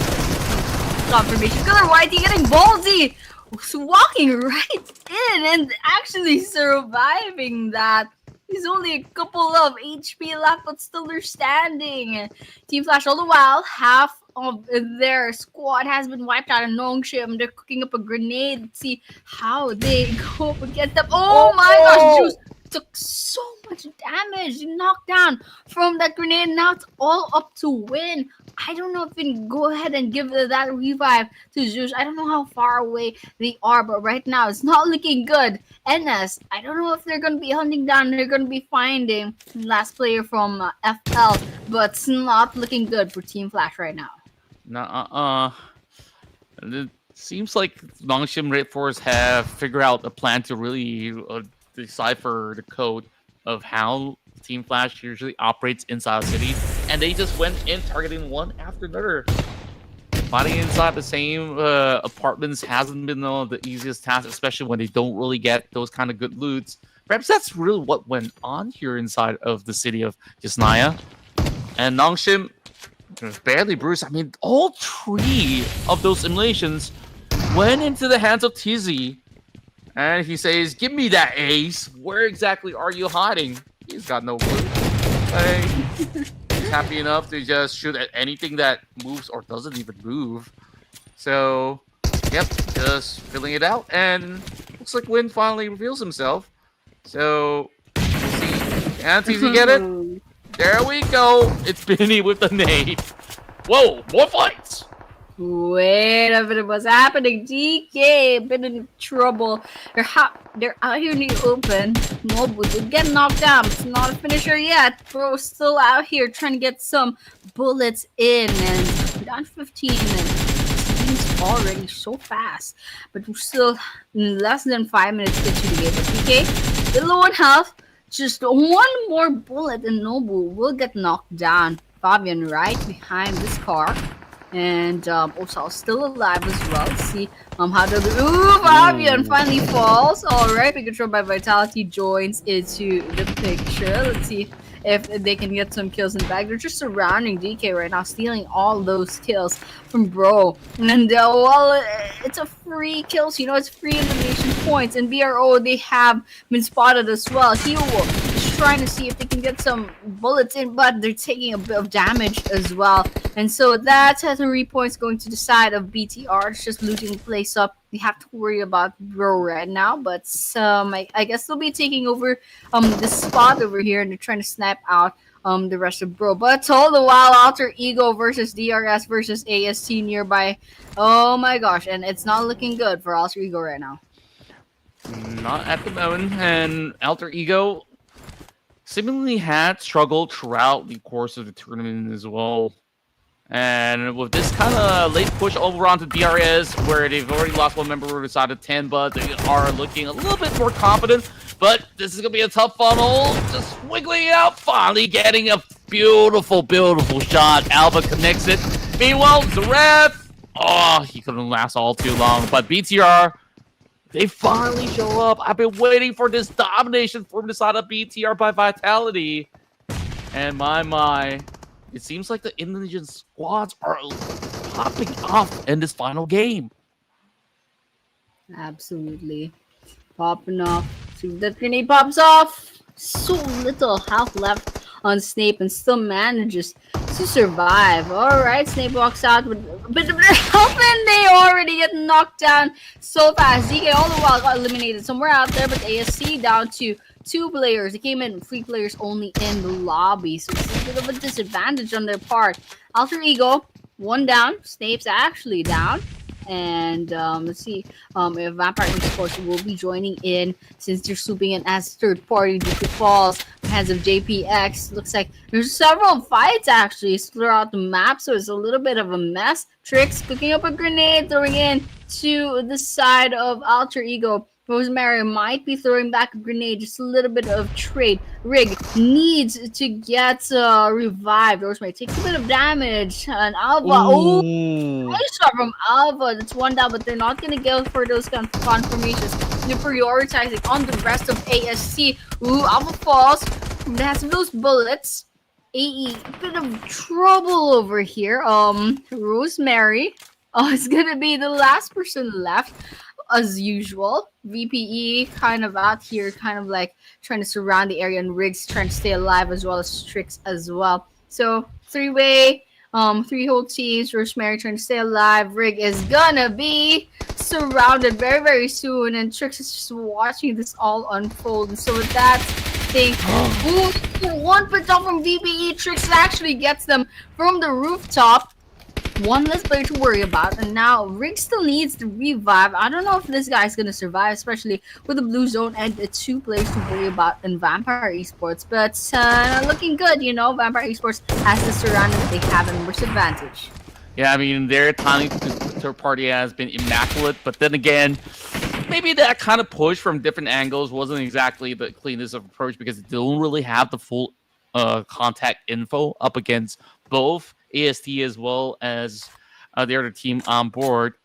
Meanwhile, Rosemary, he has been, you know, multiple season MVP in plenty of tournaments out there. So they got to give him a little bit of a respect as well.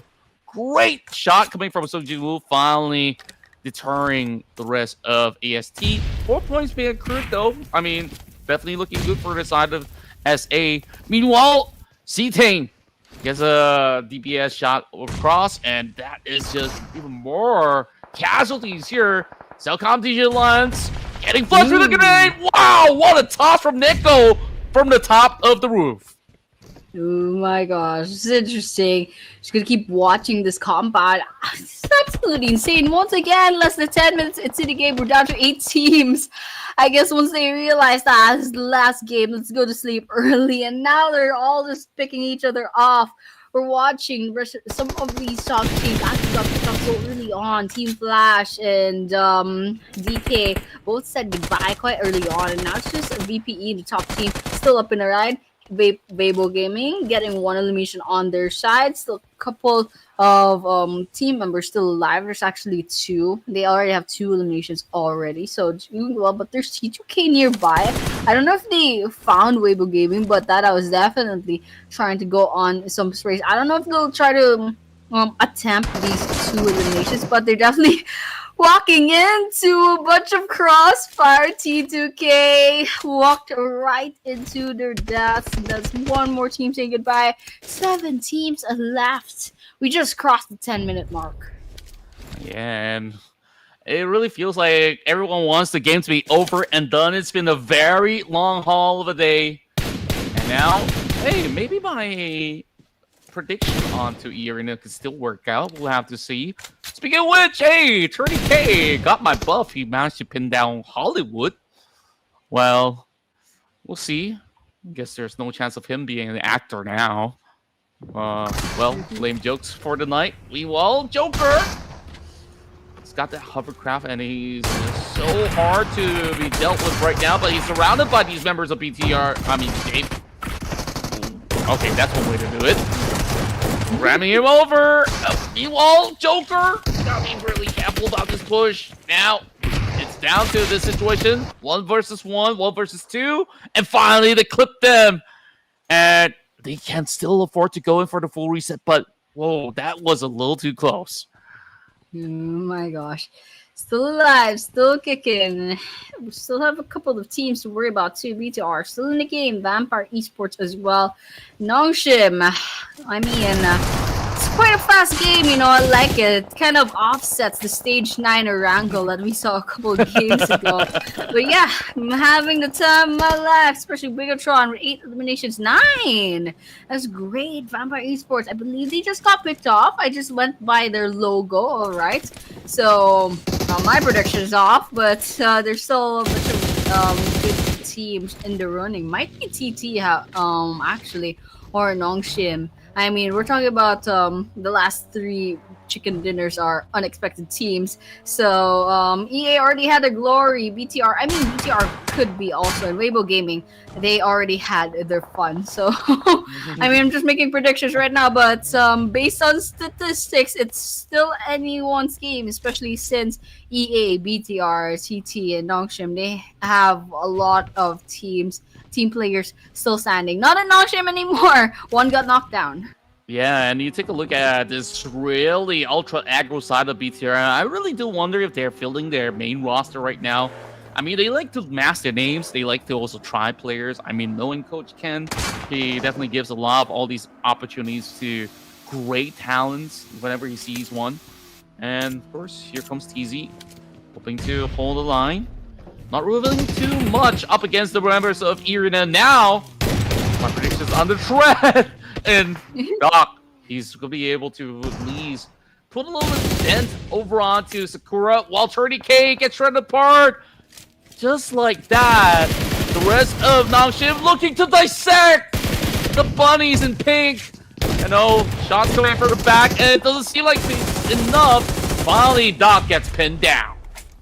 Oh my gosh, 5 more teams left to go, 13 players. We're still 13 minutes in the game. This might be a 15-minute game, guys. Everyone just kind of wants to go to sleep. I mean, that's a stage 3 circle. I don't know what's happening. Where these teams are so aggressive. But over here, BTR takes out 1 from ThunderTalk. And that's actually a bit of a trade 1-for-1 on their sides. So just looking at the infographics, BTR, I mean, there's 3 more players. 1 hanging by a thread. Weibo Gaming, 2 players. 1 versus 1. Ooh, Thunder Gaming falls. Alright, 1 more active player. It's going to be Ajay. Ajay still alive, but getting shot at on their car. Let's see if they can get away. Bigetron by Vitality trying to tail them. But they're not shooting anymore. They're not trying for this just yet. Ooh, that's a double digits on the eliminations. However, for BTR, very, very proud of them. But all the while, Weibo Gaming versus Nongshim. 1 more on the side of Weibo Gaming. But out in the open, surrounded by NS and EA while they fall. NS and EA right now, 2 versus 1. Manages to sidestep those grenades. CZ goes inside of the orange building. Try to see if they can get this car. Okay, it's possible, but they're not backing away. They're going in for the aggressive. That grenade's not going to be giving any splash damage on TZ, but EA might be going on the aggressive. They know there's only 1 player on the side of Nongshim right now, and they have to move fast because BTR might be rotating into the area very, very soon. Yeah, I mean, they're on the prowl, and they've been hunting out teams after teams after teams. Still a very close call. We saw the amount of damage TZ has been able to do to Team Flash, but this time they will be brought down. Sakura only took a little bit of damage, but BTR, they arrive in the nick of time. But Ken, he gets pinned out, and that's the last hero. Top 3 finish. It's been one of the better runs for the side of Arena. Now it's between the final member of TT and wait a minute! Oh, BTR! They still got it in the bag. Oh my gosh, BTR finally popping off. They got the last chicken dinner for tonight, and I mean that's pretty crazy. I didn't quite catch how many minutes that last game was, but went by really fast. Bigetron by Vitality making the most out of this final game. I wonder who they put in there because I mean there are no pictures right now, but it's quite interesting. Okay, they have Ket, they have Kyowo, they have Kimmy, and they have Kar. So Kimmy, I've seen this guy playing a couple of games ago. Also Kyowo. I'm not sure with Kent, and definitely Kar might be new. I'm not sure, but yeah, damage dealt quite decent as well, and their eliminations were on the double digits. So there's quite a lot of points gotten by Bigetron by Vitality for this game. So congratulations once again to Bigetron by Vitality. Absolutely crazy playstyle, absolutely great skills, and finally a chicken dinner that they deserve. They absolutely deserve after all these games. Yeah, the fans have definitely been waiting for this. I mean, there's definitely legions of fans for BTR since this is a team that has been in part of the history books as a legacy team from the inception of PUBG Mobile itself. And of course, there's so many new iterations of BTR by Vitality. I'm hoping to see eventually what will be the final roster, if there's going to be big shifts that they're going to be changing for the upcoming season. I mean, they look really good during the recent season, but not quite enough to qualify themselves into the global stage, unfortunately. But of course, they're sharpening their fangs, and this is what it looks like. So when they pop up, it's always big double-digit rounds for the side of BTR. And for the fact of the matter that they only used, like, what, 6 grenades throughout the run, it was just pure firepower. That's impressive to actually speak about how efficient they were. Absolutely. They just had their guns and their skills in the bag. But yeah, the head-to-head ×2 on the damage for the side of Vitality as compared with ThunderTalk Gaming. And 15 eliminations for BTR, 5 for TT. Heals quite a lot for BTR, 825 as compared to 649 on the side of ThunderTalk. So, I mean, decent amount of points. That's 25 for BTR, especially since they absolutely need those points to climb up the leaderboards. And again, we still have 6 maps tomorrow, so it's fine. For ThunderTalk Gaming, I think they finished second place, so they might be having 11 points later on. But right now, the MVP of the match is Nongshim's TZ with 1,035 damage and 6 eliminations. Of course, absolutely insane with 7 utilities, 30 minutes survival time. I mean, that's considering the fact that we have maybe like 15 minutes of play time. So I don't know. It's just a crazy game, a crazy game. So just kind of watch out for them, you know. Top performers, yeah, TZ, Kent, from Weibo Gaming. I'm sorry I can't read, even though I'm like part Chinese. And number 4 is BTR's Kyowo. We got 6 eliminations on the first 2, and the second 2 have 4 eliminations. Yeah, I mean, overall, it's been a fantastic run. I mean, TZ had so many clutches in this round. We remember the fight inside of the Snap Pollyanna where they managed to actually win out the entirety of the Team Flash squad. And they just went on the rampage as well. They really brought the rest of Earena down to size. Despite Earena did manage to finish top 3, I mean, it was such a hard-fought battle that almost every single team got involved. CelcomDigi Alliance, as well as Raila Bros, I don't think we managed to really see what went down in this early scuffles, or were they actually partaking in this round, so to speak. But overall, I mean, it's been pretty much a wild ride that we are getting here. So there's only 6 more maps left for tomorrow, but of course, this final stats here, as much as the longest distance isn't exactly the longest out there, it's been impressive coming from Kimmy as well.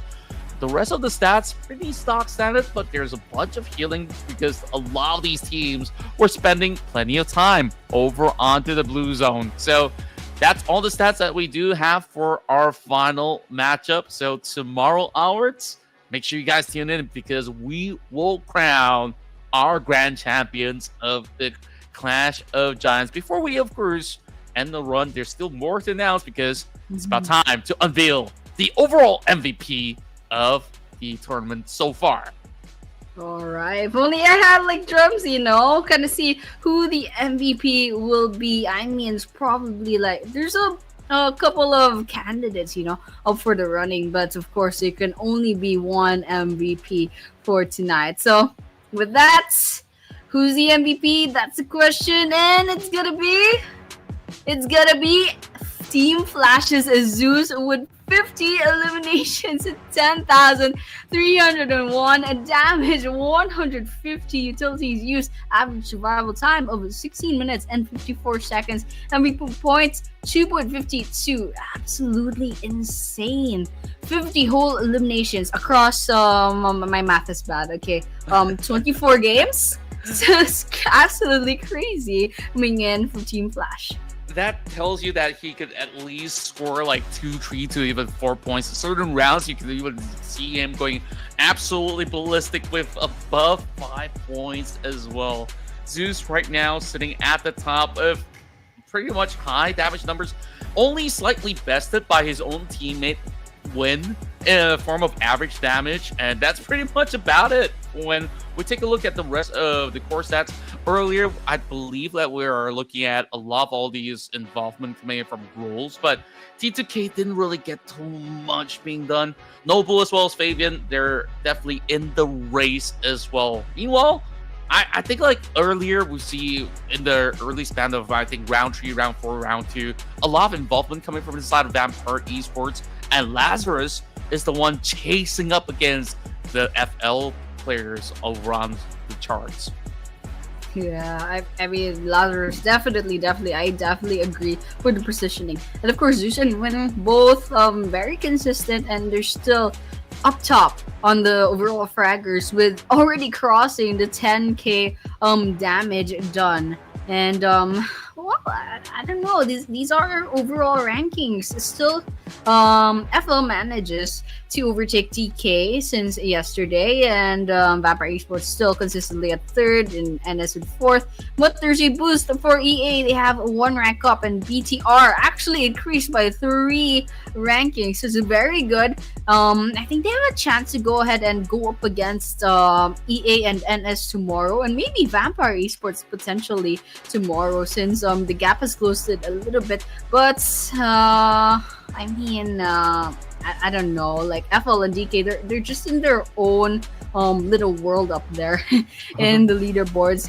But yeah, this is the second half of the leaderboards. So Weibo Gaming increased 1 rank, bro. Fell to number 18, and of course DX did lose out on a couple of points, actually the whole day in fact. And so that's, I guess this is our final leaderboards for day number 4. There's gonna be 6 maps left tomorrow. That's right, and of course, you guys don't want to miss it. So that being said, of course, make sure you guys are subscribed to the Ruthless Hype channel right here. I mean, the guys behind the scenes, they've always worked so hard to provide you the best possible PUBG mobile esports action. And of course, it all comes down to the finale. 6 more maps, and we shall see who will be our grand champions for this respective season. My name is Contra, and of course, Annie, it's been such a pleasure casting alongside with you. Any last words before we end the night? Very threatening, but yeah, it has been an absolute pleasure casting for these wonderful teams. I mean, we had a lot of surprises, but in the end, there's a lot of improvements coming in from some of these teams, and I don't know, lots of surprises. So with that, day number 5 will probably be, bringing the final gavel down, as to who the champion will be.